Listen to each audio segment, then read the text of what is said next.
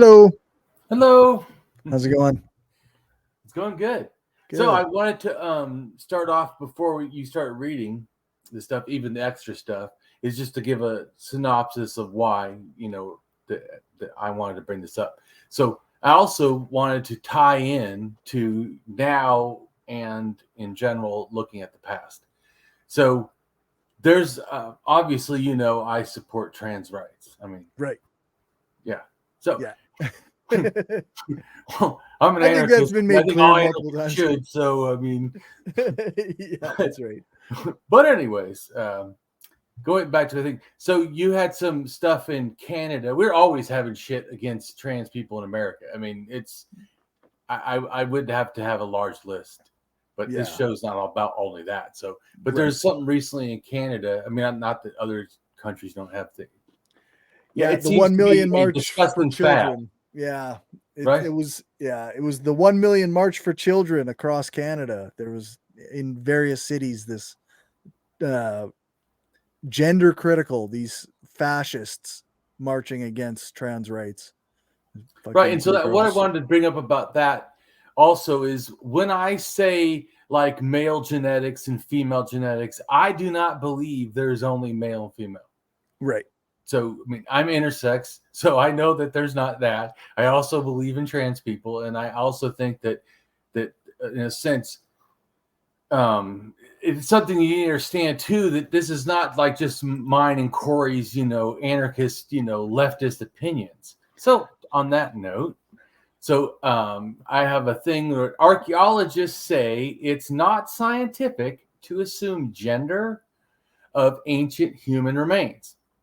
The Black Trowel Collective stated that neither sex nor gender are fixed in aspect or immutable over time and between cultures, and that the past is diverse, multivocal, and queer.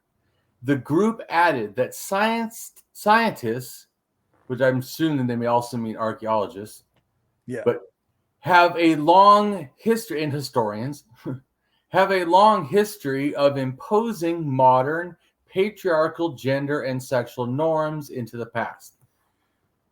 And in general, you already know, Corey, I've addressed this in other videos, but I'm going to address it again. So before 7,000, there's a lot of evidence that there was multiple genders. There was never so when people say I'm traditional, that you're not. Because most of human history doesn't seem we had the problem that you have, in a sense. This transphobia bullshit and the sexism and patriarchy and all this. So, and just like you read last time, which I'm sure you forgot, and we are going to read again because it's all about this and why it's important.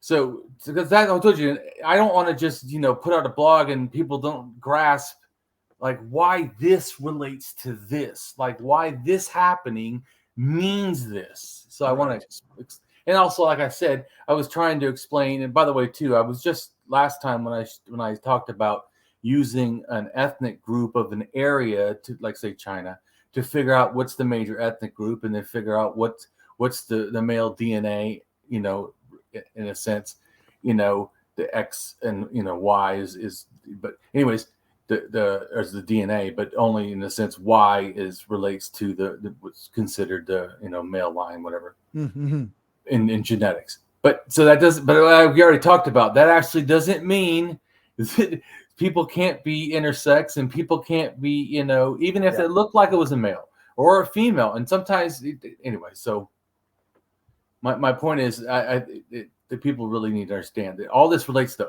like I said, especially because it's a new thing. Transphobia is the new thing, not the old, not traditional or whatever. Like I said, so that's why I said this is the time that we're dealing with, the middle Neolithic, in a sense. It depends how you frame it too, because you could, in some places, this could be the late Neolithic, because the Copper Age starts at 6,500 years ago. Okay. But that also depends on where you're talking about, because not everybody had copper at that time. And there is copper actually in Turkey at 8,000, and then there's copper in the Great Lakes in the Americas at 10,000. So Yeah. But anyway, so this goes back to like when people call things like the Copper Age or whatever, the name you hate, Chaldeolithic or whatever. But anyways, but so I'm just saying that these are, so just like understanding gender too, at these times. So like when they say the Copper Age is this, well, copper actually was done before that. See what I'm saying? So, and then they'll say, oh, copper, the earliest copper's in Turkey. Well, unless you mean the Americas. You know what I'm saying? I'm just saying, I feel like, but me, I like, what is really the big picture? I like looking at the absolute global perspective as much as I can. And because that's what I feel like you're going to start to understand. Because if you just look through a microscope, you can have a lot of detail of only one thing. Some people, like an atheist, and they're just so good on Christian. Yeah, I'm not. I mean, I'm good, but I'm not like, I wouldn't consider me no expert on how to, debate Christians. Right. But if you ask me, like, the evolution of religion, oh yeah, there you go. No, I think I'm worth listening to. So because that's where I've in a sense focus is the whole global thing. I did, and people don't understand. I knew nothing. Nothing. I hated school. Did fucking terrible. Don't like to read for fun. I'm like the last person you'd think that would do all this. So, but you understand when I became an atheist in college, because I was going to be a drug and alcohol counselor that was a Christian, I changed that idea. But once I became an atheist, like I said before, for me personally, I don't understand how anyone else can do this. I started seeing truth, right, and lies, and that meant that I also looked at society and went, "Whoa," because at the time before I was a conservative and a Republican all my life, and then all of a sudden at 35, I'm like, "Whoa, what am I doing?" And so I've made a terrible mistake. Well, that's what I'm saying. It wasn't just, that's why I have such a hard time how someone can be, in a sense, a real conservative and be an atheist. I don't get it.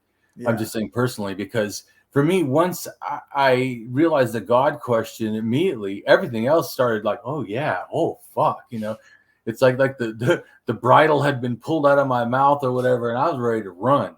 Right. And for my case, anyway, so then that my whole focus then changed, right? Because then I realized, whoa, it's not some future anything going to save us. We're going to have to do it. And this brings me back to the idea of anarchists in general, is that we believe that we are going to be the future. We're the ones that are going to save us, or all of us, not like, some special person, not me, not anybody. The people will free themselves. Right. In a sense that we have, because that's what I'm saying too, is that once I became not an atheist, I did. I in a sense had free thinking. They talk about, right? Where I just started. Okay, in the same way I look at the past. I try to look at the past, free thinking. I don't try to bring Damien's mind into it. I just what was it like to be them? Now this is the one thing that goes back to the multiculturalism and cultural relativism. So the reason why I said I don't prefer cultural. In a sense, relativism, but I do like multiculturalism, is because in a sense, multiculturalism's desire is to work together. I mean, that's kind of like the goal, right? So that's totally in line with my thinking, right? And I'm an ethicist, so I'm very into like what's morality and all this stuff, and how you should do valued action, being an axiologist, caring about value and how to produce it. I realized I need to do something. And so I, at first, just started researching, the prehistory. And then eventually, though, I started I shared it with everybody. I didn't try to hide it, because I thought, just share it. I'd look, because I didn't know. I didn't start with, well, the religion is wrong, so atheist has to be right. I didn't start with that at all. So, and the same thing what I'm trying to say. So, going back to the Han Chinese that I was talking about before, and how I do in a sense the male line DNA, and that goes back to why is because I know, that's what I told you before, 7,000 years ago to 5,000 years ago, it's warring male clans. In other words, people don't grasp, most of the world in a sense was, in a sense, egalitarian. Some people try to say that his matriarchal might have been in there too. Yeah, but it's still that persuasion was egalitarian or something very close to it. Just so people grasp. It's not like how men do patriarchy. It's nothing like, in a sense, in a general sense, how what they think matriarchy would have been. It wouldn't have been like women as, warrior queens or something. No. So I'm just trying to say that how the other people view the past, I think, is just not right. But so it is true though about men. Unfortunately, sorry men, it is true that so society wasn't always this way. And then 7,000 years ago, there's a switch. You can see it happening in a few cultures in China, which we're going to read again about. You read the last one, that 7,000, because it starts at 7,500 and it starts egalitarian. Sometime before, because it could be a little bit after 7,000, I don't know, it switches. But the whole world, in a sense, is World War Zero. Like all over. But a lot of it has to do with, to me, I believe, Siberians going to Americas, going to China, or interacting with China, interacting with, Europe, interacting with the Middle East, and then by way of that also, North Africa and stuff. So so the point is that they went, and so I'm not saying it's not Graham Hancock, like one culture. I'm trying to say this new idea just kept spreading out, transferred, I think, by male clans, but it also, I believe, some of it's transfer. In other words, like some cultures can interact and then all of a sudden they go, hey, that's a better way to fight or whatever. Or this is now important. Think of it that way, because it doesn't have to be, wow, all these, male clans are taking over. It's all becoming violence. We need to have men too, or in a sense. I'm not claiming to know. It's just people. I'm just speculating. Well, I just wanted to clarify. But I'm saying I do know that what happened, that you can see all these things happening. The cultures, and this is the understand too, which I want you to read. It starts with basically everyone has it's matriarchals or male or female line. And everyone in a sense is kind of equal. Children, women, everyone's doing really kind of good. Then men take over at 7,000 to 5,000. And the first thing that happens is women start losing rights and children start losing rights. Yeah. Right. So, and I say too, even though they don't say it, men start losing rights. I don't grasp. Men don't, because isn't it only alpha males, and isn't only one that's the current king of the hill, right? Or whatever. I'm just saying it's so not everyone's benefiting. This is not a good system, not even for men. Just making a point. And another thing too is, so then you see it become more and more unequal. Then you get massive elites. Then you get human sacrifice, because slavery and all that other shit was not enough. Right. So but I'm saying it, but all that happens keeps getting worse, and then the ultimate of that becomes states, and then people are like, "Yay! Finally, state!" Are you kidding me? It's been horror the whole way. Yeah. So to me, that's what I was trying to say, is that truly people need to grasp it's this after 7,000. So when people are, it's always been this way. No, it has not. Right. There was a long stretch there before that where it wasn't this way. Right. And so how can we go back? I think we go back to, we don't have it that men are so important. That here's a clue. Everyone's important. Multicultural. Like everyone has a say. That whole direct democracy, all that kind of, everyone's involved. And this is the only thing I feel about. Sometimes they have like workers are going to run the world. Yeah, but how about the ones that can't work? How about the disabled? How about the children or the elderly? I mean, I want everyone to have a voice. Not just, I'm not saying workers shouldn't run, say, unions or the workers' areas. Sure. But the whole society? No. Yeah. No, more people need a voice. I'm sorry. Everyone deserves a voice. But that's also why I fucking hate politicians. Everyone deserves a voice, and they basically cater to issues that are going to get them exposure or big donors. I mean, so anyways. Yeah, I know I'm an anarchist, so I'm not going to sit here and bullshit to you that I love fucking government, but anyway, so I want to go ahead and also address too that the problem of transphobia is not even limited to, you would think non-academics. Academics can be transphobia too, although people that are good can fight back. So anthropology groups canceled a conference panel on why biological sex is necessary for research. The reason the session deserved further scrutiny was the ideas were advanced in such a way as to cause harm to members represented by the trans and LGBTQI community of the anthropological community, as well as the community at large. So the shit is out there. So anyways, I just wanted to address all that because I still feel like it's relative, especially because this is when it stopped. This is when force, because by 5,000, it's not, see, before, like I say, multigender was common before 7,000 most of the time. Okay. It's after 7,000, but really after 5,000, it becomes common as just male and female, patriarchal. Okay. It becomes like established. And now that doesn't mean everywhere, but I mean, it spreads out and so, but it's that point that there's I control. It's a humongous. You get, that's when states start.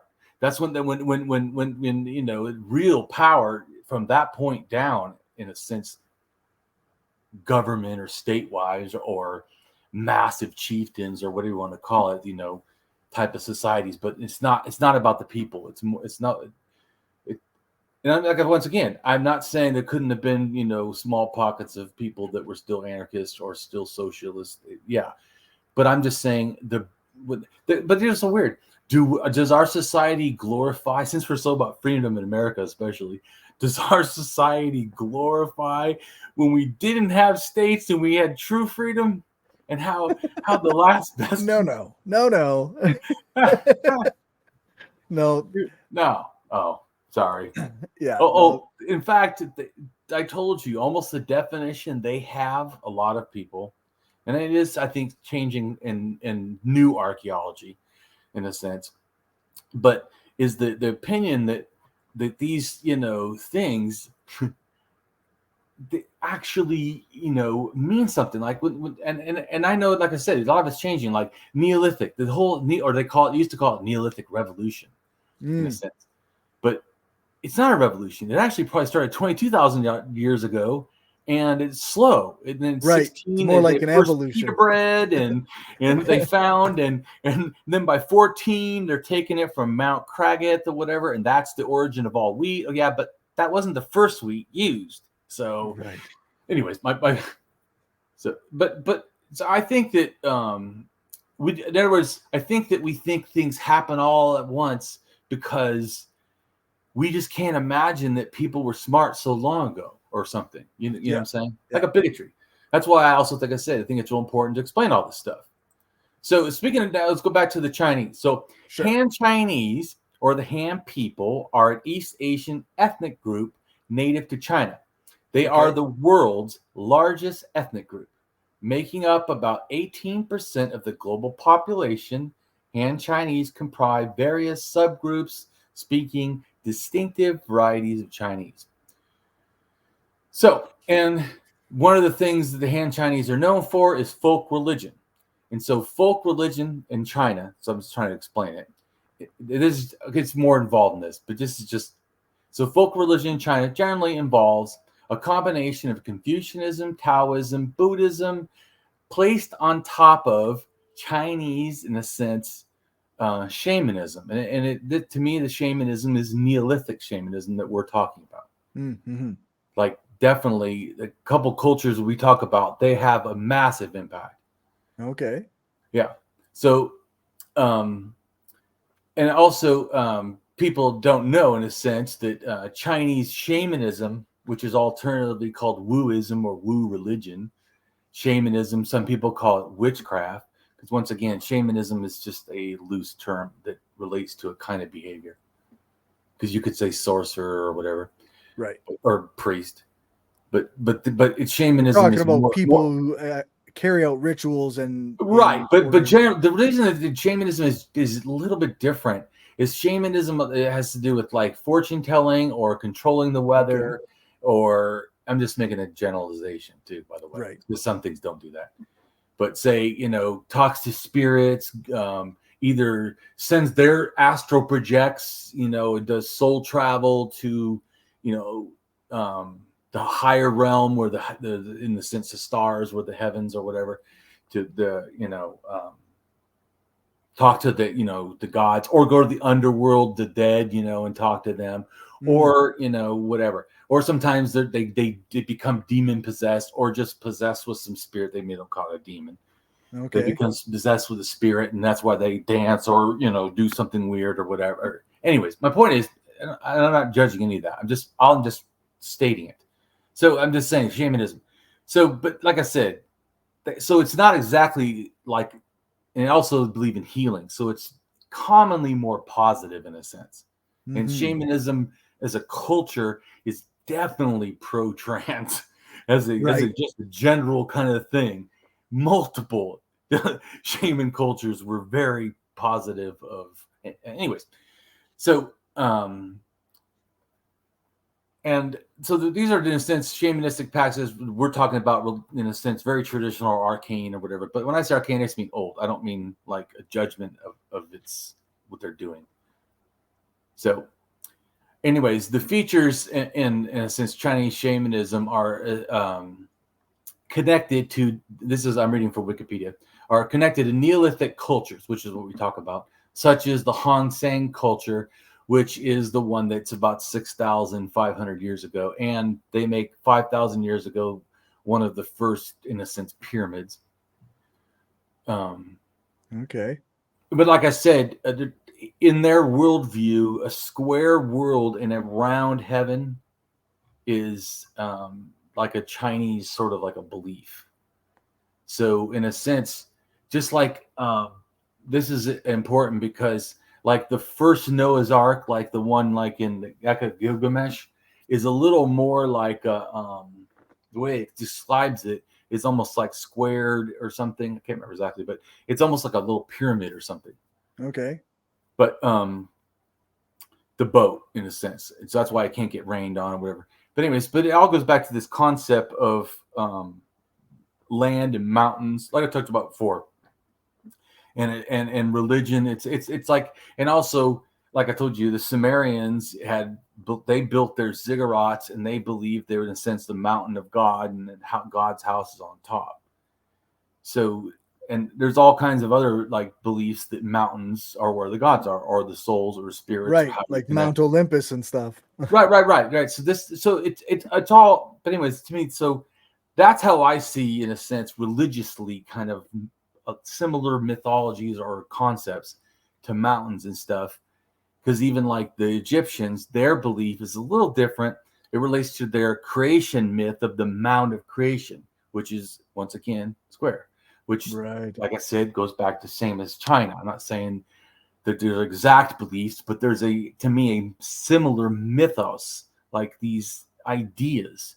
Anyways, but so just so that people understand that I feel that and I feel it's, in a sense, a kind of a shamanistic kind of a, because that squareness, in a sense, goes back to feng shui. Just like a pyramid is like perfection, it's like a mathematical thing. But when you understand it like a feng shui thing, that doing something so perfect is like then in harmony with the heavens or whatever. You get what I'm saying? Yeah. So people don't get it. This also doesn't mean that people didn't build pyramids for ego, but that's just not the only thing. That's all I'm saying. It also has a spiritual significance for harmony. I'm just saying, like, and whatnot. Yeah. Right. I'm just trying. The reason why it's important, because, like I said, I'm trying to explain all this so people that don't know this can grasp why these things could relate, but in a not in like, well, ancient aliens built them, or some secret culture taught everybody, or dumb shit like that. But when you have similar kind of mythological beliefs, then you produce similar type of things. And I'm just saying, remember all this like straight and lines, and all the pyramids are certain level high, and then this, and then another level high, and everything's precision cut. And yeah, to me, I'm just saying, it's like the Chinese belief in feng shui that whenever you do things perfect, in a sense, that's a magical thing. So right, yeah, because I mean, one of the things we talk about a lot is like almost the point of this is discuss the spiritualism of it and like you can say. So right. Well, because I care about the evolution of religion. I also care about how cultures, and of course, as you know, I care about anti-hierarchy or hierarchy and all that kind of stuff, and social status and what happens to people, because it's us. It's the story of us. I mean, I'm an anarchist, so I distinctively do like to know when everything went shit. It also makes me feel good, like, okay, it wasn't always shit. Yep. That's like hopeful, you know. But so I think there's a positive way out of this, and I don't think it's religion, by the way. But I just wanted to understand religion, so that's why I learned all this stuff. So, anyways, Chinese shamanistic traditions are intrinsic to Chinese folk religion. This goes back to a lot of times when people say Chinese folk religion, it's like a big web of shamanism with a whole bunch of things on it, in a sense, sort of. So that's what Chinese folk religion. And by the way, that's a humongous amount of people believe in that. And shamanism is practiced in northeast China, and it's considered different from those in central and southern Chinese folk religions. Okay. So it just shows you, once again, like we've said many times, just because I use shamanism doesn't mean they're all the same. In fact, absolutely not. They're totally different. And like this is showing the north, the central, and the southern are different. So, yeah. And since it says, as it resulted from interactions from the Han religion with folk religious practices of other Tungusic, which by the way do shamanism, peoples such as the Manchu, who do shamanism. Okay. So, yeah. But I was just going back to the Han people, right? So shaman would perform various like ritual functions for groups of believers and local communities, such as moon drum dance and writing for the immortals. Chinese folk religion, also known as Chinese popular religion. Yeah, isn't that weird? Like all these different names. Yeah. Which still don't really tell you what they really think.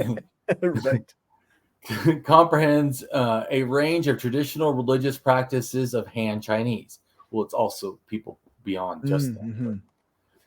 But, so it's not like the only Han Chinese have religion, including, because like I'm just going back to saying, remember, they're an ethnic group. So all the ethnic groups in China are not just the Han, although they are the biggest. Right. Anyways, I'm reading Wikipedia. Okay, wait a minute. That's not stated totally correct. Anyways,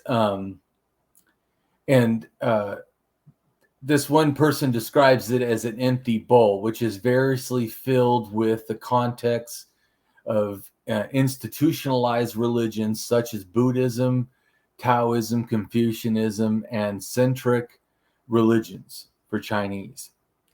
And centric is like when they take from each other, like borrow. But some religions actually do this relatively easily. Just like there's a word that I can't remember, it's in Chinese, but in it relates to Shinto, like Shin or whatever. And I think it's seen or something. I can't remember. But there's a similar word. They relate to each other. And they mean spirits. And so when like the Japanese, just to go back to Japanese religion. So Japanese is Shinto, in a sense, is like the spirit religion of Japan. So anyways. Which also, I think, comes from spirits and anyways. So going back to, this includes the venerations of Shin. Oh, that's right. Shin. Shen, which is spirits. And ancestors. This is talking about Chinese, folk religion, but like I said, relates to some shamanism, some stuff. Because once you hear the things like spirits, ancestors, exorcism of demon forces, the belief in rational order of nature, balance in the universe and reality can be influenced by human beings and by their rulers, yes, as well as the spirits, totally, deities. none of that is against shamanism. All that is worship is devoted to deities. Well, now that is a little bit less. There's not, maybe paganism is too much influence. What I mean is that you can have deities but you don't like worship them or devote it. See, it says worship is devoted to deities. Yeah, that's that. I'm just saying that to me is, and it's the paganistic type of thing, because, and what I'm trying to say is, to a shaman, to me, having a deity is just somebody that you in a sense might say is the creator, like say the Native Americans, some of the different tribes, or in the First Americans, whatever, in Canada. Those religions have the Great Spirit, but also have the Great Mystery, and then also sometimes it is just a deity. Mm-hmm. So, but that's what I'm trying to say is, so it can be expressed different ways. So people need to grasp that there's something different happening. So, and I told you before, I think that when it's less, it's more like animism, and then when it's just kind of neutral, sort of, it's more shamanism, and then when it's like the most important thing, that's paganism. Anyways, to me, okay, that's just how I break it down. Anyways, so it says worship is devoted to deities and immortals who can be deities of places. Now, the deity of place, and I know people may not know this, but there's tularity deities, and which I call, in a sense, low deities as opposed to sky deities. Okay. Low deities are stuck in places and help you. Like say people say, oh, you have a guardian angel. That's a tularity deity to you.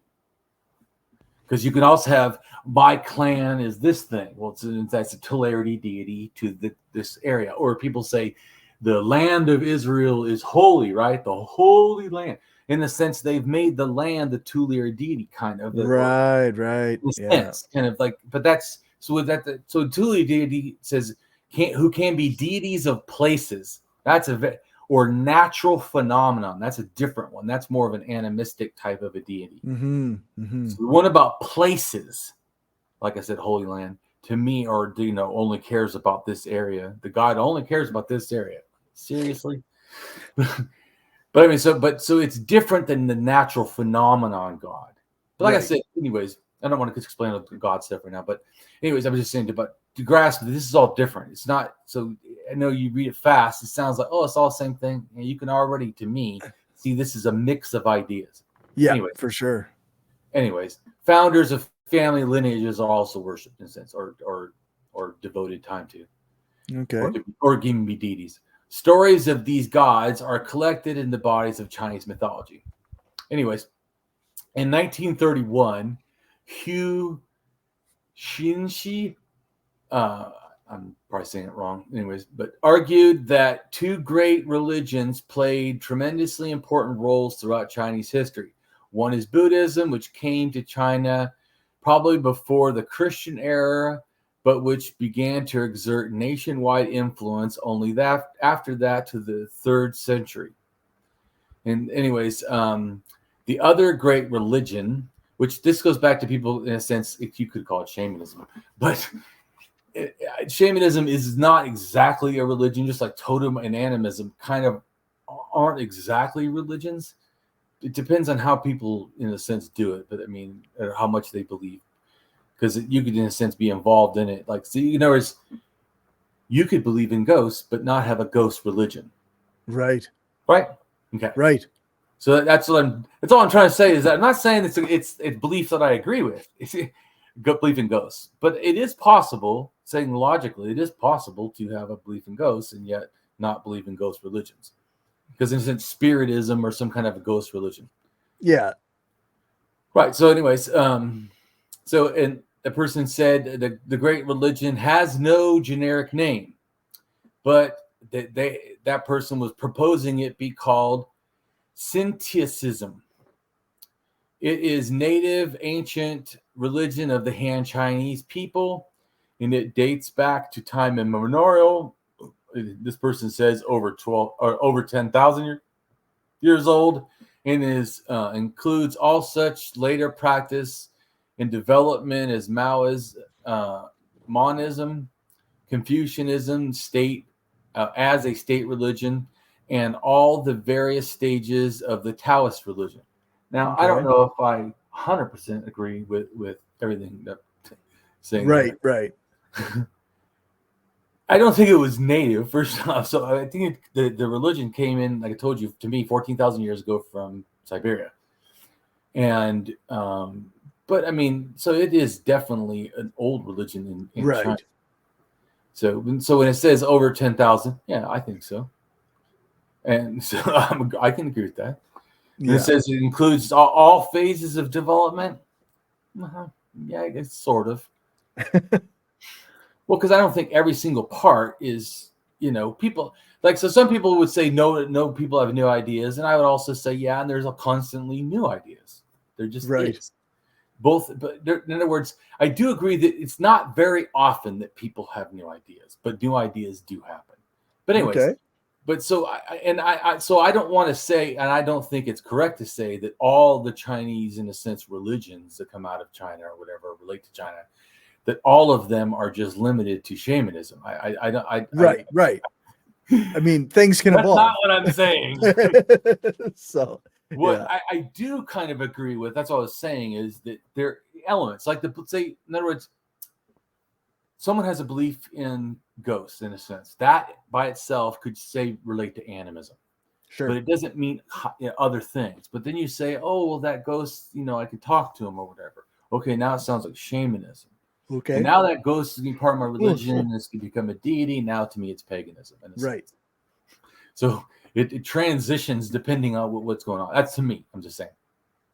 So now we're in a sense ready for you to do your reading. But don't you think it kind of made it helpful? I kind of hint on all this stuff. Yeah, for sure. I think showed how it relates to trans issues too. So it's. Yep. Yeah, I find that very helpful. So we've got kind of an extra info. Right. First. Extra info, because as always, I write stuff and then I think more about what's coming up, or something happens like the trans issue, and I realize, you know what? I should address this a lot more thoroughly.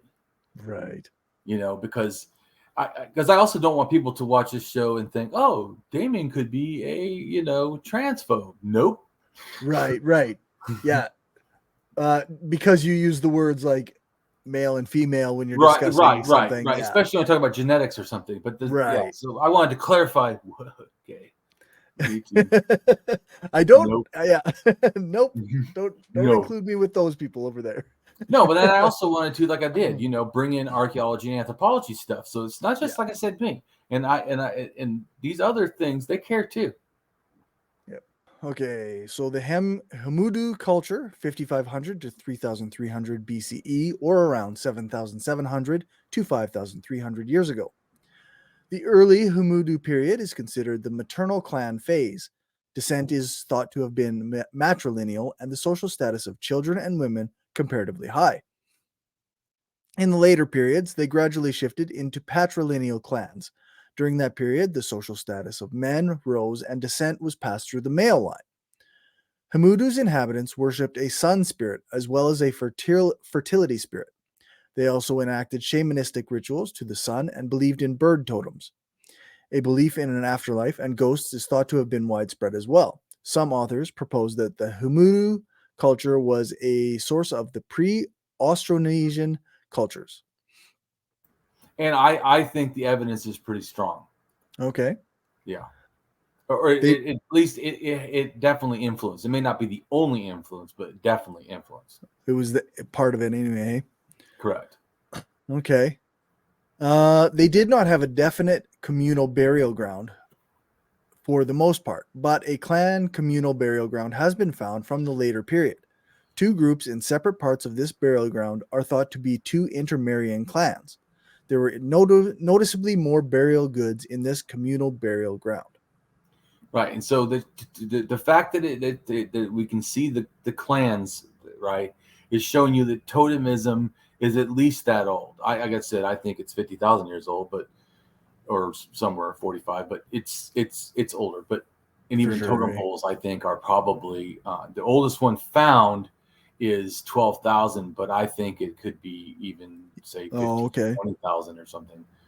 I don't think that's impossible, especially in Siberia, but and Russia, which they found the oldest one in Russia. But that doesn't mean it's the oldest one. It just means that that's the oldest one found, because wood doesn't, just like they did recently found, right? A 400,000 year old wood structure made by non-humans. Right. Or made by, I should say, not non-humans, made by, in a sense, arcane humans or whatever, an old time, in a sense, like Homo erectus maybe, or something. It was in a sense, whatever. My point is, very, very early human. Very early. Well, and it shows too, they're already building. They're already building. So we don't know what so it goes back to that people think that people in the past are so, like primitive or whatever. Right. It's generally just bigotry. Seriously, because that's just, the more you research, the more you go, I don't think that's accurate. Right. But I think that also is like, I heard you talking to Zoe about how people in the past had these, bigoted views of people, which I'm trying to help people not, like even good people who like were pro-liberation and stuff had bad ideas about people from the past. Right. And that's why I waste my time at trying to explain why that is not okay. Yeah. And I don't agree with that. And saying they're not civilized, what does that mean? And saying only state level society is civilized, really? I don't think so. Yeah. But so I wanted you to read this. You're going to read a couple more. Okay. So the reason you're reading these is because you're getting the change. I want you to see that we're talking about China. We're talking about these really important cultures. So not only the change, you see that because of their mentality, they spread in a sense all over to, the whole Pacific Islands and New Zealand and everything, so right. It's this clan mentality. It carries this religion and totemism and shamanism. And that's why a lot of those islands have Philippines, everything. It's shamanism too, to me, because it all came from that area. It's already doing it. It's doing shamanism, totemism, and in a sense, early paganism. Because it's already the sun and the earth. So it's already the sky father and the earth mother. So it's already very similar. Right. But like I told you, to me, shamanism turns into paganism. Right. And so that's something people need to grasp. And a lot of times shamanism was added after to other like if I recall correctly, that's kind of like when they started integrating more deity type things, right? Well, yeah, to me, yes. Like I said, to me, the stuff before I see as ancestors or like an earth spirit, but it's not a spirits deity. in general or whatever. Yeah, it's like ghost. It's like saying a ghost is a deity. Is it? You know what I'm saying? But my point is, just try and help people grasp all this. For sure. So ghost is indeed. So I do not think that like 40,000 when they're making these totem figures, even of women, I don't think none of that is goddesses. When they say, could relate to the moon, sure. Could relate to the earth, sure. As a spirit, but as like a member of the clan more. Do you know what I'm saying? Like the clan's totem animal. Not always. I don't want to generalize. Every totem is also once again different, just like shamanism is different, because paganism is different. It's all different. This is because it's culture, and so people take ideas and then they do their own cultural thing with them. Anyways, but so these things are very similar, right? So I was just trying to say that about 7,000 to me to 8,000 is where all the religions come from. Right. So there was stuff maybe before influenced it, but like really because paganism I think takes off at 12,000, but it's not really until 7,000 to me the time of around capitalism starting to me, where I would call small but bourgeois or whatever what do they call them? Bourgeoisie. Small bourgeoisie, whatever. Yeah. But anyways, my point is I'm not saying they had massive things, but people I also feel like some people don't get it. Like, say a lot of the pottery was made by females, but a lot of the pottery was sold by males. So males, in a sense, were in even though the women were the producers, the males were, in a sense, the ones that were deciding what to spend it on and whatever. I mean, how much they got. The women weren't outside. And I'm not saying that people can't work together, because they can. Right. But obviously, I'm just saying that you can see from 7,000 when they start exploiting people, they exploit everyone. I think they exploit their own children. I think they exploit the women. Right. Or trans people. I think everyone gets, like I said, other men. Like I said, this system was not good for men. It is just male rule, but it is not good for men. Yeah. So, right. Anyways, so I just want to make that point, because some people are like, oh, I wish I was in a Roman time. No, you do not. No, you do not. Dude, you could literally be freaking have your arms, your dick cut off. I mean, what the shit? There was no antibiotics. Just saying. That's like where I'm a green anarchist in the fact that I think that our country is not important as our world. Right. Right? Yeah. But I also do care that we stop using things that are killing the world, like fucking burning oil and all kinds of shit like this. Yeah. So, but that doesn't mean that I'm like, see, some green anarchists could be almost against like communism, even for anarcho-communism. They want it to be, because well, the reason I say is because, like me, they could say against me, I want to keep too much of society, right, which is going to pollute. Yeah, no, there's definitely, like you say, like they call themselves primitivists. Right? Yeah. Yes. Correct. Right. I'm just making a comment, but that sometimes they call those people green anarchists, or some green anarchists are kind of like that. They're not full primitivists, but they certainly believe that we should limit almost everything. And I'm like, no. No, we should limit stuff. But I mean, everything, no. Like clean water, no. The breathable air, no. Like, yeah. Okay. So, like, I don't know. I would like people to stay ability to be read words and be educated. I just would like to be true, and I think it should be free for everybody. People should be helping it. I mean, anyways, going on about that. It goes back to I'm saying we go back to China. So the reason you're reading, like I said, is because so people try to listen for. I'm trying to show you. See the change. See what happened when it changed? It was pretty shitty. Look at how it gets shittier as it gets down. So go ahead and read that. Okay, so we got the Xinli culture, 5500 to 4800 BC, was a Neolithic culture in northeast China. One wooden carving that was some 7,200 years old, presumably a type of totem worshipped by the clan, snake or dragon-like. Right, and it could be just like a rope too, because see, rope and knots and all that. There's a big history in China about tying knots, and just like Celts, right, which relates to similar ideas. But anyways, so I don't know what kind of thing it is, but it's definitely what you can call like a little thin totem pole or some kind of thing. But because, like I said, once again, not everything lasts. So the important is to show that, once again, like I said, there's already totemism. Mm-hmm. There's already shamanism, we already talked about. There's already totemism. So it was people that think like it started like way later. Like, no. Right. Yeah. Yang Shao culture, 5,000 to 3,000 BCE, or around 7,000 to 5,000 years ago, a Neolithic culture that existed extensively along the middle reaches of the Yellow River in China. Recent research indicates a common origin of the Sino-Tibetan languages with the Sishan, Yangshao, and or the Majai Yao the cultures. Although early reports suggested, and just so people know, that's the Shinto Tibetan, that also is all Chinese in a sense, part of that, so people know.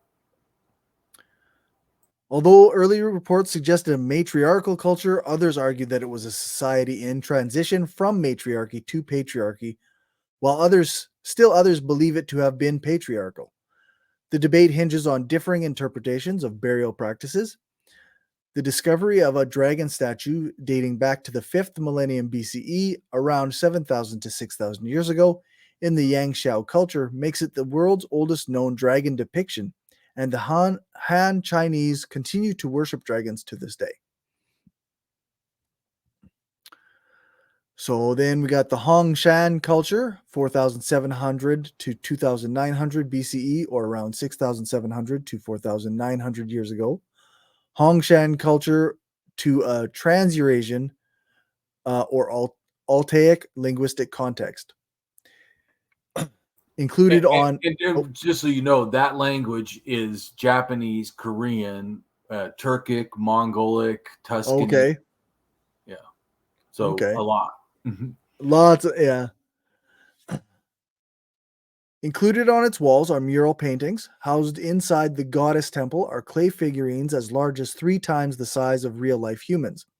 The exceedingly large figurines are possibly deities, but for a religion not reflective in any other Chinese culture. The existence of complex trading networks and monumental architecture, such as pyramids and the goddess temple, point to the existence of a chiefdom in these prehistoric communities. Cairns were discovered atop. Well, but see how it so pyramids are attached to a not just like I said, religion, but a type of behavior. Like it's saying like pre-state level, or whatever. It's what leads to that. It's that belief that I'm so important or whatever. But like I told you, ones before could have been more charismatic, but they're going to become more force-based. Eventually, that's all they are. Right. Force-based. Because even if they're charismatic, they still like force-based, or they use charismatic to do force. Like Donald Trump, he says, these people deserve to die, and then people go and try to kill him. And, well, he's using his voice, in a sense, his words as a weapon, because he has a cult following, cult of personality. But, yeah, for sure. Cairns were discovered atop 2 nearby hills with either round or square stepped tombs made of piled limestone. Entombed inside were sculptures of dragons and tortoises. It has been suggested that the religious sacrifice might have been performed within the Hongshan culture. Right. So like I said, you already are seeing human sacrifice. Men take over. Shit hits the fan. Everybody dies. Human sacrifice becomes a new thing. Yeah, it's nice and terrible.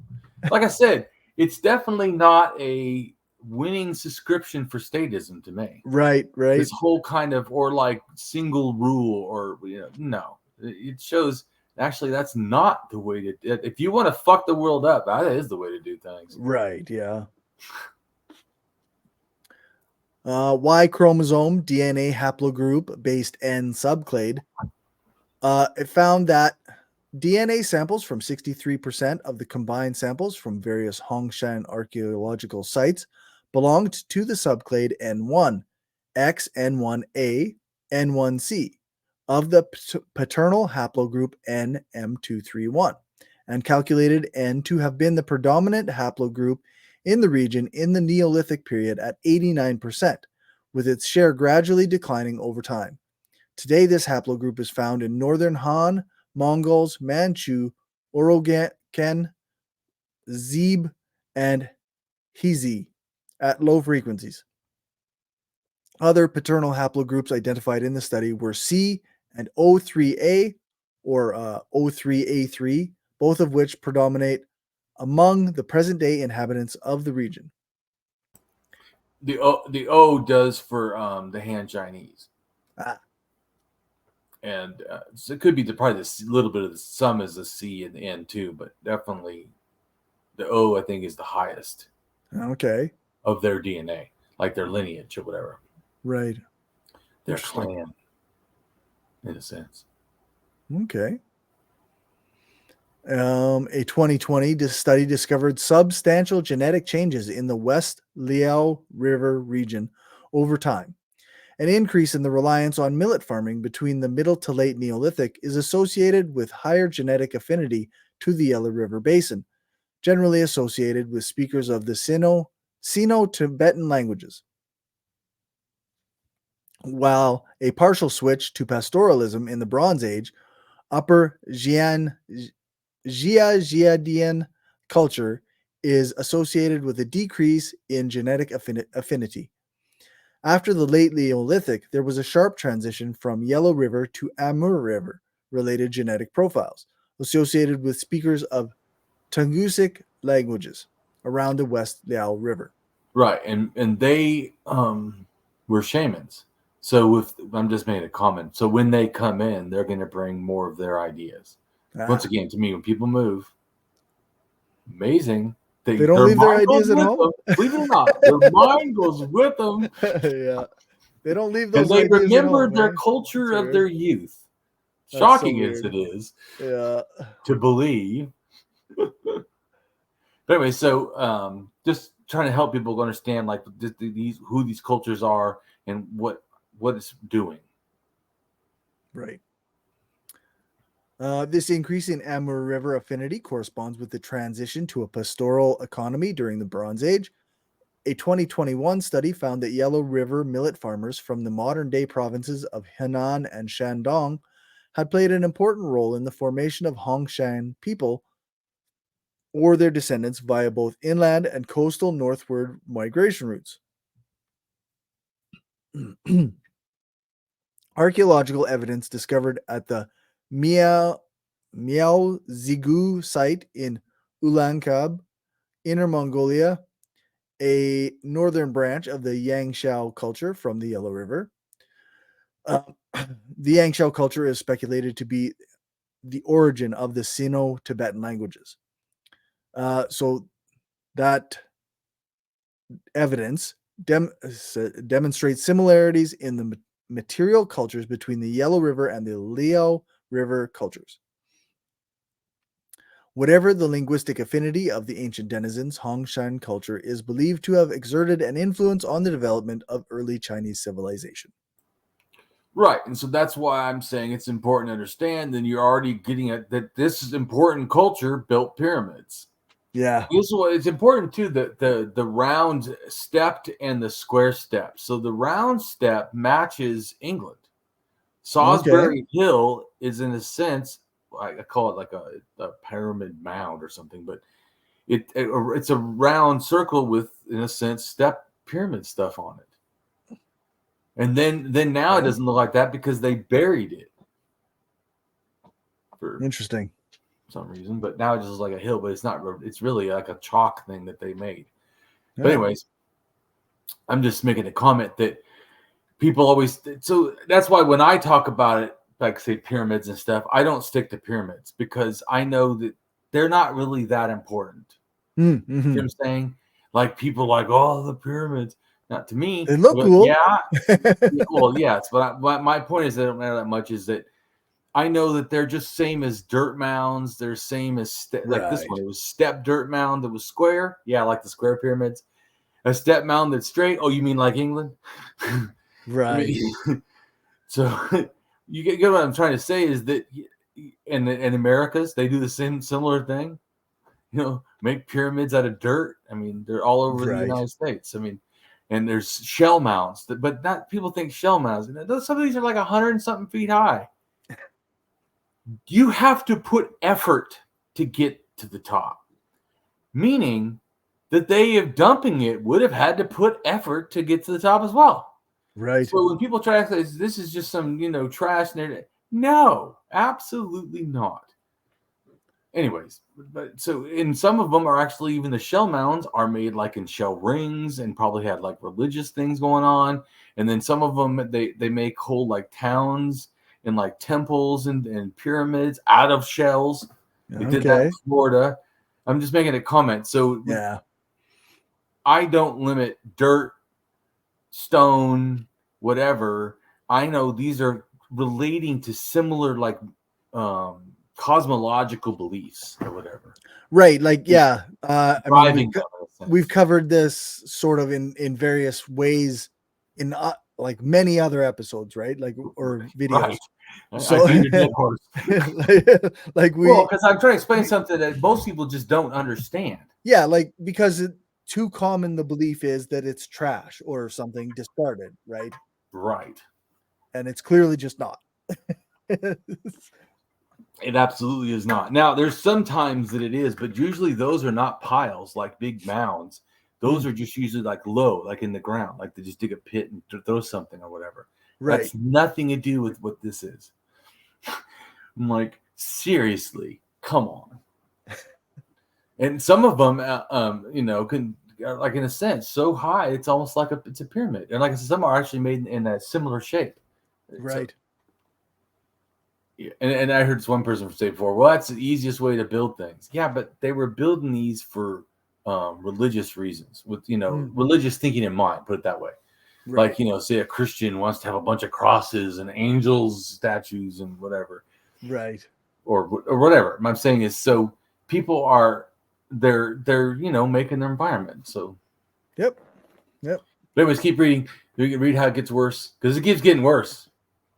The Daewen-ku culture, 4,300 to 2,600 BCE, or around 6,300 to 4,600 years ago. The earliest examples of alligator drums appear at Daewen-ku sites. Neolithic signs, perhaps related to subsequent scripts, such as those of the Shang dynasty, have been found on Daewen-ku pottery. Based on those, and the Shang dynasty is like 3,700. Right. So these other ones are like thousands of years older. They're like 7,000, years. So they're way older. I'm just trying to show you the context. So like because some people say that, Chinese civilization started under 5,000. No, I don't think that's right. It's even longer. Yeah, I don't think that's right at all. Based on the evidence from grave goods, the early phase was highly egalitarian. The term chiefdom seems to be appropriate in describing the political organization of the Daewen-ku. A dominant kin group likely held sway over Daewen-ku village sites, though power was most likely manifested through religious authority rather than coercion.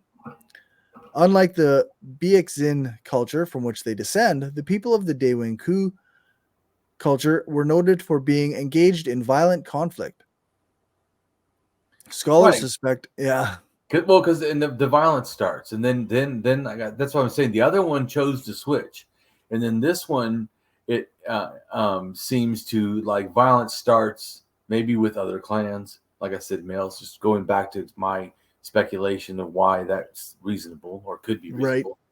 Right. You see more violence, and it could be that they're interacting, or it could be that maybe people in the clan want to turn it patriarchal, and egalitarians and, in a sense, patriarchal supporters are fighting. Mm-hmm. So I'm just saying that there's definitely, so it's just showing the change. So the one changed on it, who knows if it's on its own, but changed. It doesn't seem to have been that much stuff before that change. This one seems to have evidence of in the middle of the change, I believe. But I was just wanted you to read these so you can see what I'm saying about how we are today. For sure. Warrior cult stuff is started because of this. Scholars suspect that they may have engaged in raids for land, crops, livestock, and prestige goods. According to some scholars, the Daewen-ku culture may have a link with pre-Austronesian language. Other researchers also note a similarity between Daewen-ku inhabitants and modern Austronesian people in cultural practices such as tooth avulsion and architecture. Right, architecture, because people take ideas with them. Mm-hmm. Weird. However, it's so shocking. Yeah, that's right. The Daewen-ku appeared to be genetically distinct from the pre-Austronesian cultures to their south. So then we got the Liangzhu culture, 3,300 to 2,300 BCE, or around 5,300 to 4,300 years ago. So we're getting closer to 5,000. The culture was highly stratified, as jade, silk, ivory, and lacquer artifacts were found exclusively in elite burials, while pottery was more commonly found in the burial plots of poorer individuals. Right, so we already have poor. So society. So in a sense, we're about to have state level society, and the first thing that happens is we already have massive elites and fucking poor people. Yeah. Like I said, this goes back to my thought that people are already doing capitalism. They're already, elites are taking the 99% or whatever that people, used to say, in a sense, they're taking all of the shit from everybody else, Yeah. The 1%, is the only one that matters, and everybody else just has to take shit, Yeah. Or actually should say get nothing or whatever, or get next to nothing or almost die. But yeah, so I'm just saying, being poor, I think that right there, that shows, and like I said, we're getting towards state level society. It's not getting better; it's getting worse. That's all. For sure. Yeah. Keep trying to hammer that.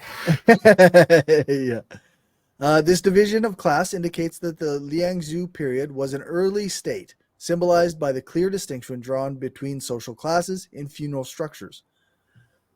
The Liangzhu ancient city, or Liangzhu site complex, controlled the best jade products, but less important centers also produced elite crafts, which lead researchers to believe that the Liangzhu culture was not a simple pyramid structure society in terms of status levels. Many minor centers had access to their own jade, or nephrite.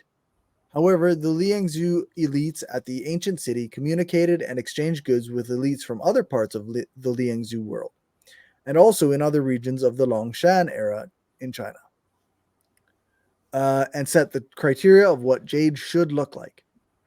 The Liangzhu did not seem to be importers of jade, even though they did export it extensively. Some scholars claim that ritual sacrifice of slaves was part of the Liangzhu tradition. Right. So, okay. So we finally get to statism, which they think they finally got civilized. Does that sound super civilized to you? They have slavery. They have poor people, massive elites. And they just happen to occasionally sacrifice their slaves. What? But you get what I'm trying to show you, right? We started with everyone was equal. Right. Yeah. It was largely egalitarian, and then but so I'm just trying to show, like, when people, because some people say, like, anarchists, just talk of fantasy about anarchism. Like, no, other anarchists may do that. I don't know. I don't think most do. But even if they did, that just because they don't know, not that it's not a real thing, because I'm trying to show you, no, there is a time when people had rights, everybody. But it was a cool time. I mean, before statism. Sure. Before statism. Because and this glorification of that statism is civilized compared to everyone's equal, pretty much everyone's getting to all of a sudden people are human sacrifice. What? Slaves? Yeah. What? You know what I'm saying? Elites, poor people. What? Oh my!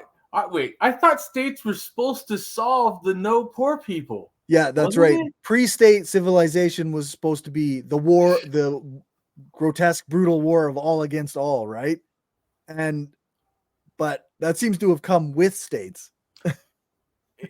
Completely. There's not a point that a state doesn't want to expand. Yeah. That expand. That's the whole. No, it doesn't matter. You can point to any of them, and even ones that call themselves communist. It doesn't even matter. There is always this love to expand. If they could, they would. Yeah. Now, it doesn't mean I think that real communism, because of course we know what the word means, stateless society. So it's absolutely not going to be this oppressive state by even the workers, supposedly the vanguard or whatever. Yeah. But anyways, moving right along. All right. Go back to reading, but I'm just kind of add stuff to make it in context, because for sure.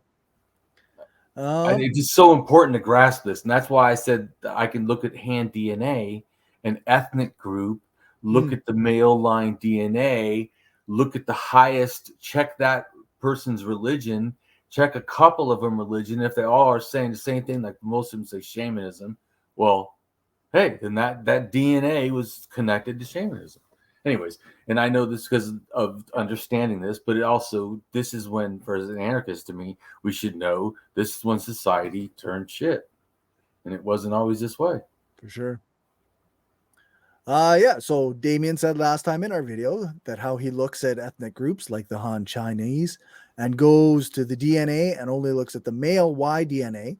As Damien knows, male clans took over from 7,000 to 5,000 years ago. So looking at the highest DNA in the ethnic group or their connected genetic connections helps understand what may be the original ethnic religious beliefs, and stated this because of the study that Damien should have that you wrote this, that Damien should have explained better. I didn't write that. Thus people would get what. Well, yeah, because I wanted to, like I told you before, though, you know this about me. I have no problem saying I'm wrong. Right. Yeah. Yeah, because I totally believe in just correction. So I'm not, and I don't think that I am a perfect person that never does anything in error. I mean, that would be an error to think that. Right. But I also told you I like to openly admit error and being willing to change, because it's such a healthy attitude for me to demonstrate so other people can follow. Yep. Yeah. So I guess if Damien had explained it better, then people would understand how you understand the past. That's why, because I think I said it too fast, and it makes this. I don't want it to sound like I'm a transphobe. You know what I'm saying? Like, all you have to do is go to an ethnic group and go to its male DNA, and you can find out, the thing, and find out, because all religion passes through the male line. I thought that could sound kind of shit.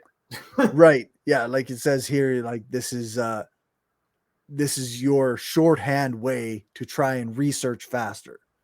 Right. And I needed to make that also clear, that I wasn't saying this is I'm Graham Hancock. I look at that and now I know everything. No, it gives me an idea. Yeah. So I can speculate from evidence. That's all. Yeah. And then I look at several ethnic groups and then see if there's any, if they all are doing the same thing. Well, then, now we're starting to get somewhere, because we can add the burden of evidence to our conclusion or speculation, about it. Yeah, that's fair. Wars and clan structure may explain a strange biological event 7,000 years ago. Stanford researchers find genetic data suggests there was a collapse in male but not female genetic diversity starting 7,000 years ago. The reason may be wars between class structured around male ancestry. A cultural culprit? ? It's not unprecedented for a human genetic diversity to take a nosedive once in a while. But the Y chromosome bottleneck, which was inferred from the genetic patterns in modern humans, was an odd one. First, it was observed only in men. More precisely, it was detected only through genes on the Y chromosome, which fathers pass to their sons. Second, the bottleneck is much more recent than other biologically similar events, hinting that its origins might have something to do with changing social structures. Certainly, the researchers point out, social structures were changing. After the onset of farming and herding around 12,000 years ago, societies grew increasingly organized around the extended kinship groups, many of them patrilineal clans, a cultural fact with potentially significant biological consequences. The key is how clan members are related to each other. While women may have married into a clan, men in such clans are all related through male ancestors and therefore tend to have the same Y chromosomes. From the point of view of those chromosomes, at least. Just a second. And that's what I was trying to say by why I do it. Not that I believe that there's only males and females or something. I'm just making a comment. Right. Yeah. From the point of view of those chromosomes, at least, it's almost as if everyone in a clan has the same father. That only applies within one clan, however, and there could still be a considerable variation between clans. To explain why even between clan variation might have declined during the bottleneck, the researchers hypothesized that wars, if they were repeatedly wiped out entire clans over time, would also wipe out a good many male lineages and their unique Y chromosomes in the process. Computing clans. To test their ideas, the researchers turned to mathematical models and computer simulations in which men fought and died for the resources their clans needed to survive. As the team expected, wars between patrilineal clans drastically reduced Y chromosome diversity over time. while conflict between non-patrilineal clans, groups where both men and women could move between clans, did not.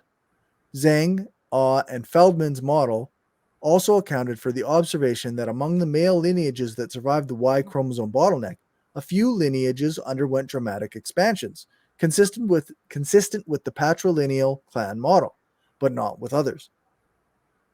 Feldman said the work was an unusual example of undergraduates driving research that was broad both in terms of the academic disciplines spanned, in this case sociology, mathematics, and biology, and in terms of its potential implications for understanding the role of culture in shaping human evolution. And that's from news.stanford.edu. Right. And so I just wanted to show people that I wasn't like I was just guessing or doing some kind of magic. I know a lot of stuff. And when you put it as a big picture, when you start putting all these facts together, they tell us the same story. Like we're reading. The people that are writing in the specific culture of China you're reading, they don't know that there's a study that proves that clans took over. Right. Patriarchal clans. But they do see that patriarchal clans took over. As a detail in a sense. But I'm showing you, but if you look at all the other ones, they're doing that also, and then they end up with state society and human sacrifice. Right. Terrible shit happens, Not good things. Yeah. But so I've talked about this in our videos before, especially when I say that's the beginning of capitalism, and even when we first got together and did the religions. Remember when we got to paganism at 7,000 to 5,000? This is what we kind of talked about in a global sense. Right. But this now I'm relating it specifically to just cultures in China. Right. And showing you, because there's another thing too, is it's not like it's only in China. It's all over the place, but it's happening. So I mean, I'm just making a comment. So it doesn't spread everywhere at the same time, but it's going out by 5,000. It's pretty much done. It's made it everywhere. Okay. It's pretty much the similar warrior culture idea, right? In a sense, and also, like I said, most of Europe gets forced into almost being just male and female gender when they used to have multiple genders, and you could switch genders, and you could. I mean, yeah. But I'm saying it goes together. Human sacrifice, and it goes together. All the shit stuff. Like I said, you can see it's not like we. In other words, how I feel some people's perception is that like somehow we evolved into statism because they think it's wonderful. We evolved into statism, and then we started taking care of people or something. I'm like, man, that is just not true. We used to take care of everybody, and then all of a sudden only men mattered, and then only this clan leader or clan mattered, and then only this person king, and then only this ruler and this emperor and whatever. It didn't. No. Yeah. So I just want to say, I feel like China is a good example of how to express this and see what happened, and to show that, like I said, especially it's really interesting to me as an anarchist. When did society get like this? Yeah. I mean, don't you find it interesting? Did you know this stuff before? Not really. No, like I mean, I kind of, based on our previous conversations, I kind of knew like when states started, that's when the bad shit. Right. Oh yeah. But in other words, people need to understand.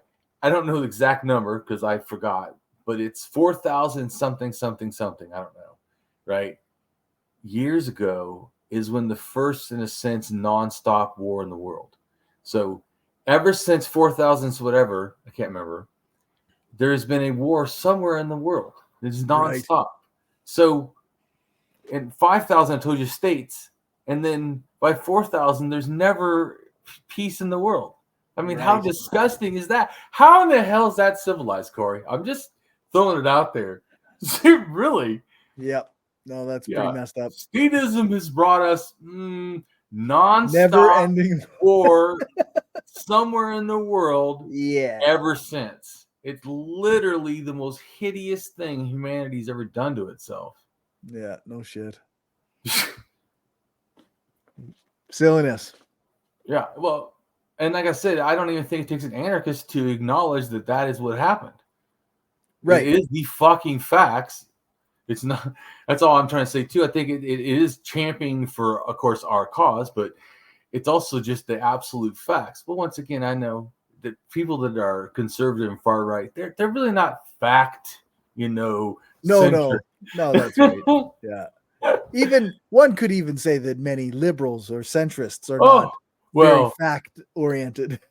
Let's go back to, I had an argument with someone today who I just posted a thing about anti-communism, just posting it, and it said that fascists and some anarchists, and it said social democrats and liberals. And the person goes, "Oh no, not liberals. I'm a historian." I'm like, okay.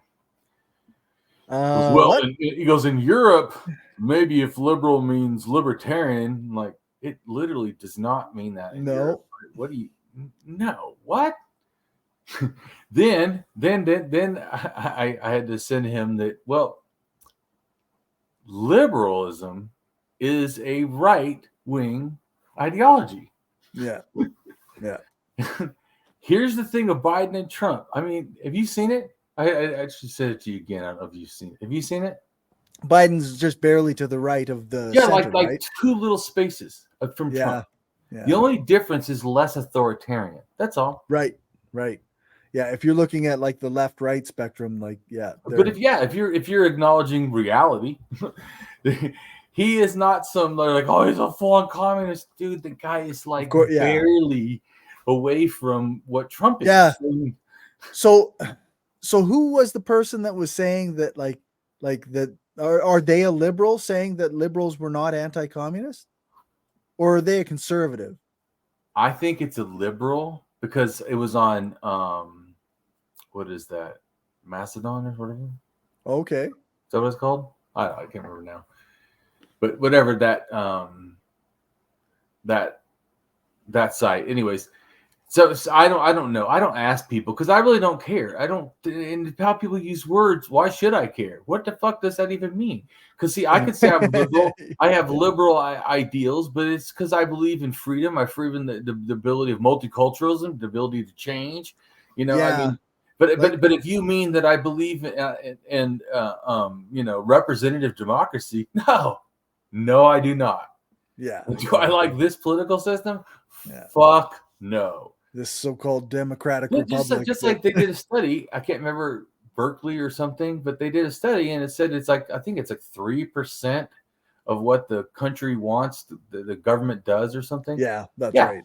Yeah. It literally does not work for us. Yeah, exactly. So you vote for somebody and they don't do what you want them to do. They do what somebody who funded their campaign or donated to them. Totally. That's what they do. And I told you, I think that the Democrats are better. Doesn't mean they're not bad. And like I told you, and look at, they just found some Democrat, that has was selling secrets or doing something for Egypt and getting gold bars. Okay. He was a Democrat because they were always going against the Republicans are all corrupt. I'm just going back to what you're saying. But this still goes back to, like I said, that still doesn't mean knowing they're corrupt and terrible does not mean that I don't go, well, but at least they're going to allow trans kids to not be fucking terrorized and ripped from their families and put in jail or called mental health problems.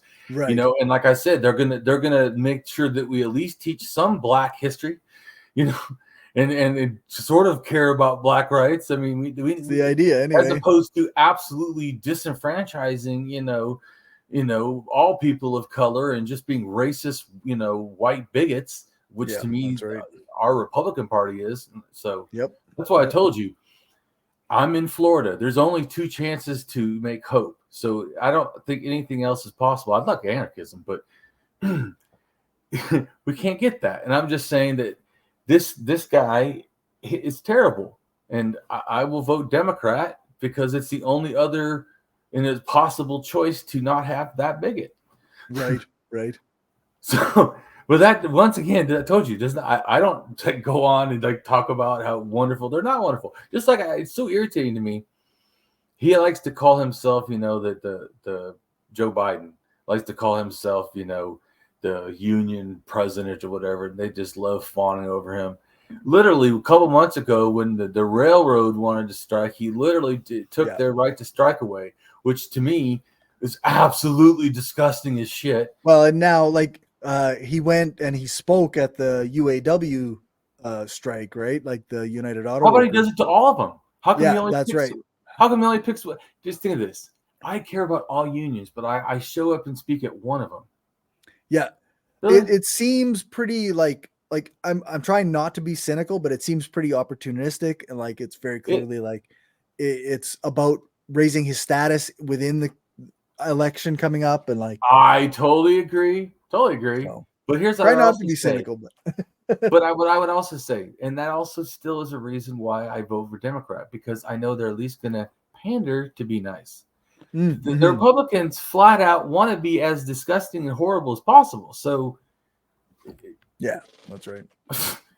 No, yeah, no, because they're not done. They're not done. They keep trying illegal shit, like trying to ban drag queens. Anyways, let's go back to the reading. Yeah, for sure. All right, so our first thing on this this doc is like a picture with a map, a bunch of smaller maps in it.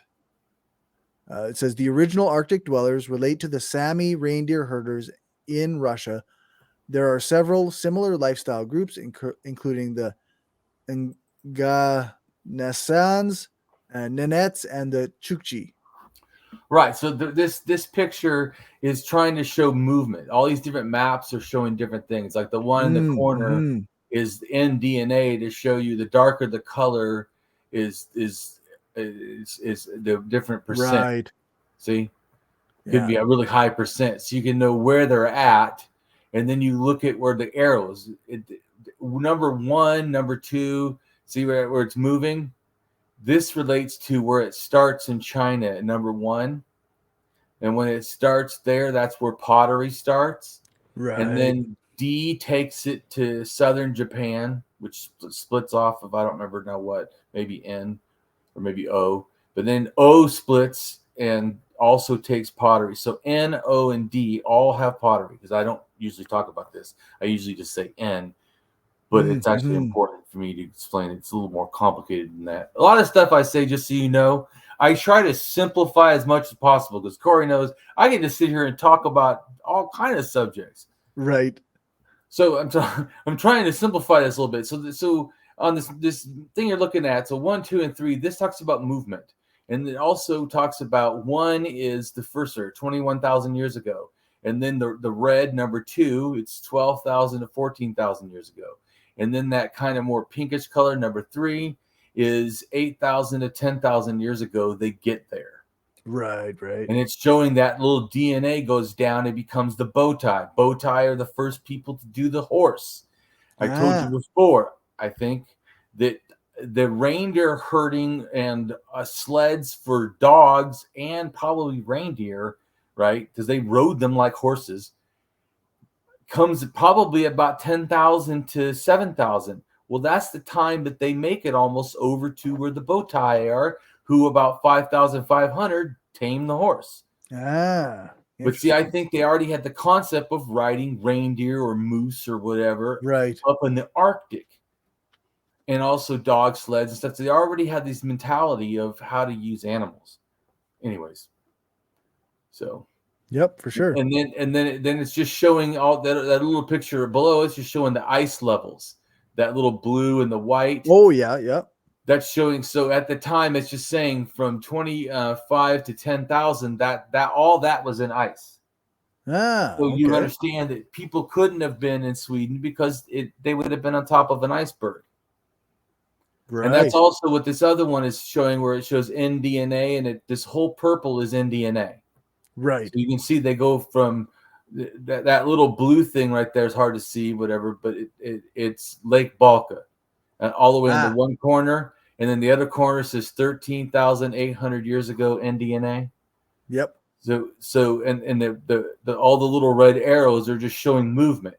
And so this is why sometimes, like I told you, you can have ideas going one way and ideas going all the way the other way. And people are like, oh, one culture did it all. What you're seeing here is, even though it's the same DNA, they went different ways. Yeah. Going back to, like I said before, which you know many times, is people to bring ideas with them. So when they split, they picked similar ideas, but then they change them. Just to try to show like the relation to the DNA and relation to, you know, all these cultures. And then I'm just showing you up in the right top, we have the stuff for cDNA, and cDNA goes into the Mongols, and also DNA, which is it's 217, that it becomes the Dane. Oh, okay. So I'm just showing you like where it comes from and how old it is. Yeah. cDNA. Anyways, then the next one, going down to the next one is showing you N and O. Going back to, so in pottery is right where N and O, like see how they're together, purple at first? Right. Right. Yep. So it's purple at first because in a sense it's one thing, N and O. It's right when they're going to split. That's where pottery's made, right? Almost right there. Oh, interesting. And so then from, you can see every single place like a spider web that they brought pottery all of these places. Right. So because N and O did this, but there's D also did it, but this doesn't show that. But anyways, I'm just showing you how, once again, it's not how it splits off and stuff. It's not right to say one person did everything. You see that? Right. Obviously. Yeah. Yeah. Well, I mean, I know. I just keep anything like one ancient culture. Wrong. There's all kinds of things all the time.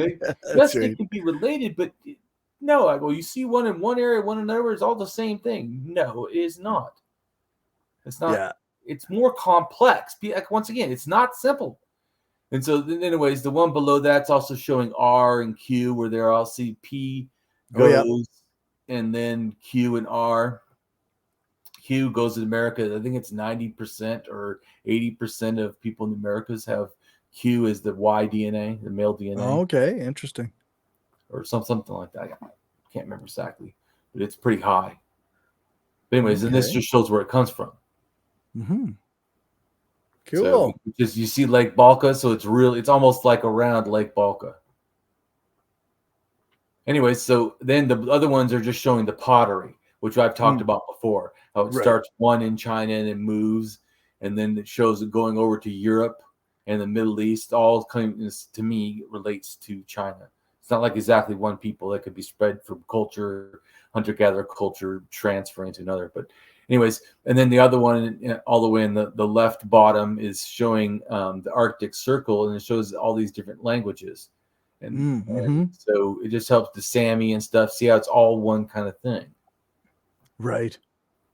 And then that figure you see right there is a spirit doll, which having its arms in a sense like that, it's almost like it's in soul flight.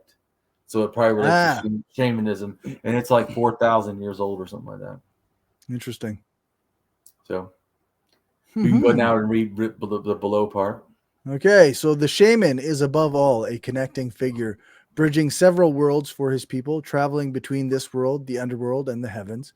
He transforms himself into an animal and talks with ghosts, the dead, the deities, and the ancestors. He dies and revives.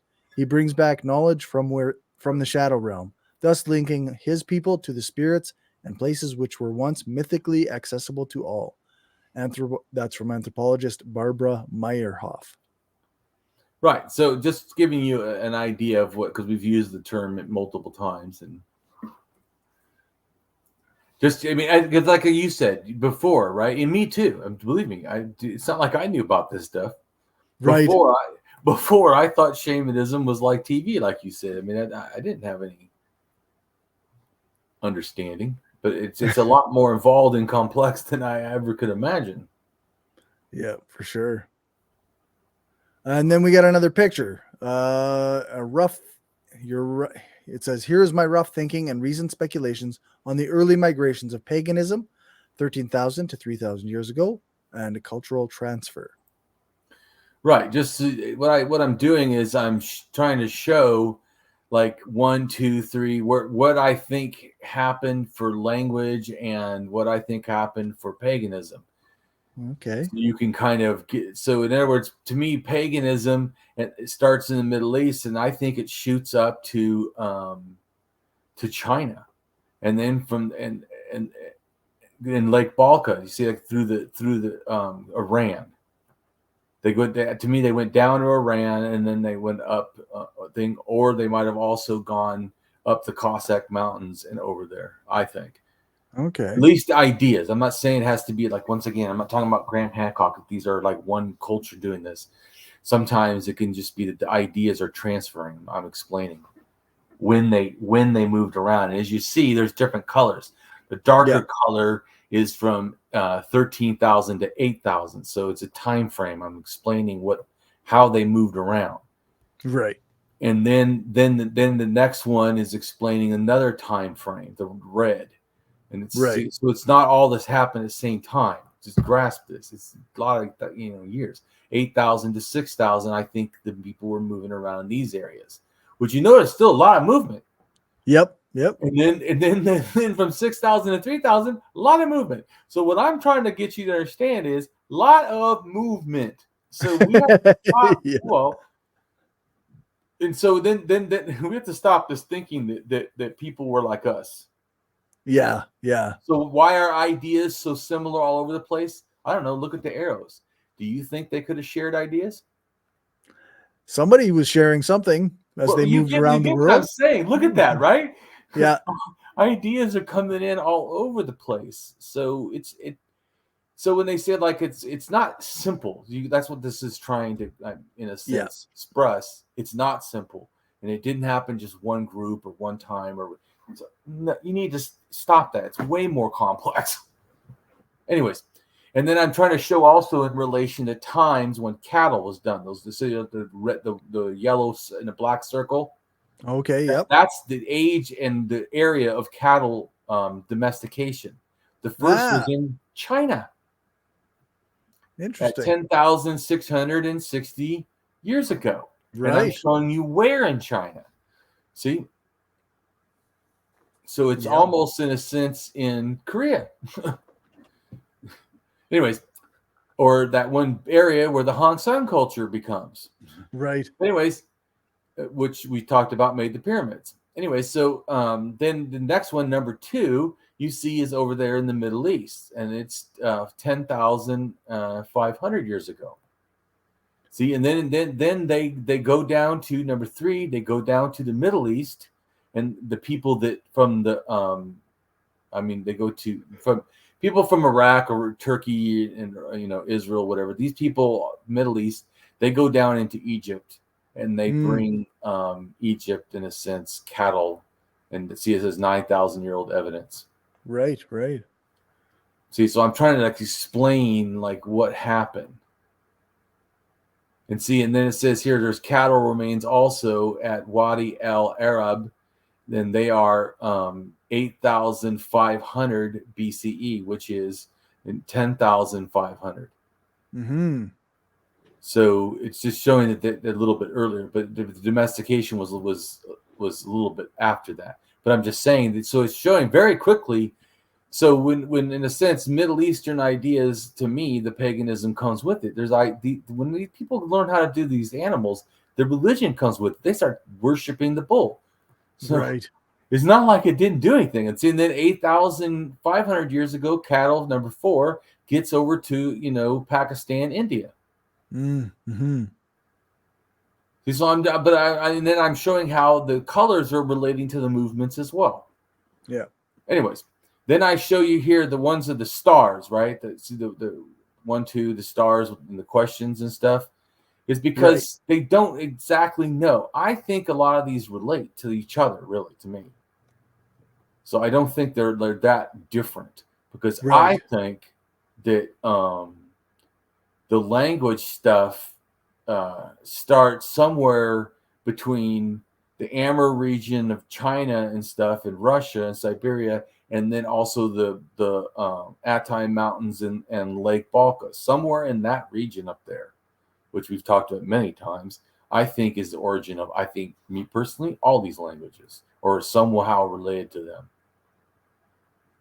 And then the other thing on the left, on the bottom, is, see, it says Lake Balka, and then it shows China's is the black outline, and then the colors are the languages of the Shinto Tibetan languages.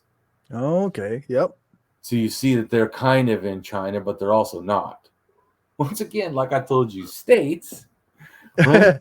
Yeah, they're a very modern construct. They're like, oh, well, it's our language. No, not really. And then how about this? How come there's also parts of China that don't speak it? Right. They speak something else. So I'm just saying, like I told you, well, not to tell you, but states are not real. They don't even match ethnic groups. It's not accurate. Yeah. You can still see it still would be people in here that don't want to be in here. Part of their thing, or not part of their language. So then you go down to the next picture. Right. The Yangshao culture of China from around 5,000 to 3,000 BCE. Right, the one that's like super massive important to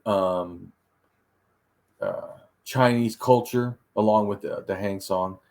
But this one, once again, also Bampo was considered almost matriarchal as the beginning, right? So then it changes because, remember, it's 7,000 years old. It's right at the end to 5,000. It's right in that time.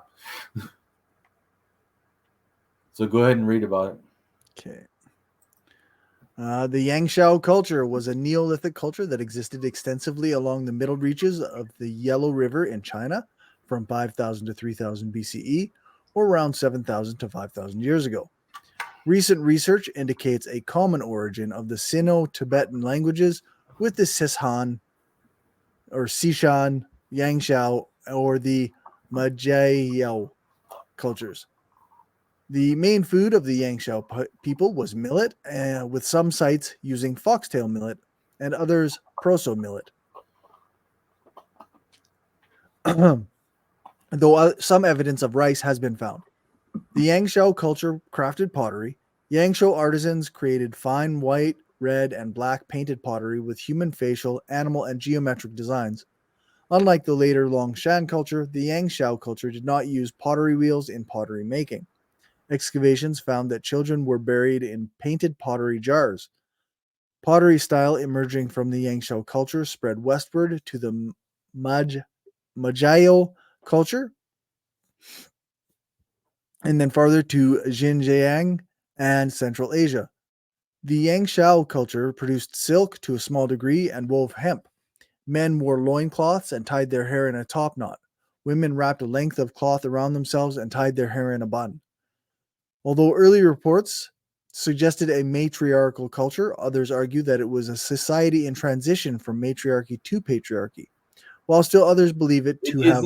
Hold on a second, though. Isn't it amazing they know so much about the culture, they know that they had their hair in a top bun? Yeah, that's interesting. Right? I'm just going back to your thing. I'm just saying. For sure. Like, I'm just saying, people always go like, oh, you don't know anything about the past. We can't... They actually know a lot about the past. Yeah, like the way they dressed. Yeah. And the style of hair. Yeah, well, I'm just making a comment that a lot of people wrongly assume that there isn't educated people that know about the past. There absolutely is.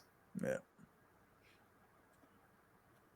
Yeah, so they may have been in transition from matriarchy to patriarchy, while others still others believe it to have been patriarchal.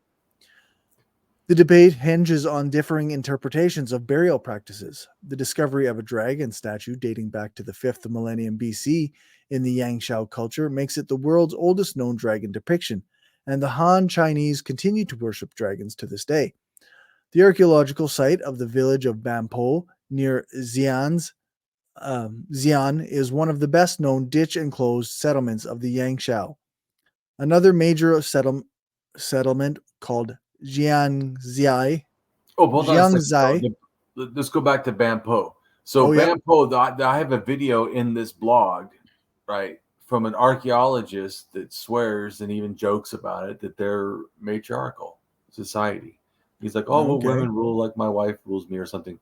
But I'm just making the comment that even an archaeologist thinks that it's.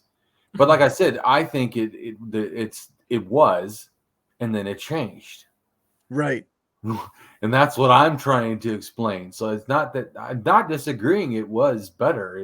That's in fact what I am saying.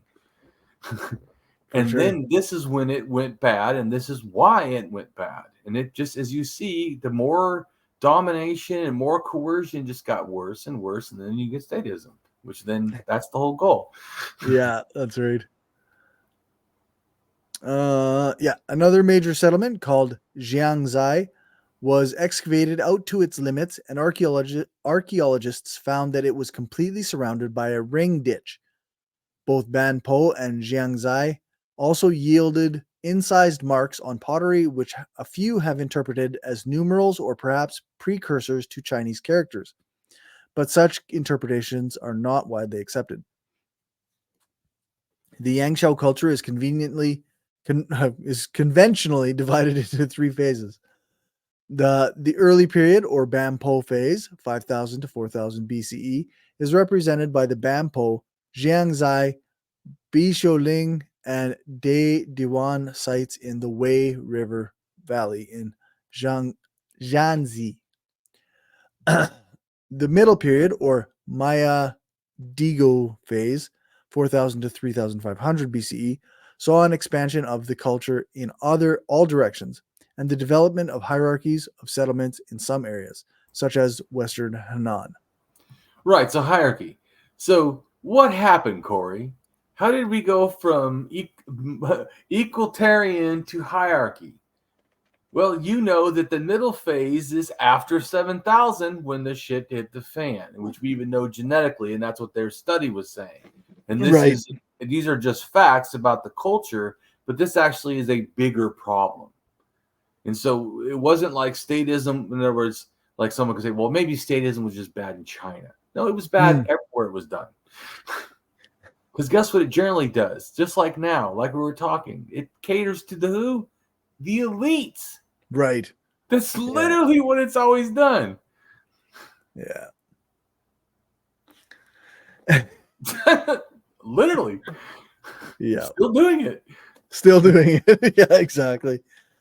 The late period, 3500 to 3000 BCE, saw a greater spread of settlement hierarchies. The first wall of rammed earth in China was built around the settlement of Jishan in central Henan near modern Zhengzhou. And then we got another picture. So, but I'm trying to also tie this into people to grasp the anarchist part of this. It's this hierarchy, right? It's when that shit starts and the different classes start, that is when shit starts. And so how do we get out of this? We got to eliminate hierarchy. That's why I think, to me, if I ask what the simplest thing of anarchism is, like I said, to be a good person, but also to be in a sense non-hierarchical. I mean, to me, that should be like the emphasis goal. How can you have states? We just no. Yeah, you can't. Yeah, state because even if we did, like, say with some structure, right, of like in the sense a what do they call that, municipal state, where it's just taking care of, like, say, water and sewage or whatever. And it's not going to war and shit, but like the governance of things, not people, or whatever they say. That's a good way of saying it. Yeah, I think that's actually Marx. I didn't come up with that. Oh. Hey. I like that. Yeah. But anyways, so I'm just trying to say that I think this, to me, these are good arguments, I think, for anarchism. It shows, and arguments against statism, and certainly in arguments against this nonsense that's when civilized people happened. Right. What? Yeah. Seriously? Human sacrifice, slavery? How can you say that's when civilized people started, when that's like, it seems like that's when the bad stuff starts. So like the mistreatment of others and all this inequality, right? Yeah, inequality. That's why to me, when people say like, how could an anarchist in a sense shouldn't be a bigot? How can they? They should be for equality for everybody. How in the hell can you be a bigot? I'm not saying that people don't, because some people are just not logically consistent in their ideas. That's right. Yeah, that's right. But like, if you are being consistent with being an anarchist, then everyone is equal. Like exactly in every way. So it's like it's just like they say, like, should children vote? I think yes, absolutely they should. If they can be informed, have a right to vote on stuff. Yeah, that's right. If they can be informed about I just don't think that it should it has to be everything, because I think that as a child's mind develops like a thing, that's right. So should their responsibility or abilities, in a sense, be taken. In a very real way, 16-year-olds should have a vote in like, oh yes, a majority of things. Oh yes, they should have a vote. Absolutely, yes. But I'm just trying to make a comment.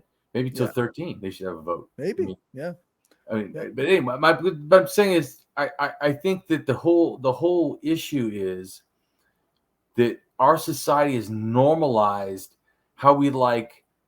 It's not just ableism, like ageism, but in the sense that a parent can practically do anything to a child, and it's totally okay.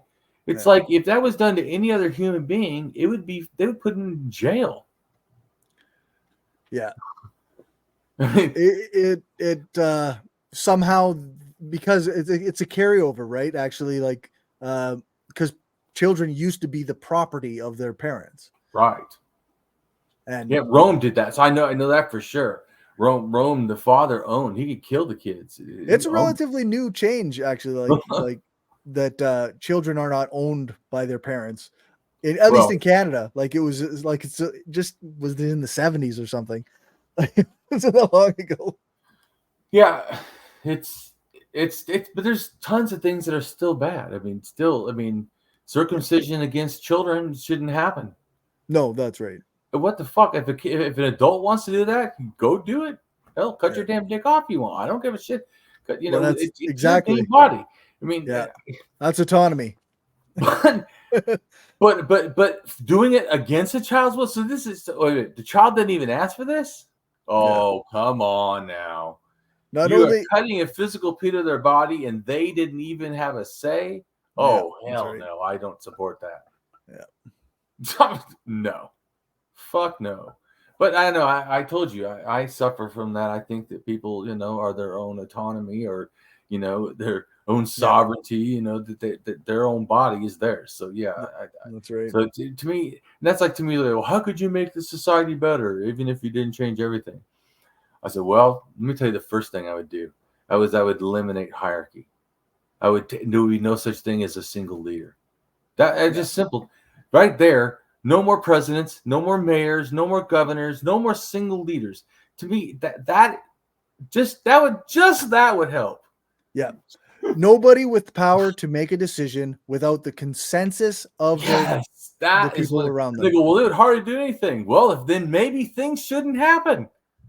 Yeah, like some of the things you want to do are bad. Exactly. Exactly. That's all I'm trying to say is that. But we would have power more. I just and they go, well, how about like voting? I go, to me it should be direct democracy. That to me that's forget anything else. To me it's just.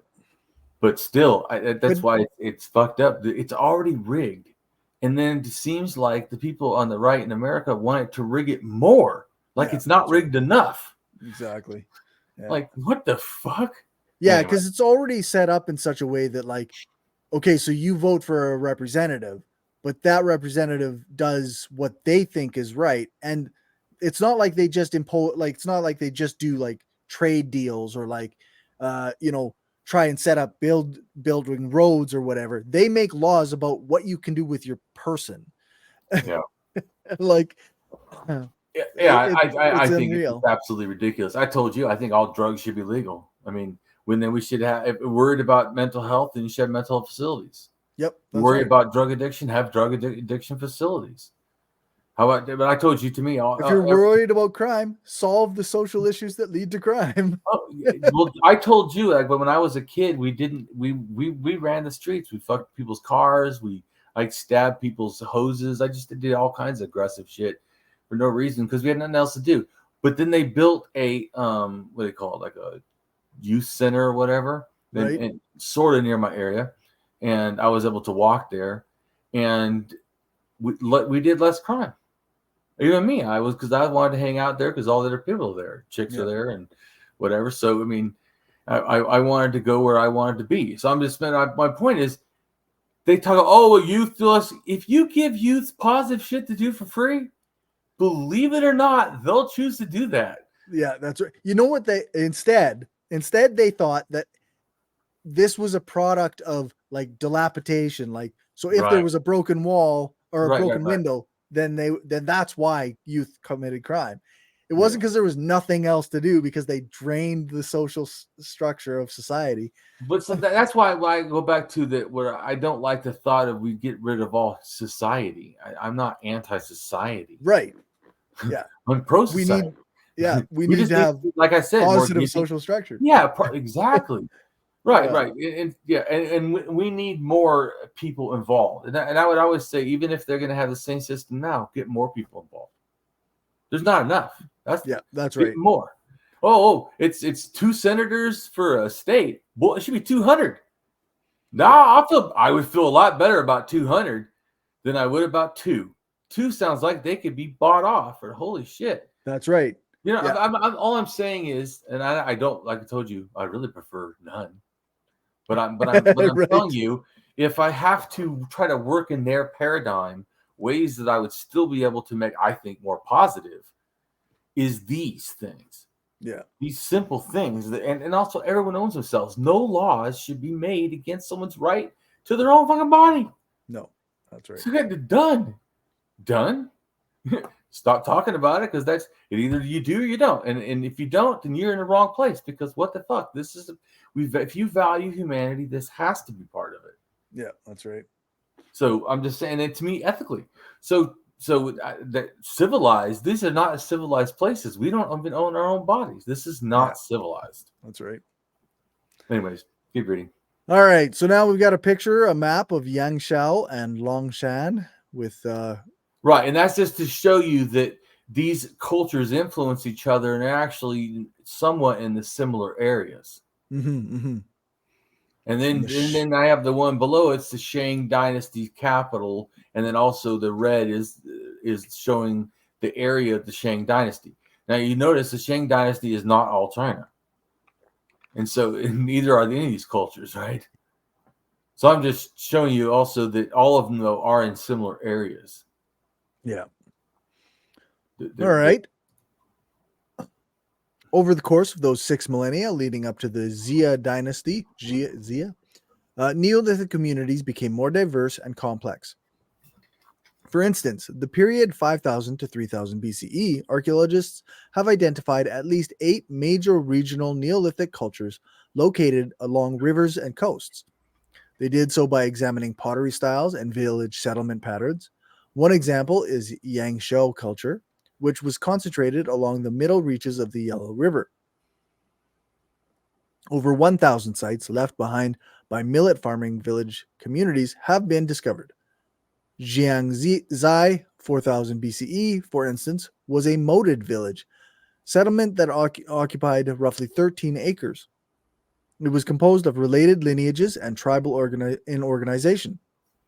See, in a moated village, so in a sense, it already shows you from 7,000, because 5,000 BCE is 7,000. From 7,000 to this one's 4,000, so it's 6,000 years ago. So 1,000 years later, they're already worrying about war.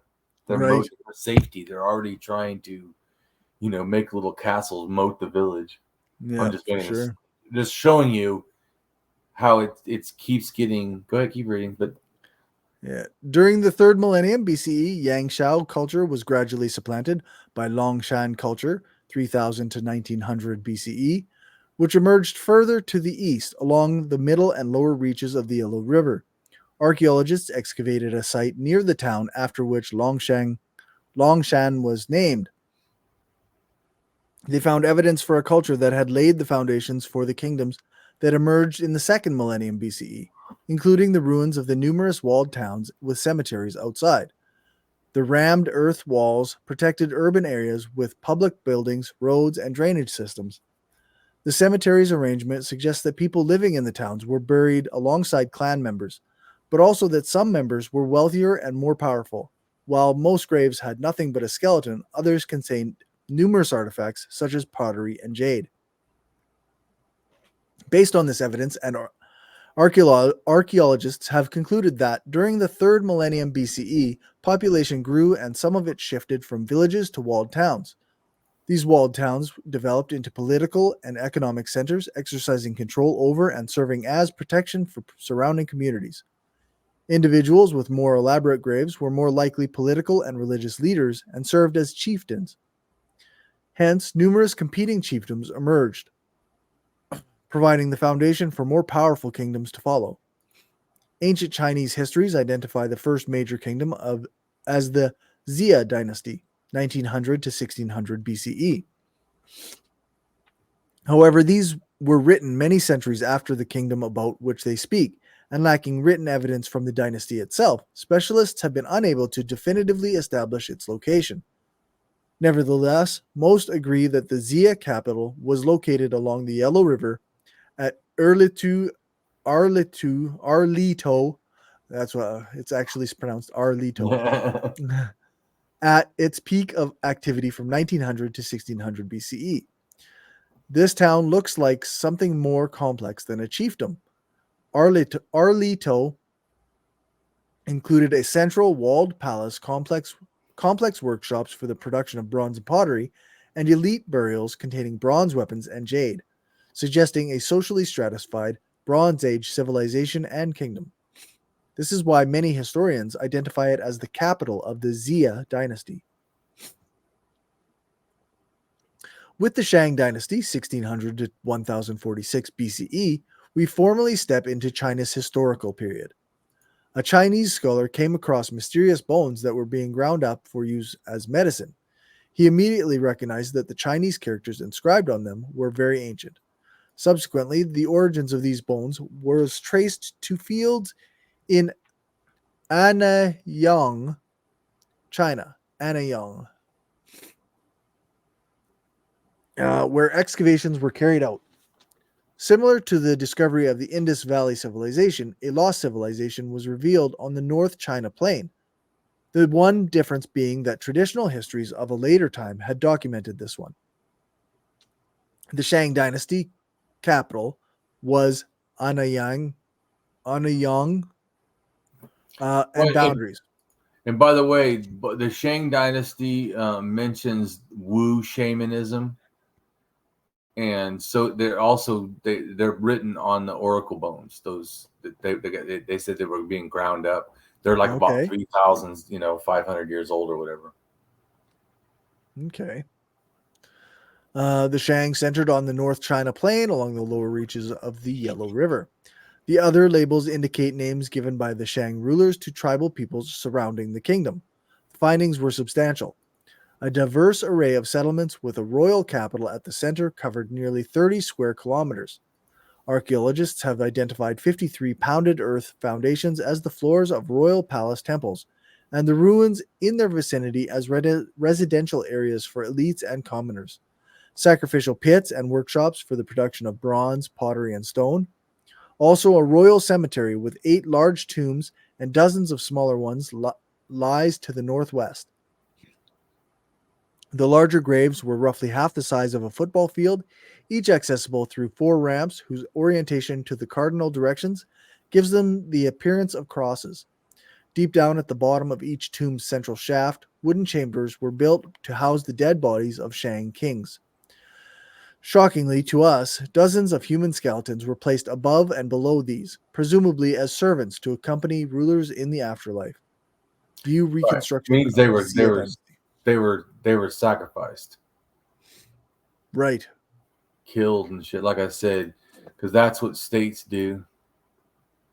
Just like I think wars are some dog shit, but it doesn't mean that I'm against, sometimes you have to fight someone who's attacking you, obviously. Right.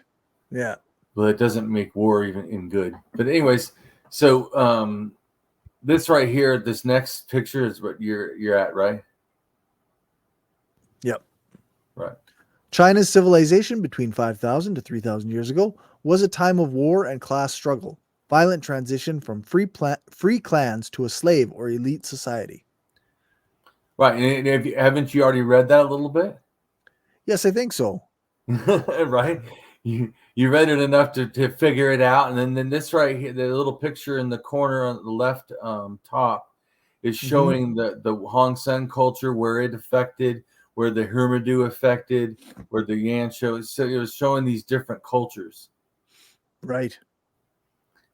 And then I have different things. I'm trying to show too, like the first walled city. It says China. There's a little dot.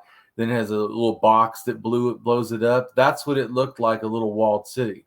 And I was trying to show you that if you look, that is very similar to America. The Annis Mound in Kentucky, that's what it looked like, and it had a wall thing too. Interesting. But it was walled, and the other side was a river. Or a stream or something. But anyways, I'm just trying to show you that the similarities and stuff of what's going on. These cultures, and it shows you, that pottery. Do you see that there? It says there's two of them, right? One almost looks like little crosses and maybe, yin and the yang or something. Oh, yeah. Yep. Which could be also wind or water. Okay. And see, this one to me probably is a shaman. And it looks like, just to me, that they could be controlling the wind or something, or it's a deity doing that, like the wind or the water. The other one that says 4,000, it's a picture that looks like a little person, and there's two things on each side.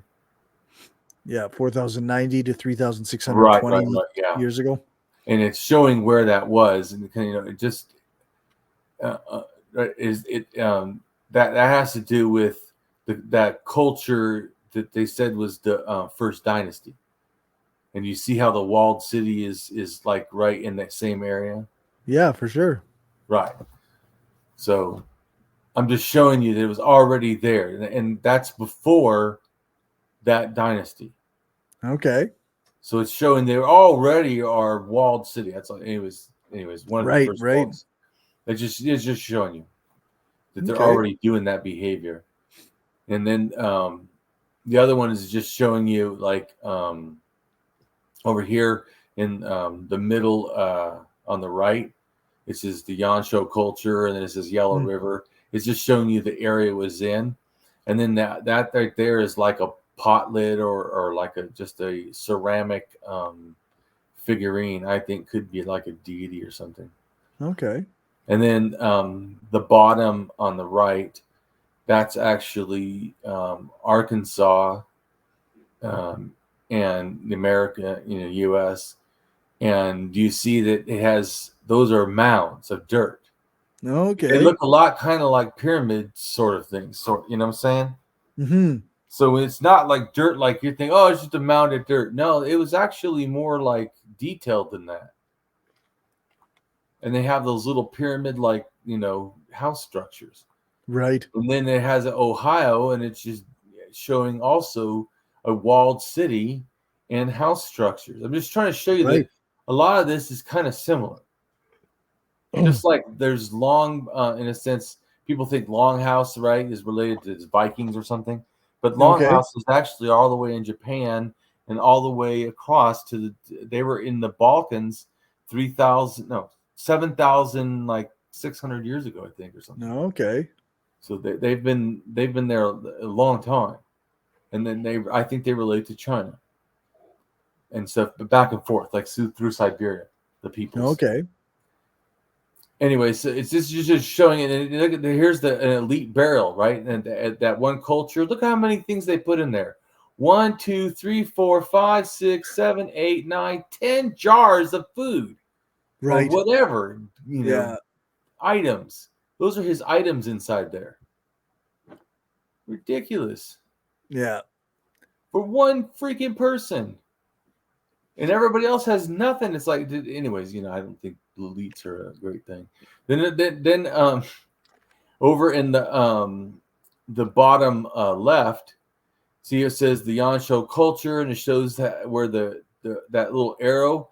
It's showing that animals went that way from that culture into the other culture, and then the other arrows spread all over. That also is how the language, like the Chinese language, this is explaining it, where it starts and then where it goes, kind of like how it relates to the cultures. Do you see what I'm saying? Yep. So that helps you to understand that, people move, they took stuff with them or whatever. Yep, for sure. Like we already said. Now you can go down to the next thing and next picture. Does it help that I explain these pictures? Oh yeah. Just looking at them? Yeah, no, it's I think it's probably important. Right on. Well, because I know when I look at it, I know what all this stuff is like relating to. Right. Remember that when they said that the image of a dragon, remember? They said the 7,000-year-old image of a dragon was part of the Yanshan culture. Yep. This is the tomb they're talking about. That is the dragon they're talking about. And it's actually not painted. It's a whole bunch of these little shells. And then there's maybe a cat or a bull or something. I don't know, or something, dog, something over there. I'm not sure, but it could be like a lion or whatever. And so it could be, in a sense, a lion and a dragon, which are two animals in Chinese mythology. Right. That's neat. And if you notice, though, there's a whole bunch of people sacrificed for that one person. Right. You just love that? No, I don't love that. Just showing already terrible. Yeah. And so instead of us guessing what happened, people think that we don't know about the past. Oh, no, we know. This is just what they did. Yeah, that's right. And then this right here, look at this right here. So these are burial suits. They're 100% made out of jade. Wow. For the rulers. Is this not the height of absolute ridiculousness? That's nonsense. Because everyone didn't get a jade suit. It's not like they passed those out to the whole community. Right. No. You know what I'm saying? So it's just anyways. You have to be fully covered in jade, I'm just saying, the glory of statism. I don't like it. Right? I mean, it's just anyways, go ahead and read what it says. Okay. Ancient people in the areas of China and Egypt were seemingly similar, though different. Not only did both develop extraordinarily complex funeral rites for elite to protect them from believed afterlife, the two became hierarchical states at a similar time as well, around 5,000 years ago. This religious robe death suit in the burial consists of 2,216 little jade plates with silver threads holding them together. Not only similarities, there is some possible evidence that they had unknown connections. I thought they were gold. It was silver? Yeah, it says silver there anyway. You know what? Once in a while, Damien is wrong. Yeah. No, I make lots of errors, but it doesn't, as you know, it's not intentional. Right. Yeah, for sure. So not only similarities there is there is some possible evidence that they had some unknown connections, even if limited. Possible evidence of contact are horse mouthpieces from China, such as one found in Egypt dated to 3,200 years ago. Even though separated by a distance of around 4,970 miles between China and Egypt. Likewise, ancient people in the areas of China and Egypt both developed numerous of the earliest yet similar inventions, institutions, and traditions, and such similarities seem to be expressed all over, from instruments of daily life to similar ideas, religious rites like the death cult, and other religious concepts. Some elite tombs in China held bodysuits of jade for death rituals. Right. And so I'm just trying to show here, it's not like, once again, it's not, don't get the Graham Hancock idea that some old culture did everything. It's just that the ideas, like a telephone, go from China to the steppes, from the steppes to other in a sense what they would call civilized cultures, you know. Right. So you had, in a sense, nomads transferring, like the Pony Express, right? Transferring ideas from one area to the other area. Yeah. Eventually, the Mongols did that, and they just took over, right? They just came in and took over. They didn't spread ideas so much. But they still did stuff, because they still did the Silk Road, and so they still allowed commerce. Anyway, it's a good off of a point, but and then we got another picture. 6,720 to 4,920 years old ritualistic Hongshan culture of Inner Mongolia with 5,000-year-old pyramid mounds and temples. Right, because we've already talked about this, and this just shows you some of the things they were making. And those like weird looking things, those are called pig dragons. I didn't make it up. I'm just saying that's what they come to. Okay. And then this shows the two different temples. They already said there's two kinds. There's kind of a round one, kind of a step square one. So you already showed that, and I talked to you about how that relates to probably pyramids and stuff, just like the feng shui of doing it, that believe perfection. And the other one is talking about that tomb complex air thing. That may have been where they did sacrifices. And then the other thing is the goddess temple with those big, humongous female figurines. Oh, yeah. Shows you a figurine right here. Yep. And then the burial you see is obviously showing elite. There's one guy, because see, they used to have communal burials and stuff, but then this is a single burial, they call it. That's when you have hierarchy. Mm-hmm. Single burials. You're so important. And so then they put these all these grave goods is what these are. And these are all jade. Just tons of jade in this guy's thing. Right. There's ones that have even way more than this. I just gave like an example so you could see it's already doing this at this time. It's after 7,000. So even though that thing's goddess temple, but this goes back to the thing. Just because, see, Rome had goddesses, did that mean that they treated women equally? I mean, it's just ludicrous. It's like saying, right? I mean, it's people that don't grasp it. Just because they have goddesses doesn't mean they. A lot of cultures had goddesses and still were fucking vicious to people. So I mean, what the shit is that? Yeah, that's right. In a sense, patriarchy, to explain it easier, or whatever. I mean, it doesn't mean that they don't support patriarchy at the same time. So I mean, no.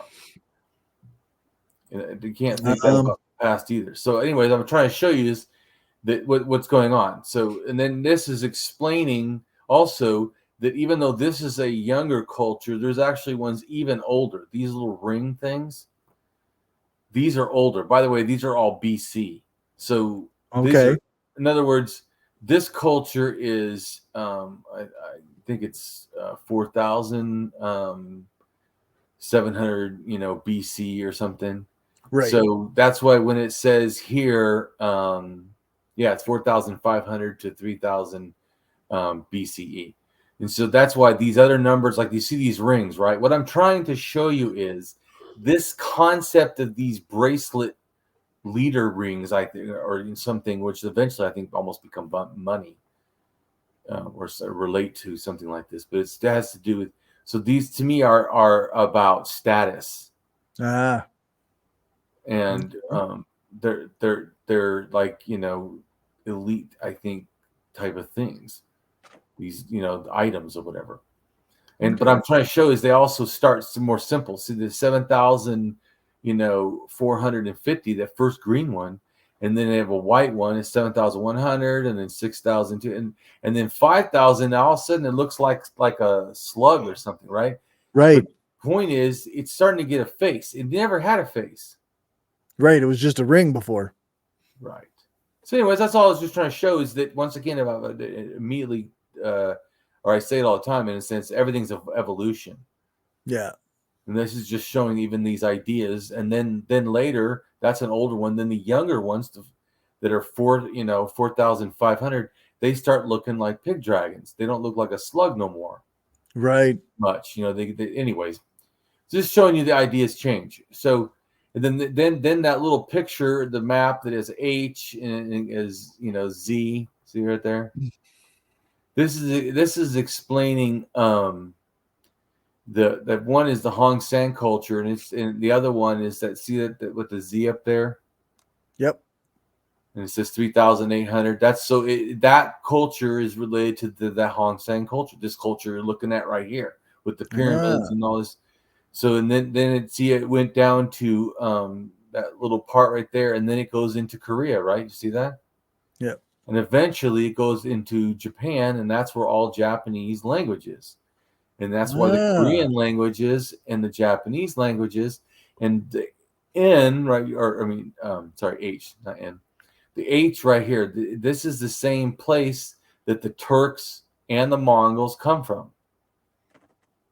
Okay. So that's why the Turk, the Mongol, and then these other ones, the one becomes in a sense where it's either here that with a Z, that one becomes the Tuguscan speakers. So it's explaining how and when they did it. So 5,500 is when the Tuguscan speakers.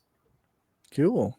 So they, in a sense, to me, they probably took the shamanism and for sure got to that area at that time. For sure. And it's anyway. So then it's just the other thing is just saying that language dispersals associated with millet farming. Mm-hmm. So they're related. These cultural ideas are going with them. And then here down below, it tells you that 63% of them belong to subglade M1. And then also is X, N1A and N1C. Anyways, but it's an N1C, by the way, is the one that goes up to the Finno-Ugric peoples speaking whatever. Okay. And then I think that's the one that goes there. But anyway, so you can go ahead and finish reading it. So it says so 63% of the combined samples from the various Hongshan archaeological sites belong to the subclade N1 or XN1A, N1C of the paternal haplogroup NM231 and calculated N to have been the predominant haplogroup in the region in the Neolithic period at 89%. Its share gradually declining over time. Today, this haplogroup is most common in Finland, the Baltic states, and among northern Siberian ethnicities such as the Eunuchs. Right, so that's once again showing where people think these ideas couldn't possibly be over there in Nordic and over in China is wrong, because here in Siberia also, and then by that way also the Americas, right? Siberia, because they see what I'm saying. So it's not that China just went over there. It's also that all these other ones are branching off and doing different things. But anyways, trying to help understand how this all relates. And then this next picture, are you getting it better? I think so. Yeah, I think so. So this also is showing the Hongshan culture, but now it's showing it in relation to other cultures and where Lake Baikal is or whatever. And I know you don't probably know all these things, but the most important, you see Sumer down there? Yep. Yeah, that's like the Mesopotamians, the Sumerians. Yeah, we did our whole series on that. Correct. Right, correct. So it's just showing at the same time this is going on. That's what I'm trying to show you. That's happening. Yeah. Sumerians are happening while this is happening. There you go. And see early dynastic Egypt. So Egypt is starting. It's just showing you that this is pretty all. Yeah. Right. So it's all kind of similar. And you see it says Cold War culture. That relates to R1A and the Russians, the Ukrainians, the Polish, anyway. So that is that DNA. And then the Yamama culture is basically R1B. And so it goes into Europe and England and Spain and I think all over Europe.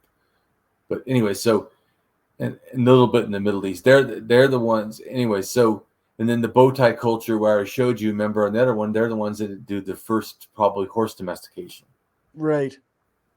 So it's just showing you all this is happening at the same time, and where it is. So go ahead and go down and you can read it. All right. Right on. Well, I appreciate, like I said, you doing this with me. You see how I try to weave it all together, though, right? For sure. Yeah, like it's actually really cool to like see that like this is happening at the same time as the other stuff we talked about was happening. Right. Where like all those that different dynasties and whatnot over in Sumeria. That's pretty neat stuff. Right. You start to realize the whole world. That's what I was trying to say before. The whole world was doing this. This is World War Zero. It wasn't right one-off. Yeah, like you say, in Sumeria and right. Mesopotamia, they were fighting over land, and these guys are fighting over land. And and even in the Americas, 5,000 years ago, the Central California was a full-on war zone. Right, fighting over land. Oh yeah. But anyways, I'm just saying, this whole mentality though is as a time frame. That's why they think, you know. That's what I'm saying about people thinking that people are primitive or something when they're older. Sometimes the older ones had better ideas in some areas, like how to interact. It seems like, for sure. But I think that it's actually not that hard. You know, it's not like it takes some PhD in moral science or something. You basically you don't like to be hurt. Don't hurt other people. I mean, but I think that it also is simple in saying, like I said, that we own ourselves, so you can't hurt other people. You can't rape them. Yeah, that's right. You know what I'm saying? I mean, so you can't hit them. I mean, you know, including your children. Oh my God. Yeah. Yeah, it's like it's similar to like, I mean, anarchists in the past have talked about the idea that no one is free unless everyone is free, but also like everything you do that alienates other people or oppresses other people also alienates you in a way. Yeah, I agree.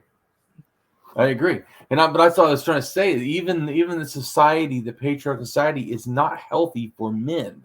Yeah, exactly. And look at the shit, how it's caused nothing but wars. How is that absolutely good? Yeah, that's right. That's why I also, you remember like the whole thing about masculinity. If you mean by more dickheads that cause more clan wars and shit, fuck no. Right. Not interested. Yeah, like, didn't you already get it? It's what I'm trying to show is that's when the shit happened. But anyways, like I said, I think that without even trying, just understanding history, it should make you kind of anarchist. Because you're like, well, wait a minute. How is this civilized when everything got fucked? Yeah, that's right. But I know it's a product-based system. Because if they produce more product, well, then that is good in a capitalist mindset. Yeah, well, that's just yeah. So people didn't live and they only used the land what they needed, you know, and leave the rest. No, they just started hoarding shit for the fuck of it, and then killed people so they could hoard shit, and then no, this is exactly. Sickness. This is mental illness, man. This is not good to want to be kill and dominate people. What the fuck? Yeah. At least to me. Something's wrong. Nope, for sure.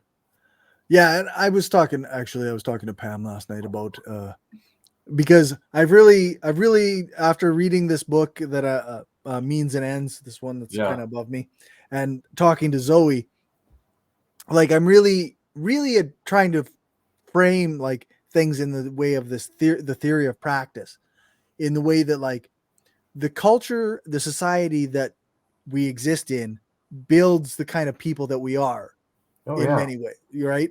And so then in turn we can also affect the culture, the society that we're in. We do, definitely. And so like we've all been like kind of trained in a way to believe that this violence and these oppression, these systems of oppression are normal, when really we need to understand that like we believe that because we've been shaped by that. It's not historically accurate. It's not actually the way things have to work. No. Like, we can change society and therefore change people so that this isn't the way it works. Right. And so that's why, to me, that whole thing of masculinity, if someone needs to be masculine because they feel that, great.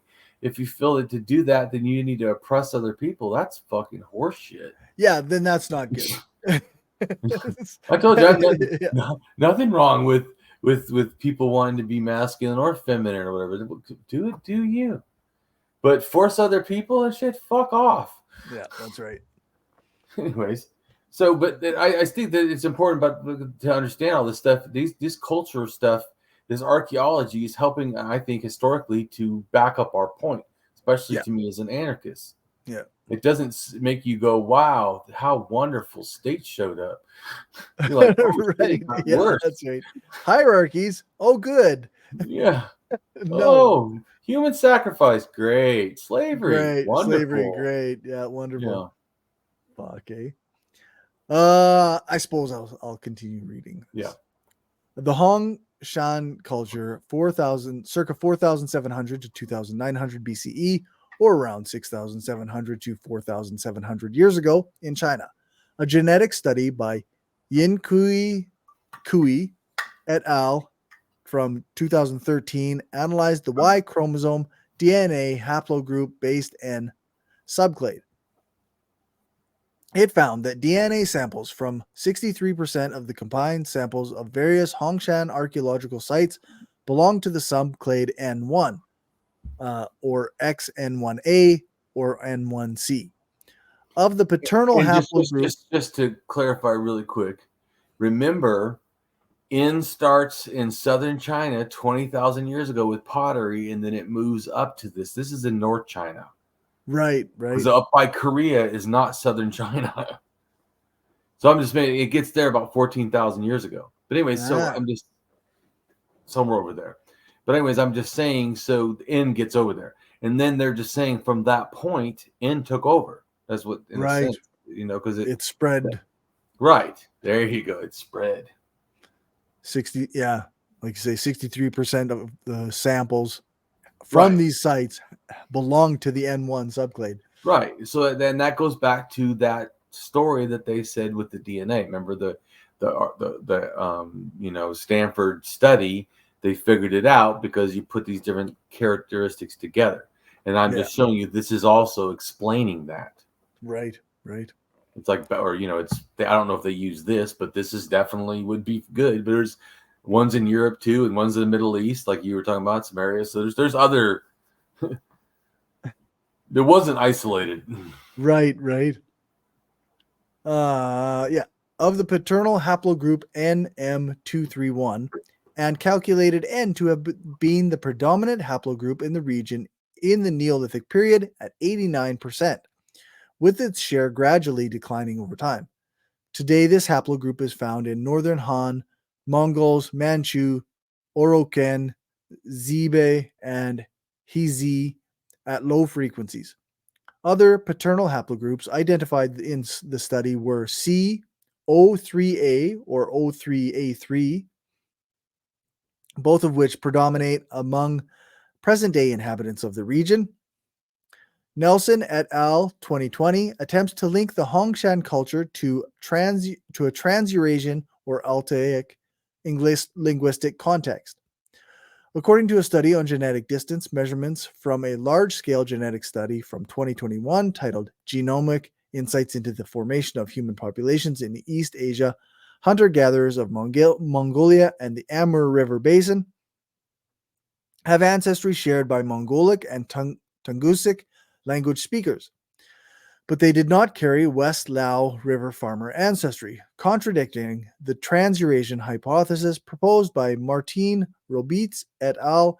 That the expansion of West Lao River farmers spread these proto-languages. A 2020 study discovered substantial genetic changes in the West Liao River region over time. An increase in the reliance on millet farming between the Middle to Late Neolithic is associated with higher genetic affinity to the Yellow River Basin, generally associated with speakers of the Sino-Tibetan languages. While a partial switch to pastoralism in the Bronze Age, Upper Jiadian culture is associated with a decrease in the genetic affinity after the late Neolithic. There was a sharp transition from river to Amur River related genetic profiles associated with the speakers of Tungusic languages around the river, West Liao River. Right, and so that's explaining a migration. Right. And the language came, and the people came, the DNA, right? Mm-hmm. But also what came is the religion. So to me, they're bringing in shamanism again.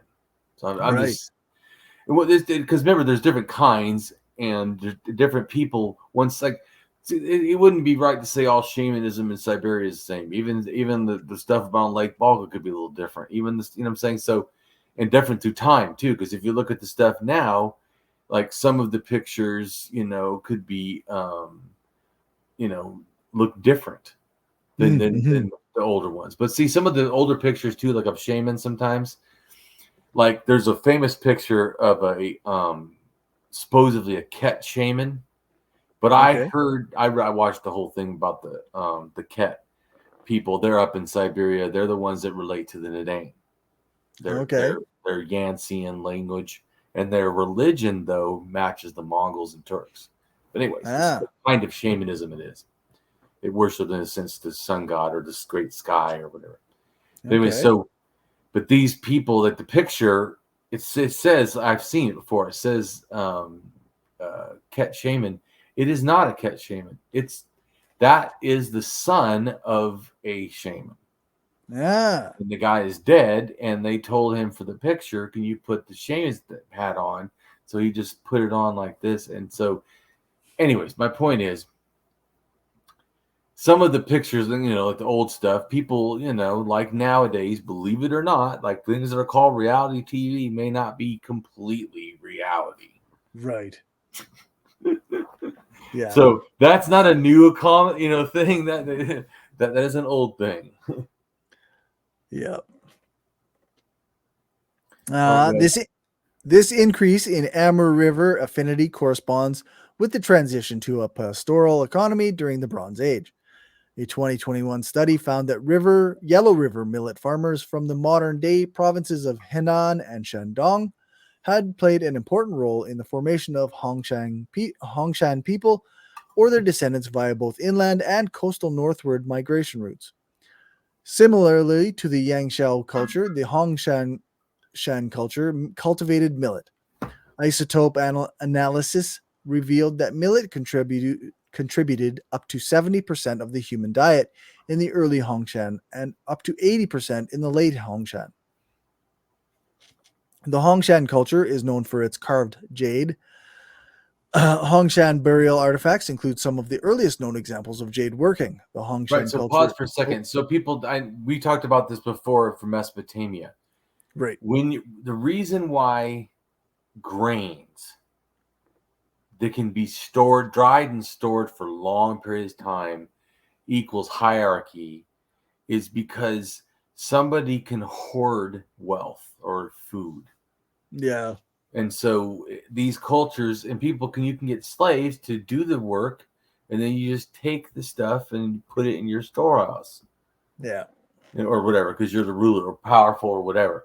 But you're the one who, But I'm saying, so when you hear about grains and stuff, a lot across the world, most places that have that end up with these terrible things. And this goes back to my idea that it's really goes back to the selfishness, because if everyone had an attitude of sharing all this bounty, right, then you wouldn't end up with all these things. People don't desire to just randomly kill people unless they have some kind of a mental illness going on, or they have greed. But if all their needs are met and you're taught not to enjoy greed or welcome or foster it like a little baby, make sure it gets big. You know what I'm saying? Yeah. No, that's exactly it. Like, it's the so a minority of people managed to impose their greed onto the majority. Oh, yes. And then it became a kind of a cultural thing where now the people who have the most are the elites, right? Right. Oh, and we're supposed to look up to them and care about them and everything. It's just, when really it just all started with just somebody being a hoarder and like holding that over other people's heads. And that's what I'm trying to say. See, I'm glad you're getting it. I really, like I said, I really care that you get it too, and so everyone can get it. But also because I care you get it, because you're an anarchist and you're talking to people about history and whatever, and most people's history stops at Jesus, or it doesn't even go that far back, or even not even that far. Yeah, it probably goes back to like the 1900s or 1800s. Yeah, that's right. Maybe late 1800s usually. but you get what I'm saying. So I really think it's important, since you're in that more than me, that you have this foundation that I think really supports us in a way that I don't think most people have looked. Some people make comments, oh, there's primitive capitalism, or primitive communism or whatever, which like I told you, I don't agree with that primitive word. Yeah. Not as evolved, or like, tons of crap in it, just basic principles, like everybody deserves dignity. That would be a good principle. Yeah, just like ancient communism should be. Yeah, well, exactly. Right, exactly. Yeah. Well, yeah, because I don't think that it was bad back when we were stateless. That's right. Yeah. No, but anyway, so I was saying that I really care that you do, because I think that you can put those two things together and have a voice for stuff that needs to be heard, and because I think that your stuff could be more anarchist than my stuff. My stuff is history with anarchism. Yeah, I'm anarchism with other stuff. Right, but so I'm saying I think it's good that you grasp the perspective of why I think the way I do, Corey, when you start to see it yourself. For sure. So. And but like I said, it's not because I want you to force my ideas on you. It's because I think your benefit can reach people I cannot get to. And if I can get you to understand all this, then the benefit, I think, is great for our anarchist struggle. Yep, for sure. Yeah, I agree. Right on. Okay. The Hongshan culture is known for its jade pig dragons and embryo dragons. Clay figurines, including figurines of pregnant women, are also found throughout Hongshan sites. Small copper rings were also excavated. The archaeological site at Niuhiliang is a unique ritual complex associated with the Hongshan culture. Excavators have discovered an underground temple complex, which included an altar and also cairns in Niuhiliang. The temple was constructed of stone platforms with painted walls. Archaeologists have given it the name Goddess Temple. It also has a Chinese characters and a pinyin title for it says Nushen Miao. Due to the discovery of a clay female head with jade inlaid eyes.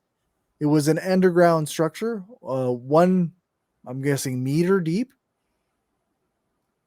Just says 1 m, so I'm guessing meter. Yeah. Included on its walls are mural paintings. Housed inside the goddess temple are clay figurines as large as 3 times the size of real humans. The exceedingly large figurines are possibly deities, but for a religion not reflective in any other Chinese culture. The existence of complex trading networks and monumental architecture, such as pyramids and the goddess temple, point to the existence of a chiefdom in these prehistoric communities. Painted pottery was also discovered within the temple. Over 60 nearby. By the way, I want to go back to one point that they said, where they said that it's not reflective in any Chinese thing. Yeah, so what makes them think it's deities? I don't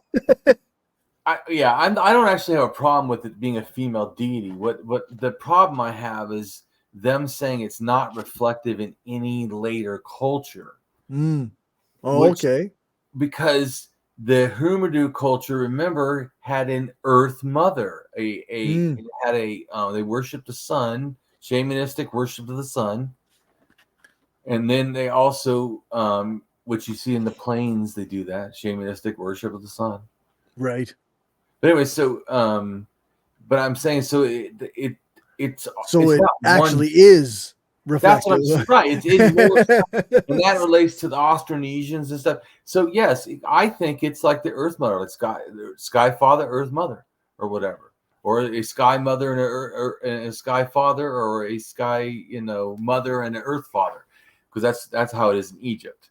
Yeah, but that makes sense. But what I'm saying is, but it's when you keep hearing it, like, oh come on, that's like, and even like the first altar in the Balkans. Okay, looks like two, almost like animal, male, female, or something, and it's like 7,500 years old, and it also looks like maybe like very geometric and stuff. So there's something else going on. It's an altar, but anyways, I'm just saying. To me, it's probably the Sky Father and Earth Mother or whatever. It's probably already showing this thing, right? So and. To me, it just shows it's already happening at an old time. And to me, like some people had said that Indo-European, that it originally was just a Sky Father, like Tantrism, which is practiced by the Turks, the Mongols, and the Kets that relate to the destain in the Americas. It's almost a one male deity focused. But also these are war clans, so it makes sense. But anyways, so to me, the idea, I think, comes into the Balkans like maybe 8,000 to 7,000 or whatever, and then the reaction to that, I think there's like more wars, or it's getting a little more like aggressive. Also by the people that are going to Germany and stuff, and those cultures are related down the river.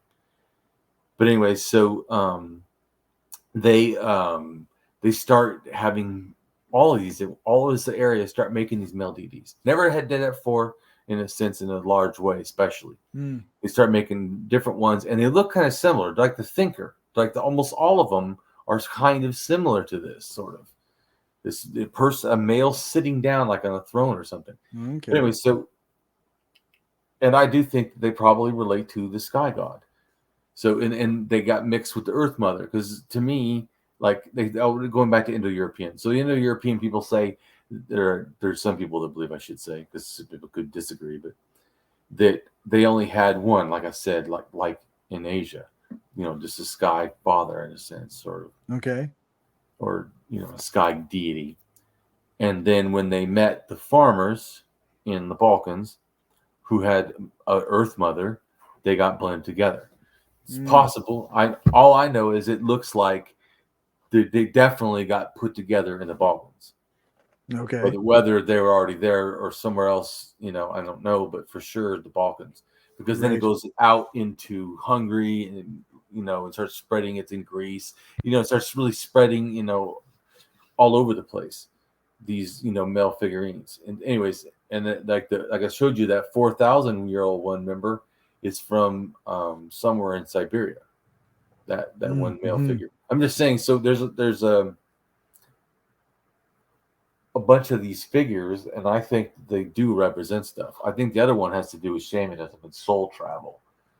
The reason why the figurine has they've carved the center of it. Right. Yeah. And then they shoved, I can't remember now what they shoved in there, but they shoved something in there, but not filled it up, almost like teeth or something. I don't know exactly, but I think it's relating to the soul or something, or whatever. They think, a belief. Anyways, something like that. Cool. Over 60 nearby tombs have been unearthed, all constructed of stone and covered by stone mounds, frequently including jade artifacts. Cairns were discovered atop two nearby hills with either round or square stepped tombs made of piled limestone. Entombed inside were sculptures of dragons and tortoises. It has been suggested that religious sacrifice might have been performed within the Hongshan culture, just as suggested by evidence found at early Yangshao culture sites. Hongshan culture sites also provide the earliest evidence for feng shui. The presence of both round and square shapes at Hongshan culture ceremonial centers suggests an early presence of the Gaitian cosmography, round heaven, square earth. See, remember I was talking about that, and I was saying people don't get like these shape things. It relates to feng shui, and it also relates to it's a cosmological belief. But see, in a sense, the Bible kind of thinks this too, because it says the four corners of the world, or something, makes something like that. Yeah, well, if it's a square Earth, then that makes sense. Yeah, yeah. It's also a flat Earth, by the way, everybody. I mean, in the Bible. I mean, not really, but yeah. Take that literally.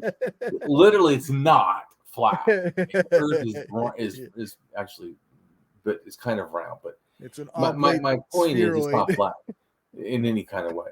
But anyway, so I mean, is the mythology is what I was trying to say, the belief. Right. So I'm trying to say that in a sense, these things relate together, and you have to understand, we don't grasp feng shui.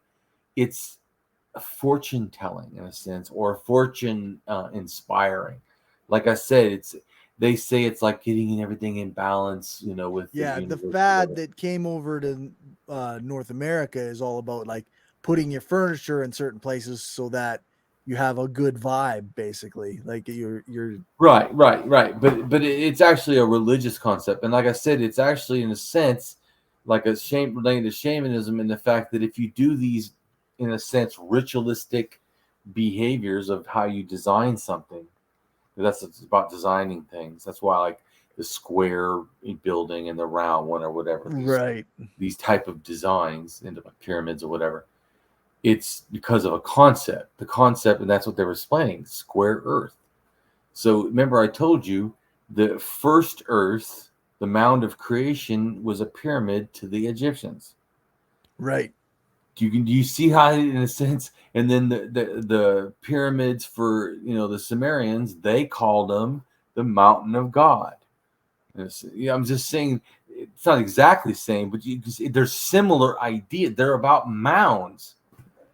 Is what I'm trying to say. Yep, for sure. Or whatever. So that's what I was trying to say, that I see a deeper connection to all these, in a sense. They're all kind of related to these mythological ideas that I think come from Asia and Siberia.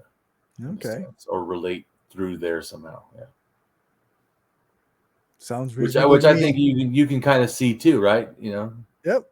Yeah. No, when you have it all laid out like that, like it makes sense. Right. Yeah. Early feng shui relied on astronomy to find correlations between humans and the universe. Archaeological evidence discovered at the Miao Zigu site in Ulaanbaatar, Inner Mongolia, a northern branch of the Yangshao culture from the Yellow River, demonstrates similarities in the material cultures between the Yellow River and Liao River cultures. 3 individuals from the Miao Zigu site belonged to haplogroup N1, while the main lineage of Yellow River Valley cultures is O3 M122. The existence of N1, XN1A, N1C among the Miao Zigu individuals could serve as evidence for the migration of some of the Hongshan people. Which I do think it is. Right. Right. And guess what happened when they moved? They spread their ideas. This goes back to when someone said before that it was the opposite way.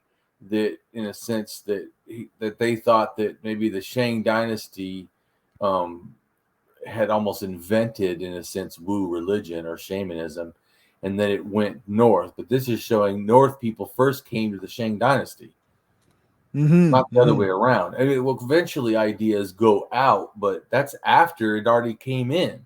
Yeah, it had to come in first. It came in first. Yeah. So I'm just explaining that yes, they did stuff as well later, but it was really more like the Han dynasty and some of the later dynasties that actually spread ideas more. Because that's like saying Sumerians went everywhere. No, Sumerians started stuff and other people followed, and then it just kept going. But I have a feeling that the Sumerian, in a sense, language might relate to the Dane in the Americas by way of Siberia, going to the Cossack Mountains, because there is Native American DNA in the Cossack Mountains with the Make-Lock culture, and they, in a sense, relate to the people in Samaria because they used to make their gold. But anyways, and they also make symbols, the first symbols that look like hieroglyphs or something or whatever, like not exact hieroglyphs, but they're like proto-hieroglyphs. There were some similar ones made on bone platelets, and that's what they're made up there. So the Egypt, and then way up here in the Cossack Mountains, like, you know, Georgia, Armenia, or whatever, you know what I'm saying?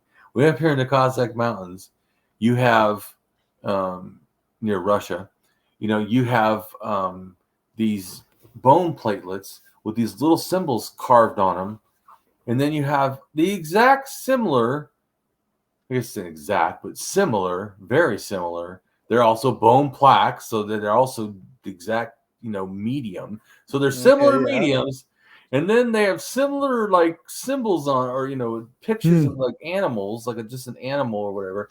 So, anyways, my point is, so that there might be, I just speculate with that evidence, it's certainly something, and we know people went into Egypt. So I have a feeling there's a cultural relation to them, and also why some of the religions kind of similar. And there's also cultural relation to the Sumerians, why the Sumerians is similar. And because someone else before said Indo-European went everywhere, like, no, actually there was ideas before that moved everywhere. But yes, they also did a lot. That's funny. It's always complex. Everyone wants it to be simpler. Right. Yeah. It'd be a lot easier if it was just this group went around and did things. Which is why I think my ideas are not as, in a sense, famous as Graham Hancock, who's spouting horseshit. Because my stuff is amazing and is actually figuring stuff out. You just got to pretend you're canceled. Pretend you're being canceled by the archaeological. Right, because they don't come and talk to me. They're not friends. That's right. Yeah. I'm being canceled. Yeah, they're not attacking me. Anyway, so my point, though, is that it's easier just to go, oh, yeah, some big culture did it. Right. And any artifacts? Oh, no, there's no artifacts. I show you nothing but artifacts, right? Yeah. I mean, I even show you studies and show you languages, and I try to show you, yeah, put it all together to see the big picture. Just saying, oh, some ancient culture. Well, where is it? I don't know. And what is the DNA? I don't know.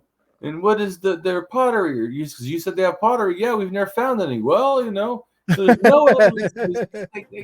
Me, I can show you the evidence. Here's the pottery. Here's the date. Here's the time. Here's the DNA. Here's who did it. Here's how they did it. Yeah. Like, yeah. I know, but mine's complex. Yeah, which is the trouble. Yeah. That's right. Yeah, because the real fucking truth, actually, like I told you, the real truth is even harder than what Damien tries to encapsulate it. Yeah, that's right. More complex, but it's true. It's just more complex. Like I said, it's like saying the Earth is round. You're then like, well, it's oblongish round. Yeah, that's right. It's round-ish. I'm just saying, people always think that I do it too hard of explanation. Like, really, actually, the real explanation is way harder. I'm trying to make it simple.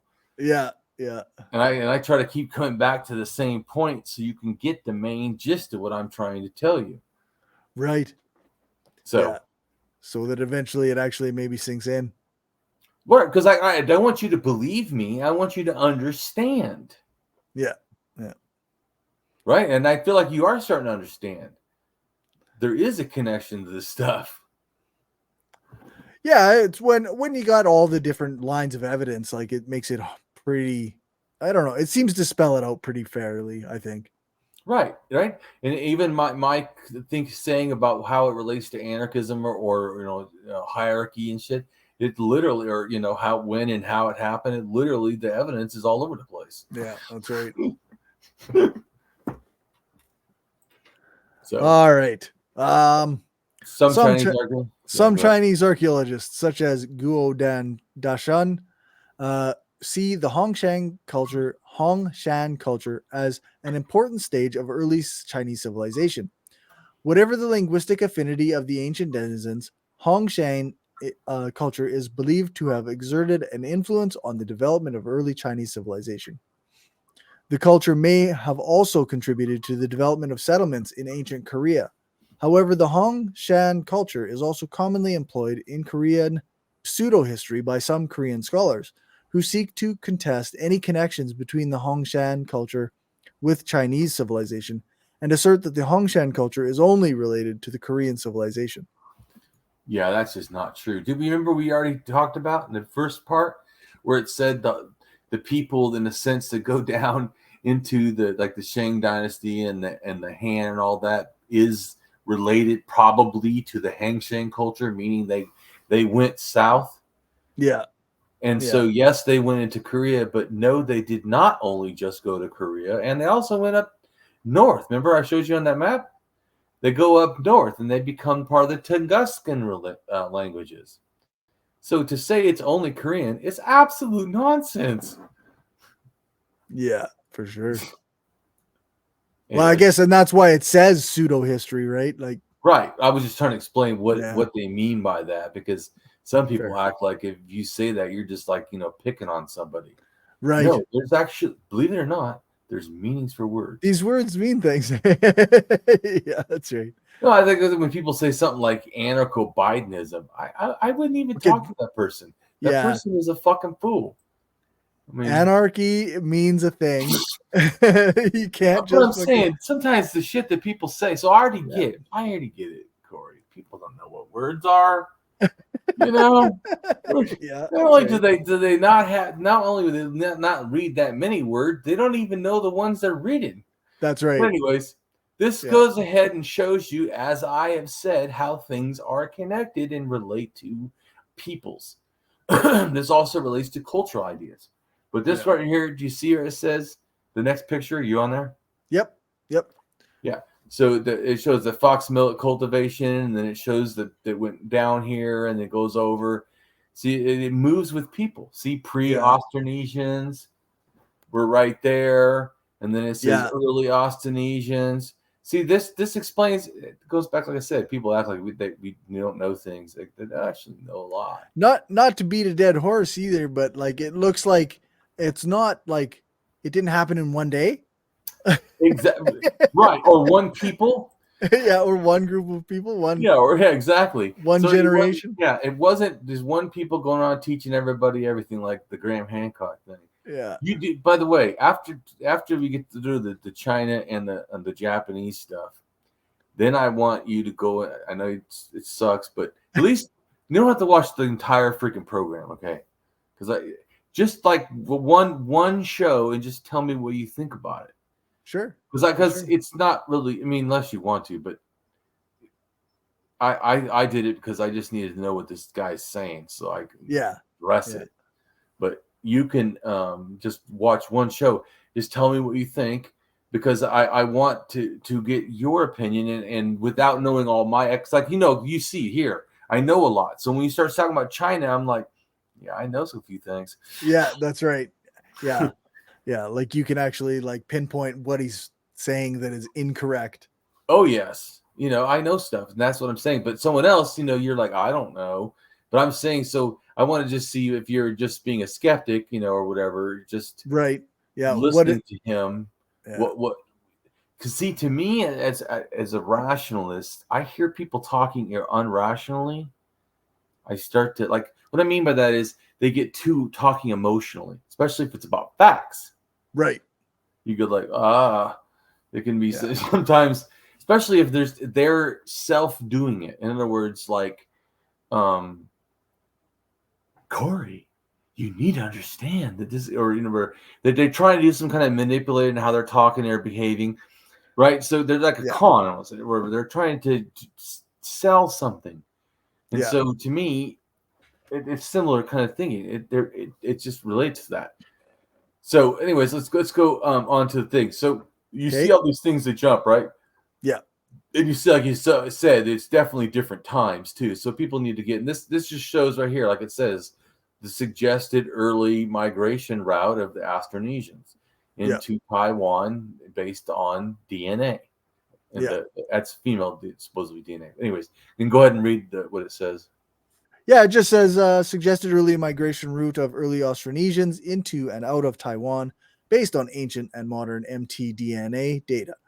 This hypothesis assumes the Sino-Austronesian grouping, a minority view among linguists. Right, but there's other ways besides the language to show. Mm-hmm. That's what this is. Yeah, like that's what the DNA does, right? Right. Yeah. But anyway, so because they're saying it as a Chinese, in a sense, Polynesian connection, whatever. So they don't share the same language, though. Yeah, but they do share the same cultural, the same religious ideas. Some of them. So they share rice, they share millet, or whatever. There is some and DNA and stuff. We know what happened. But anyways, so this other one right here, next picture. Yeah. It equally shows like the routes they took, just showing how these cultures are connected. Like I said, people have this feeling that because they don't move now, that like that didn't happen in the past, and this is just showing what happened and when. And so you can see, do they move, Corey? They pretty clearly moved. See, yes. The problem is that people still do move. It's just because I personally didn't move. Right. Somehow I imagine that. But you get what I'm saying. We think like somehow in the past people hid in caves and never did anything. Yeah, this is absolutely inaccurate. Clearly, they did. Like even like you could even see like it takes however many years for a group to move from one place to another, and like they moved their whole families. Maybe I don't know how they did it, but well, different times they did different things or whatever. But anyways, not trying to go into super detail about Austronesians. I'm just trying to show how they come from China. So in other words, the religion ideas and stuff comes from China, and it does kind of match China. And guess what? They make totem poles. And then also on the other side, the Pacific, they make totem poles. Because guess what? These people went to Japan and then went over. Anyways, I'm just saying. What's that? Because people moved. People moved. And I was just showing you that I'm not guessing that. I'm explaining it. Yeah. Anyways. So we'll go down here to the next picture, and this talks about the Amur region. And I told you the Amur region is the one I think that the ideas come from. Like most of the world's religions, I think, have an influence from two places. The Amur region right here, this where it shows in burgundy or red, whatever this is. Yeah. And then you can't see in the corner, there's a little blue thing in the corner. Do you see that? That's Lake Baikal. Right above it, north of it, to the left in the corner, sort of. There's like a I don't know. Pretty hard. Yeah, it's pretty hard to see. Anyways. Yeah. So to me, the other place that I think influenced a lot of religions is Lake Baikal all the way to the Golden Mountains. That area. So that area and then Amur region, these two areas are definitely influenced Siberia and all of Europe and Egypt and Middle East and the Americas. I mean, all kinds of people got influenced. So, by those two regions, I'm saying. So it's like a really big deal to me. But the Amur region is more closer to the 7,000, 8,000, where I think the other one starts both older and then also that similar time. Ah. Like people interacted, but it was also older because that region over there is the one that also relates to 24,000 years ago where the shamanism was. Oh, okay. So anyways, so I'm just saying that, and then here you see also that it's showing in a sense almost from the Hong Sang culture these arrows, because that's almost where it was, where those red arrows, see the arrows, right, and goes down into Korea. yep. It's showing that that's almost where the Hong Sang was. So the Hong Sang was part of the Amur region, and their ideas about religion, I'm just saying, got spread all over the place. Yeah, for sure. And this is showing how some of that happened, how it goes down. See, and then it shows how it goes into Japan. Right. Yeah. Right. So it's just showing these cultures are more, in a sense, related, and also these arrows are relating to millet and to rice, but it also relates to about similar times with the languages also coming in these similar times. Right. Yeah. Like they're kind of tracking the food migration, but also but also the language going with it.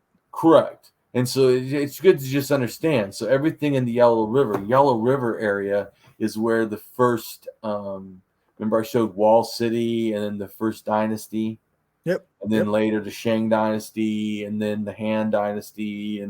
But that whole area right there is super important. So it's just showing how these stuff influence, because that area also goes to Japan. Mm-hmm. See, so Japan gets ideas from the Amur region and from the Yellow River. Right.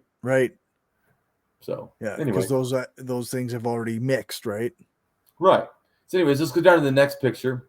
Okay. And this is trying to show the late Bronze Age and early, the top one picture, the late Bronze Age and the early Iron Age in Mongolia. Okay. And that blue or that white, whatever thing, see where it says LBA? Yep. Yeah, that's Lake Balka or Lake Baikal. I always bring that up, remember, because then it helps you realize where everything else is at. Yeah. This is where you're located on your map. Right. Well, because you see so much happens in that area. 24,000 years ago, that's where shamanism was right there. And then it went down and got interacted 14,000 years ago, I think, when people went north from China in DNA, interacted with them. Then NDNA brings, in a sense, by just shared culture, brings slowly shamanism down into China, everywhere else in China and stuff, in a sense, later. But I'm just showing that this is also showing how Mongolia was like not just one kind of culture, right? You see that? Yeah. Mongolia is the one in right below Lake Baikal.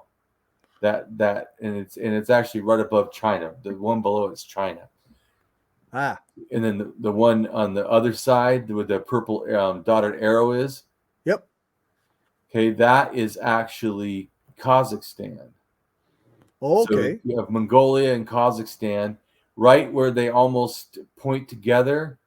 Just north of that is where the Golden Mountains of the Altai are. In a sense. So this stuff is all in the same similar area. But I'm saying, so if you notice here that the once again these mapped lines, right? This has to do with how these are different populations, by the way. These colors. So you see the Mongolia, like our present state, right? It's kind of ridiculous when it doesn't even actually match the genetic things. I was just saying again, states are stupid. They don't even match stuff. Yeah.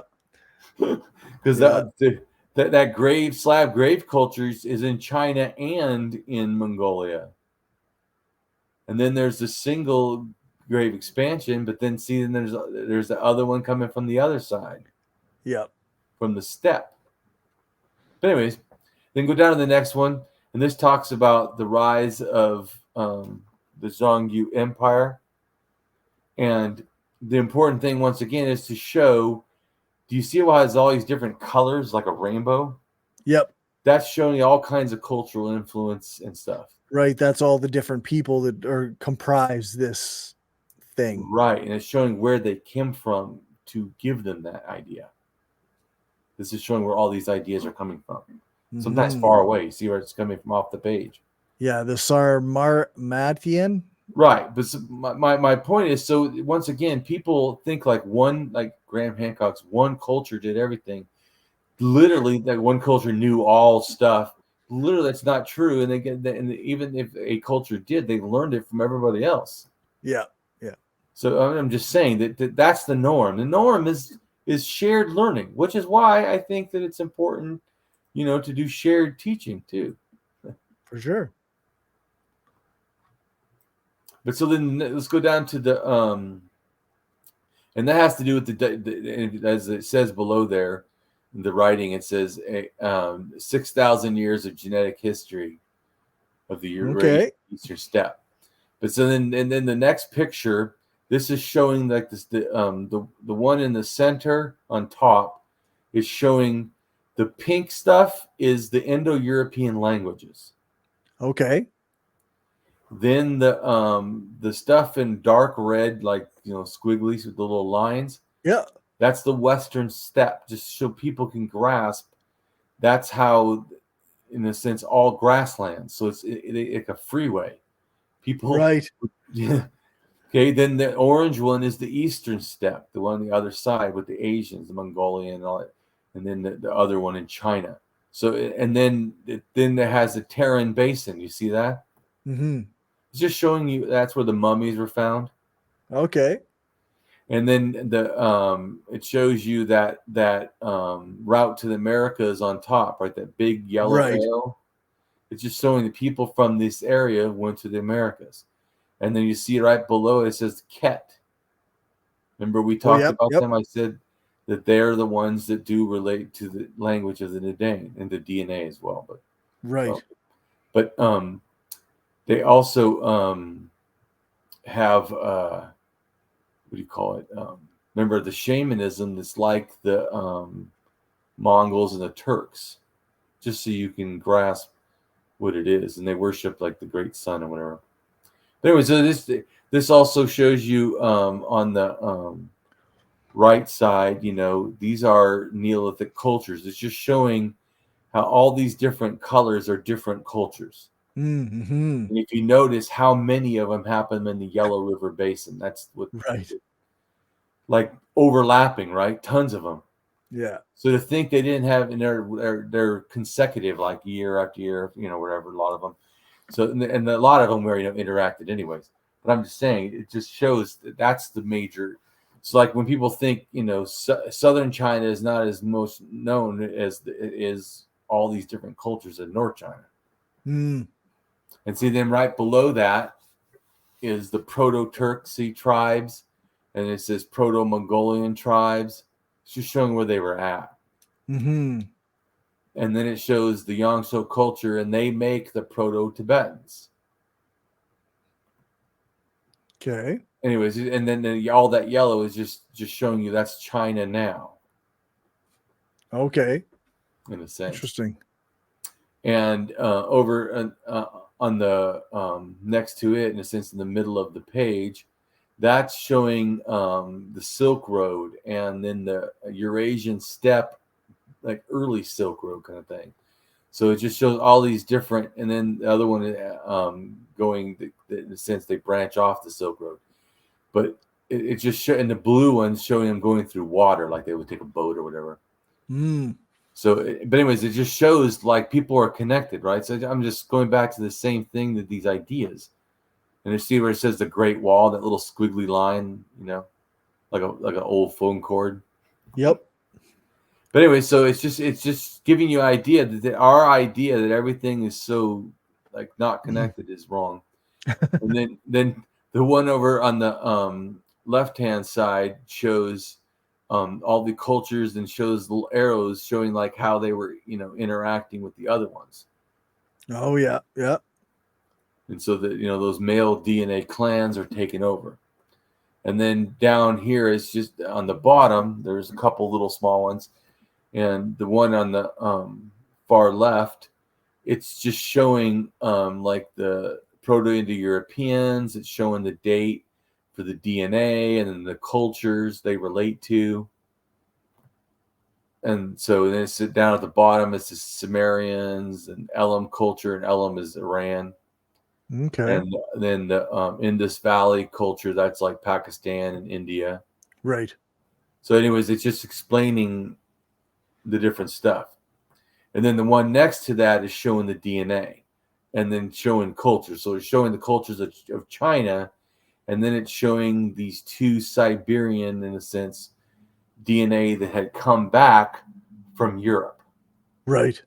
They left here, went to Europe, and then they came back, and this shows how they took up the land, in a sense, or whatever, in relation to grasping in relation to the Chinese culture. So they're right up against it. They interacted.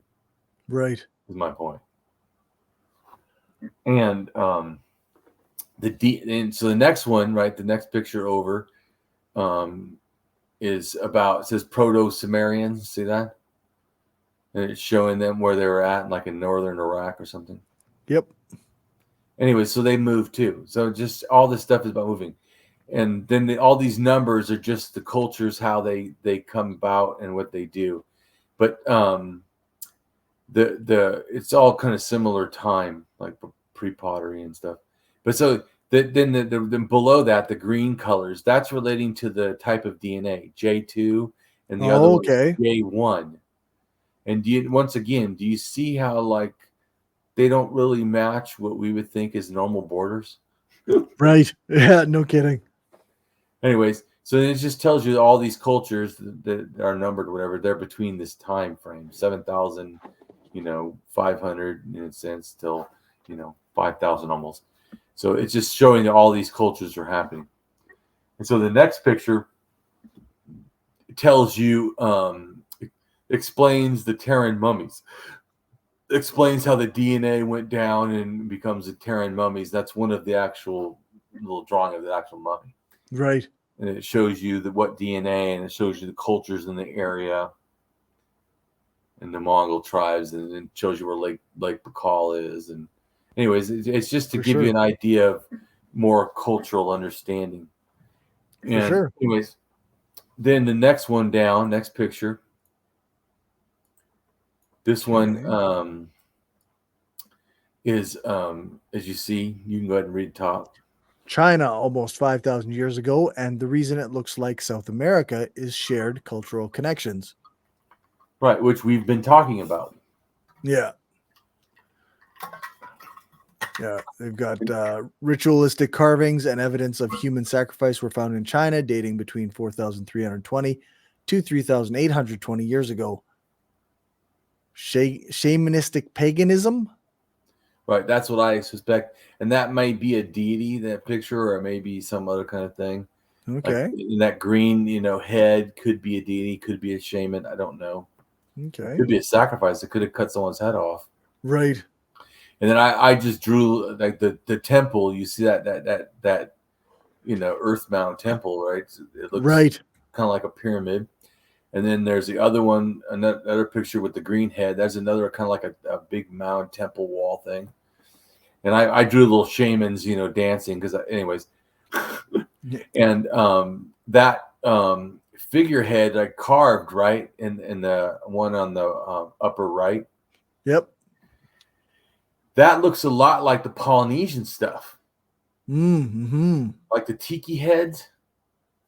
Anyways, this one had a 230-foot high, which is kind of high. That's pretty high. That pyramid, right? Because about all the pyramids in China. Everyone always goes, "Oh, it's all in Egypt." I'm like, no, it literally is not all in Egypt. Anyways, so then they found the crushed skulls. That's the evidence, I think, of the sacrifice. Okay. You see that picture that says crushed skulls? Yep. Right. And you see the figure. So the figure in the middle, and then it's got heads coming off the sides. Now, an interesting thing is that the 7,000-year-old, which I did not go into detail with you, pottery has a face in the middle with fish coming off the side. I think this might be similar. Okay. Or interesting. even if it changed, I think it relates kind of to that thing. Anyways, and so this just shows you also that they have like dragons or snakes, right? Right. And then also it shows you the like the building from the top view. So you see all the temples. Right. Yeah. Right. So it's a huge complex, gigantic. Like I said, it's 200 something feet high. So then down at the bottom pictures, you see one is the big mound. Then you have the ramp that like gets up to the mound, and that's also like a something, ceremonial thing over. And then they found that bird figure, and a lot of birds relate to shamanism stuff. For sure. Anyways, and then the next picture. Okay. This is relating to the Altai Mountains that I already talked about, right? And I told you that I think that the idea of religious ideas come from the Golden Mountains to Lake Baikal and then the Amur region. Those two regions, I think, massively influenced the world. But anyways, this is talking about the Axis Mundi. Did you ever heard of that? Doesn't ring a bell. It's like the center of the world or whatever. It's like a sacred concept. Oh, okay. Anyways, it also relates to sacred mountains. Going back to the mountains we're talking about. Mm-hmm. And I think it could relate to the heart of the steppe, because if in a sense you look at it, it is kind of the center, especially if people are spreading ideas, are doing it across the steppe. Well, the center of the steppe is that. Although also you should know that China is called the Center Kingdom. I don't know exactly why, but anyways, and so I'm trying to show a couple things. So on the top and the left, I show a little mountain, right? See how the mountain naturally, the sun, that's what it's trying to show. That's an actual picture I drew. I drew it, but the colors is similar to the picture. Okay. Because I was trying to show is they call it the Golden Mountains because of that. You see that they look gray, but then when the sun hit them, they look golden. Right. And then I was trying to show you that the top of the pyramid, it was white, and then it was a gold top. I was just saying I don't know if that's a connection, but I think it's interesting because also you go over to the ones even in Miramar, and they also have yellow tops. Right. Interesting. But then I just try to show where the Hong Seng culture is, and I show it in relation to all these things. And there's the figurine, that's 5,000-year-old one. That's an older one. Found, and he has that thing in his cut open chest. Right. And see, and then that white dot is the first Kurgan 7,000 years ago burial mound. Okay. And see, then over here, that's where the totem is found. They're all almost in the edge of the steppe. It's 11,600. Right. And the people that got there, I speculate, 11,500, whatever, that similar time, is RB1. So they may have, in a sense, brought totem poles from Lake Balkan. And that exact same time, RB1 goes down into and makes, in a sense, or is related, well, I shouldn't say makes, related with Göbekli Tepe. Anyway, so just showing all this stuff is, it's not, anyways. And so this right here, as you see, there's a cloud. That's what that is. I put dragon, bird, god. The clouds are amazing. They're like shimmering. Do you see that? Yep. It has a cloud on the left-hand side. Yep. It says high mountain shimmering clouds. Yeah. I tried to draw what it looked like. The cloud. All these colors. I'm just saying you can see, and it's like jumping or whatever it looks like. You could, if it's suspicious mind or whatever, or superstitious mind or whatever, to see that as like a being or something. But I was also say is the Altai's highest mountain. Do you see how it looks almost like a pyramid? It's like a point. Yep. Mountain. So I'm just saying these mountain ideas and points, and all their hats are points. And also in the Altai, I said ancestor, god, natural totem. I don't know. The rock has worn away, and so it looks like a human head and then a body. Do you see that in the middle? Right. And it looks down on the valley, and there's a couple of them. And I was wondering if they are these things. Is that why they think the mountain is special in a sense, the ancestor stones, or is that how they came up with God or natural totems? I'm just saying, could be up with the idea of totems is because they saw this. You see what I'm saying? Yep, for sure. Anyway, so Axis Mundi also relates to like sacred trees. You see down in the left bottom, there's a tree, it looks like, with all kinds of stuff going on. Yep.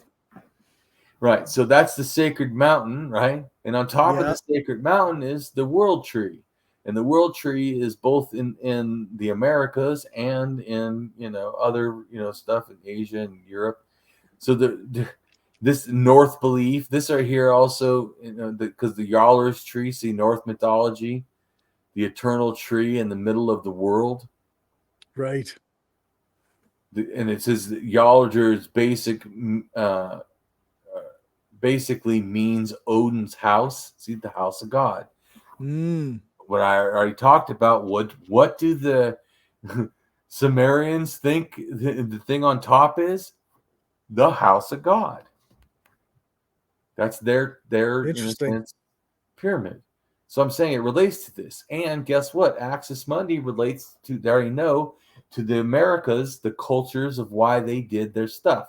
The Earth Diver mythology and the Axis Mundi.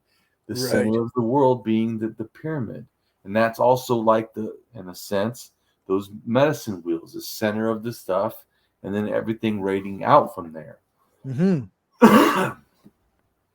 So it also, you see in the middle too, I have all these green pictures. These are actually showing you each of the steps. The eastern step, what it looks like, and then what the western step looks like. Just to give you a kind of an idea. And this is why also, like I was saying, you can go straight across it, because as you see, it's grass. Pretty open field, yeah. Right. And so, and then also that there's a down at the bottom in the center, there's an ovo, and that it relates to, in a sense, that like they build like this pillar sort of, or teepee looking thing or whatever. They tie all kinds of strings. That represents the sky. The blue strings or whatever, they represent the sky, which represents the sky god, because the sky god is the great sky, Tan or Tanger or whatever. Okay. Anyways, which is in a sense the sun god, because during the night there's no blue sky, right? Blue sky is yep. So anyways, I'm just saying, so but anyway, so this is these altars in a sense considered, they've found them on what they call God's mountain. So I was just showing you all these connections. So they're all doing these separately, but when you start really like, wait a minute, this is roughly similar. Shit, man. Yeah. And see that they magnificent bundles are sacred stone heaps. See, they're sacred stone heaps, and they're altars and shrines. So I'm just trying to show you, and then there's like a dog or a wolf, skull, whatever, and that relates to like Wolf Clan totem. Anyways, I'm gonna go down. Go ahead and read Axis Mundi. But he's starting to get like how it's connected a little bit. For sure. In astronomy, Axis Mundi is the Latin term for the axis of Earth between the celestial poles. In a geocentric coordinate system, this is the axis of rotation of the celestial sphere. Consequently, in ancient Greco-Roman astronomy, the axis mundi is the axis of rotation of the planetary spheres within the classical geocentric model of the cosmos. In 20th century comparative mythology, the term axis mundi, also called the cosmic axis, world axis, world pillar, center of the world, or world tree, has been greatly extended to refer to any mythological concept representing the connection between heaven and earth, or the higher and lower realms. Which is isn't that what I've been saying? Yeah. Yeah, that's right. Right, and there's some people that believe that, in a sense, a shaman rides the axis mundi. And then also, if you think about it, you build the pyramid, it's in a sense, star projection to the pharaoh to shoot into the sky, supposedly a soul or whatever. Okay. Because in a sense, it's the same thing. It's like, because remember, the thing is related to their creation myth. of the mound of creation. Right. So, okay. Like I said, I'm saying that all relates to kind of like mountains and mounds and stuff. It's not the pyramids that matter so much, but the pyramids I think relate to feng shui kind of ideas, like of doing perfect design and perfect numbers and right. Yeah. Mircea Eliade introduced the concept in the 1950s. Axis Mundi closely relates to the mythological concept of the omphalos, navel of the world or cosmos. Items adduced as examples of the Axis Mundi by comparative mythologists include plants, notably a tree, but also other types of plants such as vine or stalk, a mountain, a column of smoke, fire, and a product of human manufacture, such as a staff, a tower, a ladder, a staircase, a maypole, a cross, a steeple, a rope, a totem pole, a spire, or pillar. See, pause a second. And see, I said it's all connected. Do you see? I mean, but it's not like Graham Hancock connected, but mythologically, it's getting. See what I'm saying? Yeah. His is the ridiculousness. Like I said, go watch it. But I'm trying to say they're connected mythologically. Right. Yeah, they've got some real similarities in that way. Right. It's not the same people, but it's similar religious concepts. Yeah. Is the issue I'm trying to get people to grasp. It's so, in other words, people didn't share Christianity; they shared a belief in a deity, and then other people are like, yeah, okay, and they just make it a different deity, or whatever, or sort of get in a loose sense. I'm just saying, so it's not exactly the same. It's definitely connected. It's related, but it's not. Yeah, and not identical. It's not a copy of it. It's not a copy. It's not. Yeah, exactly. But I'm just trying to say, so then eventually evolves into all kinds of different things. Yeah. So I'm just making a comment. That's why I said when I understand religion how I do, they're all kind of connected in a very old way, or a lot more connected certainly than they think they are. For sure. Way more connected. That's what I think is really important to grasp, and also that these religious concepts, they went with people. Like I keep saying. Yeah. Its proximity to heaven may carry implications that are chiefly religious: pagoda, temple, mount, minaret, church, or secular, obelisk, lighthouse, rocket, skyscraper. The image appears in religious and secular contexts. The Axis Mundi symbol may be found in cultures utilizing shamanic practices or animist belief systems, in major world religions, and in every technologically advanced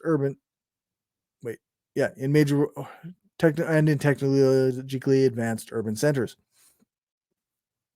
In Mircea Eliade's opinion, every microcosm, every inhabited region has a center, that is to say, a place that is sacred above all.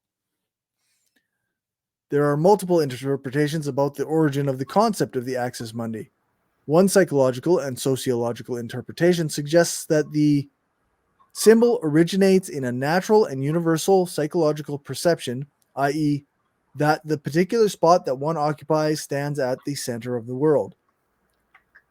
This space serves as a microcosm of order because it is known and settled. Outside the borders of the microcosm lie foreign realms that, because they are unfamiliar and not ordered, represent chaos, death, or night. Right, and that's what in a sense the prevailing statism when it looks at anarchism. Oh, it's unordered. It's oh my god. It's Yeah. Oh, you mean free association? Yeah. From the center, one may still venture in any of the four cardinal directions, make discoveries, and establish new centers as the new realms become known and settled. The name of China, meaning middle nation, is often interpreted as an expression of an ancient perception that the Chinese polity, or group of polities, occupied the center of the world, with other lands laying in various directions relative to it. A second interpretation suggests that ancient symbols such as the Axis Mundi lie in a particular philosophical or metaphysical representation of a common and or culturally shared philosophical concept, which is that of a natural. Right. Yeah, it's not natural. So I think both are true. So, I mean, I don't think it's an either or. I think that one inspires it or makes it more believable for it easier to believe, whatever, to pass. So this goes back to what reason I wanted to address this particularity, because you're like, why am I being so particular about how people believe in God? Well, I think it goes back to it's not a meme. Right? Like the Dawkins thinks that it's because the meme survives because it's so wonderful. Actually, the most powerful clan would make their religion survive. Yeah. It's not just because of it's not the nature of the thought. And a lot of I was saying a lot of it, think about this, the divine right of kings. And that means that the God is totally for hierarchy. I mean, demands it. Right?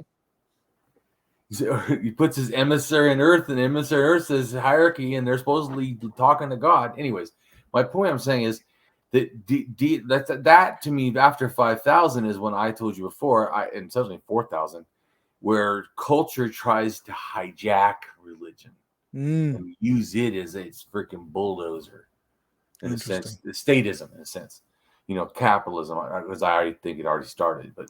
So I think that they become kings and all this, but it's the desire. I believe that's motivating this. But so there's a lot of stuff going on. So it's always more complicated. It's like people, talk about history of, oh, well, yeah, but there's also this and there's also this and this and this. They all can be kind of true. Like it's not that it has to. I don't know why when people have this black and white fallacy, everything has to be just one way or the other. Like what? No. Yeah. Sometimes that's the case, but that's not like some universal. Right. Yeah. No, that's right.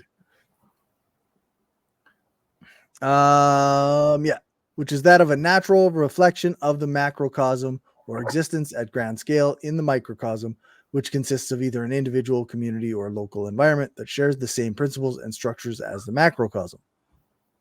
In this metaphysical representation of the universe, mankind is placed into an existence that serves as a microcosm of the universe or the entire cosmic existence, and who, in order to achieve higher states of existence or liberation into the macrocosm, must gain necessary insights into the universal principles that can be represented by his life or environment in the microcosm. In many religious and philosophical traditions around the world, mankind is seen as a sort of bridge between either two worlds, the earthly and the heavenly, as in Hindu and Taoist philosophical and theological systems, or three worlds, namely earthly, heavenly, and the subearthly or infra-earthly. For example, the underworld as in the ancient Greek, Incan, Mayan, and ancient Egyptian religious systems. Spanning these philosophical systems is the belief that man traverses a sort of axis or path that can lead from man's current central position in the intermediate realms into heavenly or subearthly realms.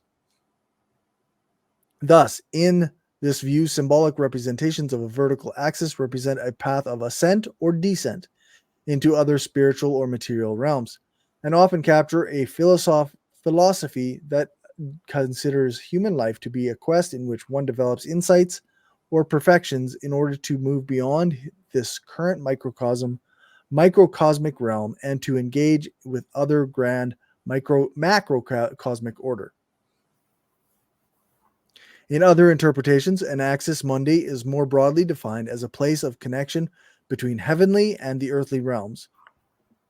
Often a mountain or other elevated site, tall mountains are often regarded as sacred, and some have shrines erected at the summit or base. Mount Kunlun fills a similar role in China. Mount Kailash is holy to Hinduism and several religions in Tibet.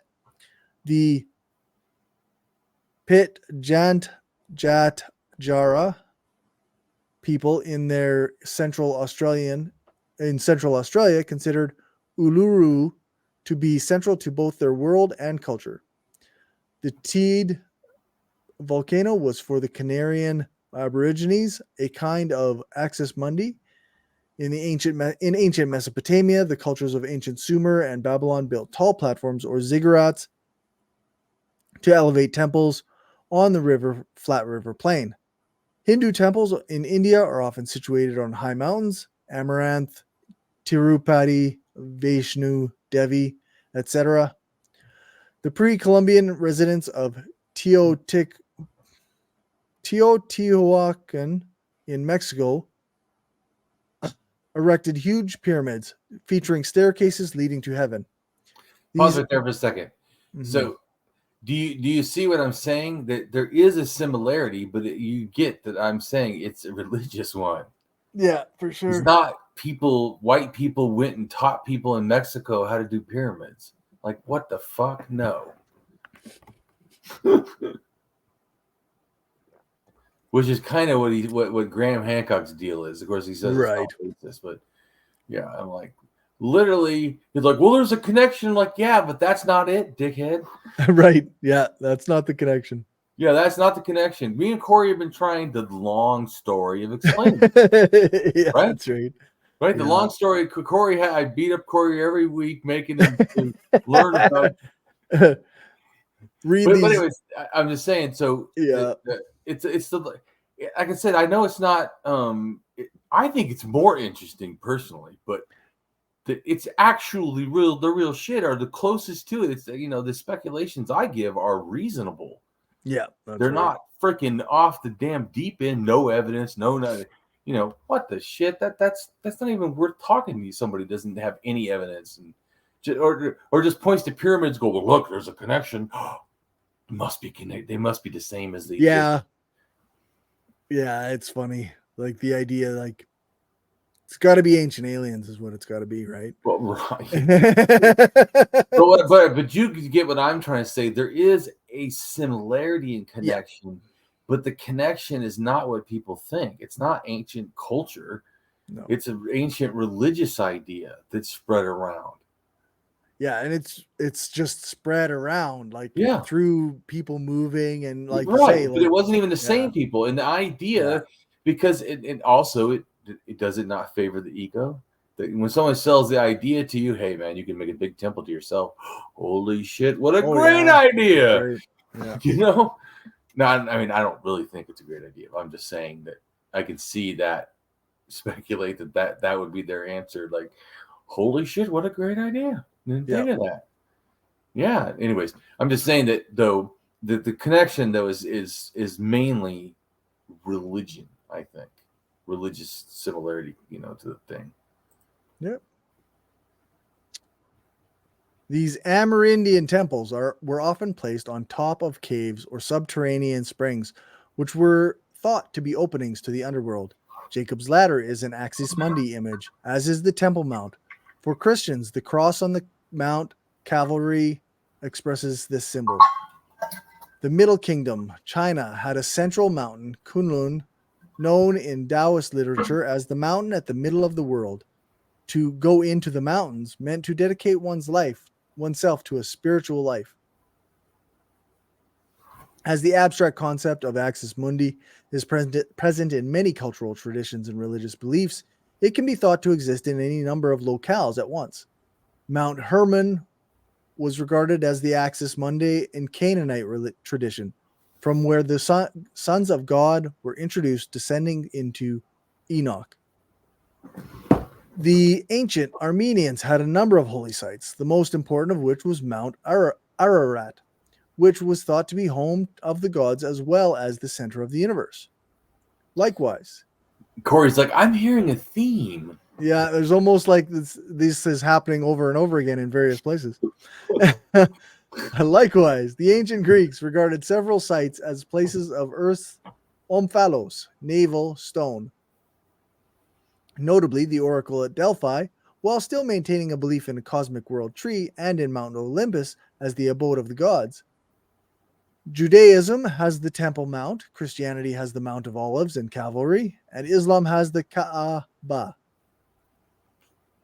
said to be the first building on earth, as well as the Temple Mount, Dome of the Rock. In Hinduism, Mount Kailash is identified with the mythical Mount Meru and regarded as the home of Shiva. In Vajrayan Buddhism, Mount Kailash is recognized as the most sacred place where all the dragon currents converge and is regarded as the gateway to Shambhala. In Shinto, the Ise Shrine is the Omphalos. Sacred places can constitute world centers, Omphaloi, with an altar or a place of prayer as the axis. Altars, incense sticks, candles, and torches form the axis by sending a column of smoke and prayer toward heaven. It has been suggested by Romanian religious historian Mircea Eliade that the architecture of sacred places often reflects this role. Every temple or palace, and by extension every sacred city or royal residence, is a sacred mountain, thus becoming a center. Pagoda structures in Asian temples take the form of a stairway linking earth and heaven. A steeple in a church or a minaret in a mosque also serves as connections of earth and heaven. Structures such as the maypole, derived from the Saxons Irminsul, and the totem pole among the indigenous peoples of the Americas, also represent world axis. The calumet, or sacred pipe, represents a column of smoke, the soul rising from a world center. A mandala creates a world center within the boundaries of its two-dimensional space, analogous to that created in three-dimensional space by a shrine. In the classical elements and the Vedic Panchabhuta, the axis mundi corresponds to aether, the quintessence. Plants often serve as images of the axis mundi. The image of the cosmic tree provides an axis symbol that unites three planes: sky with the branches, earth with the trunk, and the underworld with the roots. Did you know that about the tree? It Not makes really. sense. Yeah, it makes sense. I don't think that was in my head before, though. Oh, okay. I think it's kind of like once you explain, like, oh, I can totally understand why they thought that. I can understand that. In some Pacific Island cultures, the banyan tree, of which the Bodhi tree is the sacred fig variety, is the abode of ancestor spirits. In Hindu religion, the banyan tree is considered sacred and is called Ashwath Vriksha, and it means, I guess, of all trees, I am the banyan tree, from the Bhagavad Gita. It represents eternal life because of its seemingly ever-expanding branches.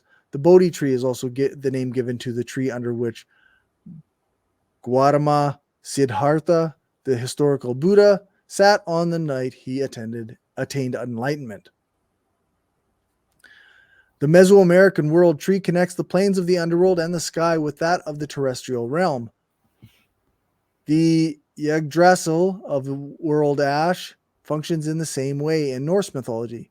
It is the site where Odin found enlightenment. Other examples include Jivaras in Lithuanian mythology and Thor's oak in the myths of the pre-Christian Germanic peoples. The tree of life and the tree of knowledge of good and evil in Genesis present two aspects of the same image. You're like, wait a minute, the Bible. Yeah. And you know what? It's not that often that my show features the Bible. But right. But you see, in a sense, isn't it amazing how all this stuff has a lot of similarities and people are. But so the similarities are not the same people. Because just because someone's a Christian doesn't mean you know where they're from. Or no, whatever. That's right. Yeah, that's right. Or a Muslim for that case. But I'm just saying, because they can be from a lot of different places. They can be from Indonesia. Yeah. Not from the Middle East is my point is. But people immediately assume. But I'm just saying that all these things are going on. And they all are sharing similar things. And that's to I think, tie in a lot of this ideas moved around. And so this shows why they all kind of think this way. Yeah, for sure. Yeah, like there's a lot of parallels between these belief systems about the axis mundi. Right, but what does it show you to me in the big picture is, like I said, that the religion just keeps evolving. It's cultural. They're just passing these ideas or whatever. It's cultural. Yeah, They that's move right. around. So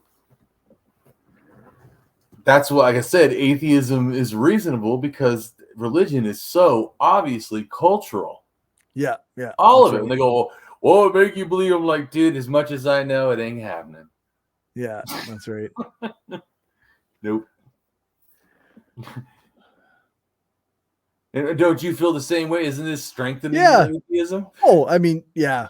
I mean, I always kind of thought it was just, yeah, it certainly isn't weakening it. I always kind of thought it was just like a historical cultural product.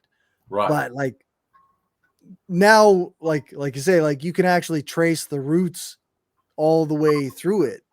Like this didn't just come up out of nowhere. It like right. So Corey's getting my main thesis. Yeah.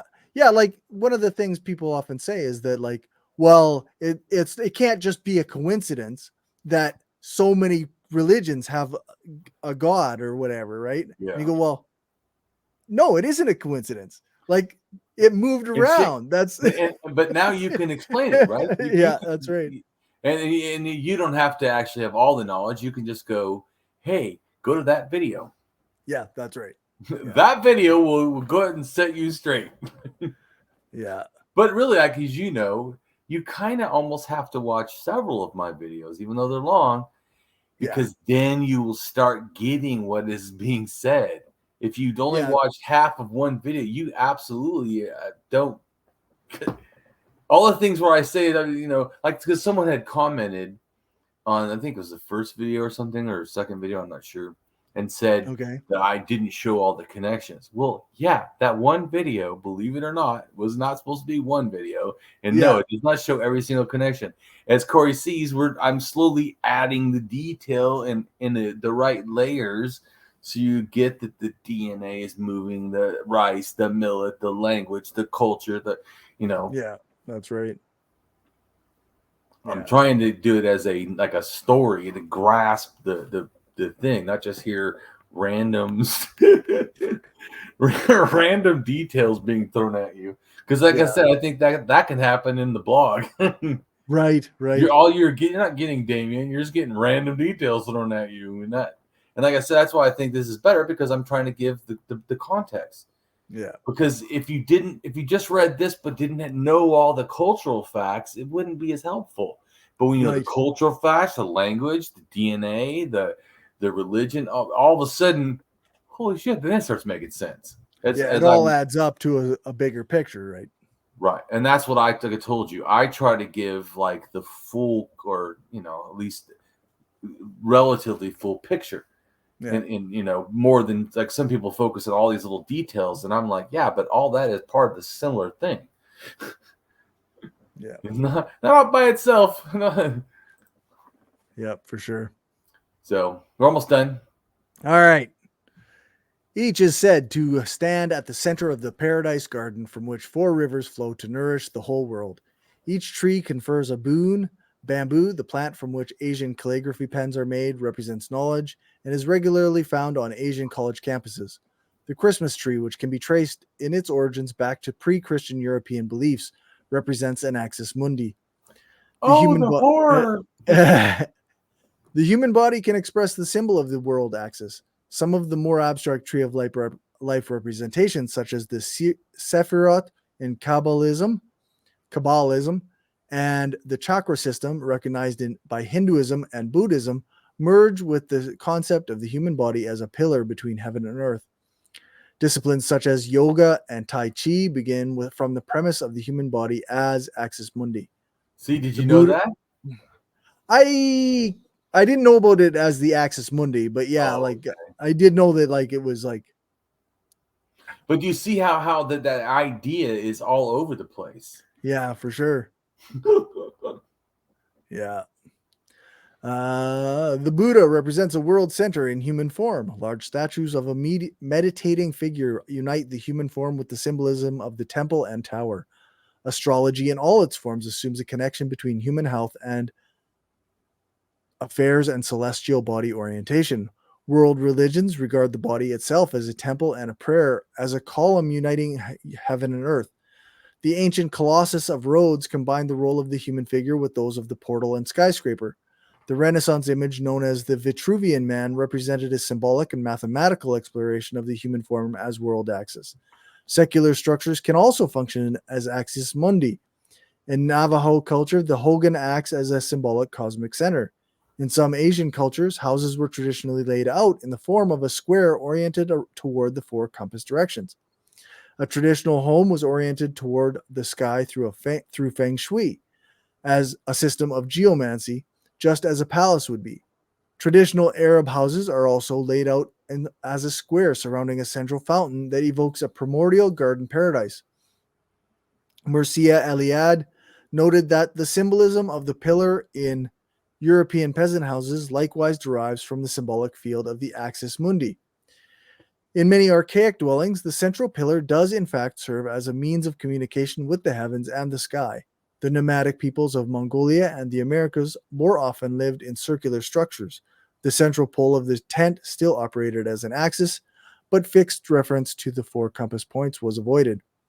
A common shamanic concept and a universally told story is that of the healer traversing the axis mundi to bring back knowledge from the other world.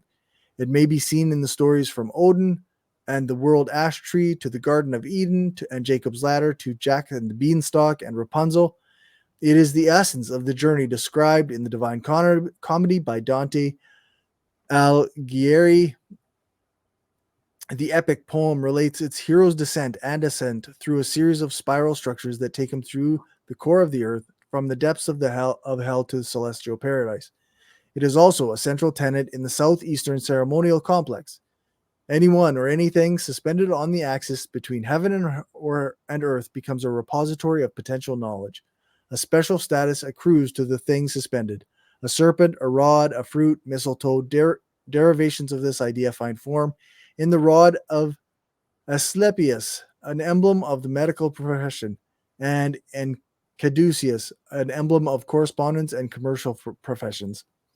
The staff in these emblems represents the axis mundi, while the serpent acts as guardians of or guides to knowledge. See, you knew that, right?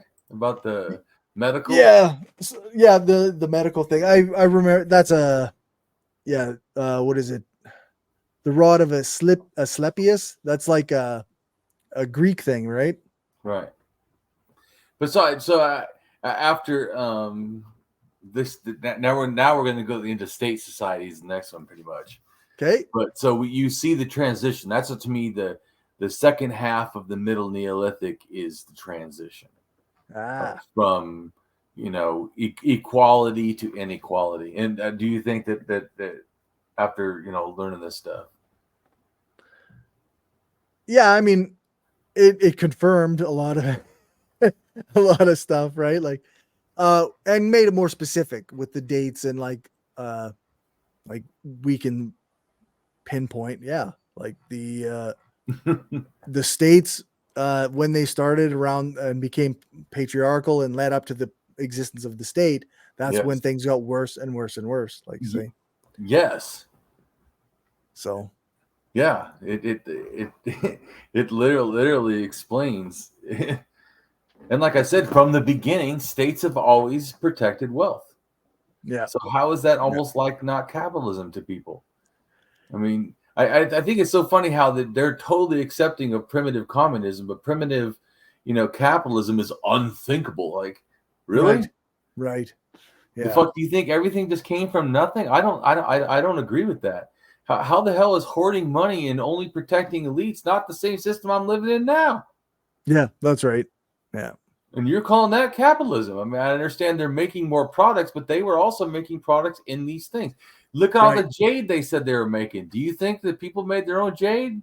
Oh, come on. That's what other people are for. You know that? The workers that are almost unpaid or unpaid? Yeah. Yep. Right. So how is that? And they're doing it on an industrial thing. That someone's grave has, how much did it say, those little pieces? Like a lot. It was a lot. 3,000 or something. Yeah. Someone had to make each stone. And then they had to sew it together. I mean, you get what I'm saying. And not everyone didn't get that. So I'm just saying they hoard all this labor. That he's wearing labor. And not 2,216. Right.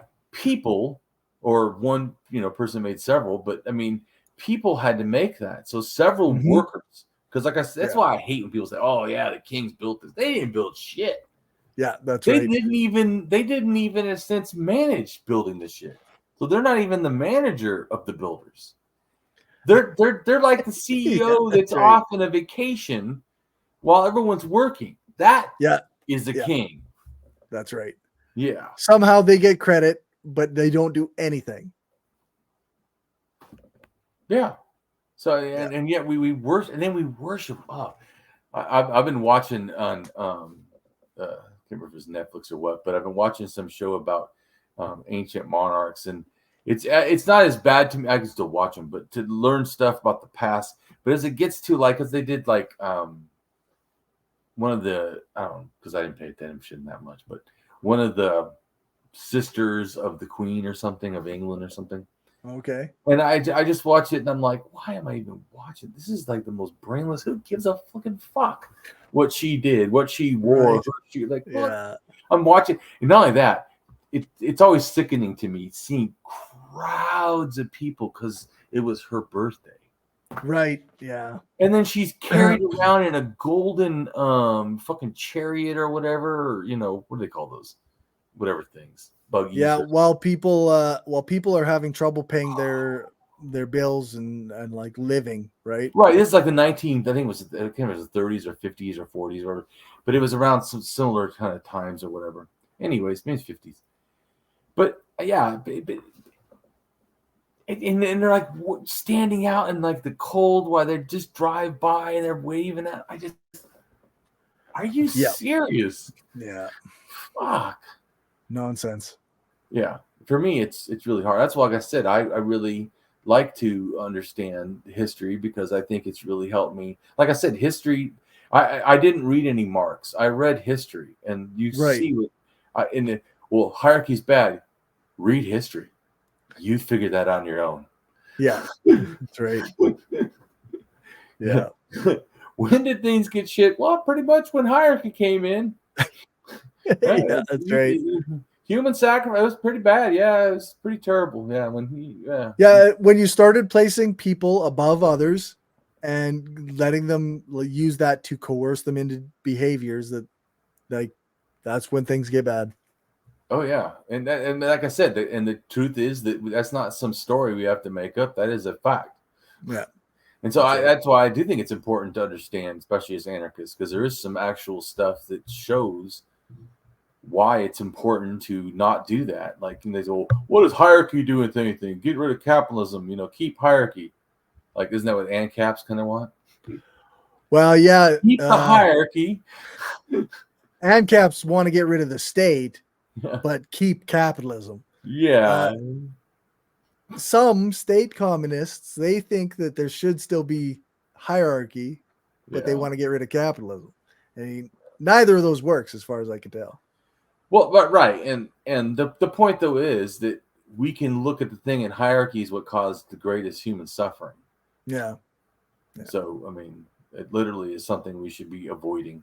I'm just saying that I don't have to read Marx to know that. Yeah. And I'm showing you the stuff I've read, and I became impressed that, holy shit, that's not a good idea. Yeah. Yeah. So I'm just saying I became more anarchist because of my personal persuasion, but also reading more history made me realize more strong, this is it. Right. It seems pretty clear. Like, I don't know. Right. It'll take a lot for somebody to convince me that hierarchy is good at this point. Right. And I'm just saying that we can look at inequality is not good. Yeah. That's when shit got fucking terrible. I mean, so we can look at when this stuff happened to me and go, okay, that wasn't a good change. Like, sometimes things evolve and it's a good thing. Sometimes it evolves and it becomes shit. Yeah. And so I do think that it's important. And also, it really irritates me too when people say, oh, the anarchist has never proven itself. I'm like, literally, it proved itself for most of human history. You just mean it hasn't done it recently to you. Also, like, what are we comparing it to? Are we comparing it to state communism, which has also failed, or are we comparing it to capitalism, which is dominating and exploitative? Like, what do you mean it hasn't proven itself? It hasn't failed either compared to what's going on here. Like, but all you're really at that is admitting that to make war, because that's really what it comes down to when you mean that they can't do it. You mean they can't stop you from taking over, right? Like what they try to do to indigenous cultures all the time. Come in, kill everybody, take over, Yeah, because they have bad ethics. Well, that's definitely true. That's true. That's a fact. No, but also it is because they think that might makes right, or they can power into, and then because they've powered and took it, then it's theirs, and it's legitimately theirs. Yeah. Well, that's they believe it's legitimately theirs, which it is not. So right, which But so I'm just saying though that there's evidence that shows it, which is what I'm trying to show, and I'm also trying to teach people religions and trying to show it's cultural, and trying to show that people also are not anti-trans, and you know what I'm saying, like this, but because of my anarchist goals. So when I talk about history, I use history as a way to teach. Yep, for sure. Or I try to, I should say. No, it does. But anyways, so and then next time we're gonna do the Bronze Age, but I was thinking of maybe, because I got irritated talking to agnostics about it is not that I'm against people that are agnostic. I'm not against people being skeptical. I'm not against people doubting. I'm against you saying that that's the only logical way to be. Yeah, it's your chosen way. You're wrong because you're an atheist and I'm an agnostic, so I'm right. It's endless. What? I'm not going to go into all of it, but it's endless to the things that they say that just not true or inaccurate, or like which I feel like happens all the time with socialism and anarchism. People don't even know what it is. It's like people say that Biden could be a socialist or an anarchist. What? Oh my God. Right. Yeah. You don't even have any clue what words mean, I think. Yeah. Go read a Wikipedia at least. But so because they say stuff, you're like, and just like I said, if you go look at the map, they're really not left. It's not justified. It's literally not. So people don't care. But I do think that we can get to some people by explaining, like I do, how it works. So not faith and trust. Here it is. Go read it yourself. There's more. But it still kind of points to the same thing. Like I said, but it doesn't mean it is all the same. Right. So, or the same culture or whatever. Yeah. No. But anyways, I was saying maybe I was going to break up next week and do a video on agnostics. On the agnostics. And what I feel about it. Because I'm kind of like irritated about it. And I didn't want to take up too much time in this video. So I thought I'd just make another video. Okay. So maybe next time we'll do that, and then we'll go back to China. Just want to give my opinions. Sounds good. Yep. So, but anyways, Corey's doing great stuff. Go ahead and tell us what you're doing, Corey. I just released an interview with Zoe Baker, a YouTuber and author of Means and Ends, which is right there, right there, up above me. So that was a good interview. And then, of course, me and Justin are still doing Red Reviews. I'm a little behind on the production schedule on that, but they're all up on our YouTube channel. It's the Skeptical Leftist podcast. So they're all in the live feed. Like, you got to go over to that live tab to watch them, but the edited versions will come out eventually. Yeah. Right on. Well, everybody should support, Corey also on his Patreon, because Corey works hard and I like the work he does. I appreciate that. That's patreon.com/skepticalleftist for those interested. But it's I put a lot of work into the edited versions of my videos. So, and with the limited time that I have. So, well, yeah, I know it's hard. That's like people don't realize how many hours I work on stuff. No, that's right. Yeah. Hours. and hour, days and years. And yeah, that's right. Not only the research, but also the editing and yeah, it's a lot of work. People, I think sometimes people take for granted that if you make a video and it looks like natural, like that they forget how much work it actually is to make it. Oh yeah, especially like mine, like the last video I did, it took me, I'm thinking it took me, I can't remember exactly, so I shouldn't even say, because I hate like lying. And right. Because I was gonna say it took me, and I was like, fuck, I can't even. I was gonna say maybe a couple hours, and say maybe it's a couple of days. I thought, you know what? I shouldn't say anything because it'll be a lie because I don't fucking remember right now. But anyways, it took me a long time. So let's just say that. A lot of time, yeah. But it took me a long time, and I know it was more than an hour. Like it was several hours or something. I can't remember, but it took me a shit long time. It seems like it almost took me 2 days, but maybe it was just. Yeah, like when you're adding images into a video and then trying to sync up the video and the images with where you want them to be, so that the commentary, like it's a lot of work, and so. Yeah, I mean, watch the whole thing. Watch it all the way through. Right, because I think it's like 60 pictures or something. I mean, put that last video we did. I'm not going to put as many in this. I've still got to put a bunch, but it's not going to be as many because the other one we're dealing with certain topics I wanted to, emphasize or a culture. I talk about a visual, this people show a thing. I was showing stuff. So because I once again, I really want people to grasp. I don't want, in other words, like I'm no one's atheist champion or whatever, or religious champion. I want to teach you. You can go fight too. Yeah. Yeah. You don't need me to fight for you. You learn. Now you can fight. Now you know, like you, right? Now you know when someone says, "Oh, it's been people in tribalism forever." Like that's not actually totally accurate. Right. Yeah. Well, it's always been patriarchy. That's not accurate either. That's for sure not accurate. But you get what I'm saying, and you can be like, how do you know that? It's just your leftist opinion. No, actually, I have archaeological facts is why we know that. Yeah, like we can go over to this video and this channel and these blog posts and be like, hey, right, exactly. That would definitely, if I was going to be arguing with someone, I'd grab the blog post because it's got a lot on there. But the videos do too. I explain stuff I don't explain in the blog because in the blogs I don't always give my opinion because I just once in a while I arrange stuff in my opinion in a sense without having to say it. I just give all the facts, and once they are put together, you start going, "Oh, wait a minute." Yeah. You don't even as you need me to say much. You're already going, "Oh, I'm seeing a connection." Well, that's what I want you to do on your own in a sense. But that's like I told you, I don't want you to believe me. I want to provide stuff that makes a reason for you to want to believe me. Yeah. So in other people that they just want belief like without evidence. Like, oh hells no! If you can show me good reason to believe something, well, okay, that's right. So I mean that's how I am. Because some atheists are like, I don't have any beliefs. I'm like, that is a belief. Yeah, that's right. Like I think it's a fundamental misunderstanding of what belief. Yeah, people in words.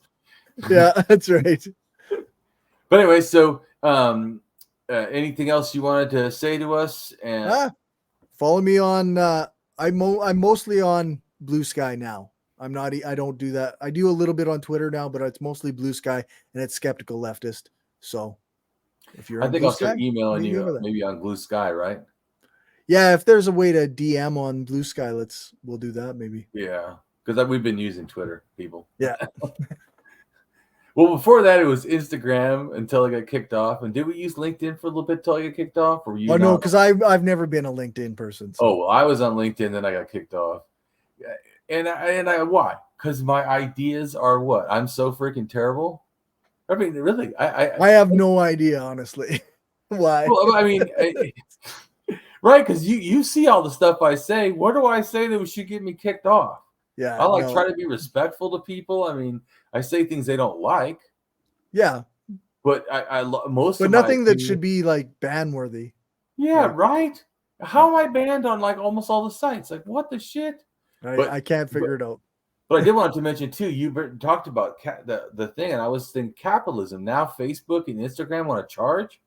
Oh yeah. They I got a message or a notification or something saying like, yeah, we can boost your profile if you become a verified member of Instagram and Facebook. Oh yeah, it's happening. You want to do Elon Musk's blue check on Facebook now because you saw, well, he's charging money and people are paying it.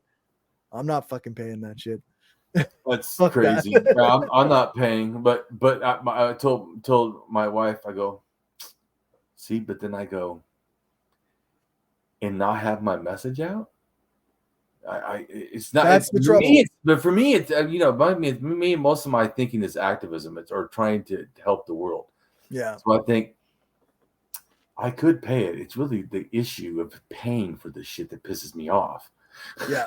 It's not I can't pay it. It's that it's irritating. Go fuck yourself. Kind of. But they already extract so much money because of the data they get from us. Like it's just absurd that they want us to pay them as well. It is, but I'm saying is I gotta weigh my exposure because I know I had way more exposure when I was on Facebook. I know you don't maybe remember, but dude, I had like my axiological atheist had like 100,000, no 50,000 or whatever followers, right? And my personal page had 10,000 followers, and then I had 3 profiles all maxed at 5,000. Yeah. So getting kicked off of Facebook, I lost a lot. So I'm just saying it's irritating to me that I might have to do that, but it's not for me about more exposure or whatever, like he's talking about. It's that I don't want to have no exposure. If someone, but I don't know. Well, and I can tell on Twitter like that I've been throttled back. Like, like I have like I still tweet regularly. Or Zeet or whatever the fuck he wants us to call it now. But I'll get maybe 1 or 2 people will even see it. Like sometimes it's like under 10 people even see my tweets. Like, well, I try to share your stuff, Yeah, that's when people see it is when you retweet it. Well, I have like I'm getting closer to 9,000 or 8,500 or 600, whatever. I haven't looked at it exactly, but I know it's getting higher, but like I said, I share your stuff and we'll share your stuff because I think you have quality stuff. I mean, I've been sitting at 1,800 followers for almost a whole year now. I know, and I started, remember, at 300. I started less than you. Yeah. Remember? Yeah. But also, and I probably would be even bigger if I was still being an activist as much as I used to be too. Right. I was constantly also arguing with people and and now I don't do that because how I got kicked off. Yeah. But also, I'm not always on every site. So Twitter doesn't like it because I'll go like 4 days without saying anything. So then it doesn't like that. So. Well, and so people know it's not that I like Twitter or Facebook or any of this. It's really because I'm constantly trying to push my in this sense, ideas. Yeah. And my ideas, as you know, it's not like I'm some bad person. My ideas is the whole world gets more humanity, man. More connection, right? That's what I show. Is I don't like Graham Hancock's thing is, shows all connections supposedly, and that he, is some spiritual whatever. I show all the stuff and I try to show, man, we're just human. That's what it really shows me. And we should care about each other. This bigotry is just horse crap. Yeah. I mean, to me, that's my message. For sure. So, but anyways, next time we'll talk about agnostics. Sounds good. Not in a mean way, just philosophically why the ideas are stated are wrong. Yeah. We'll try not to be mean. All right. Take care. You too.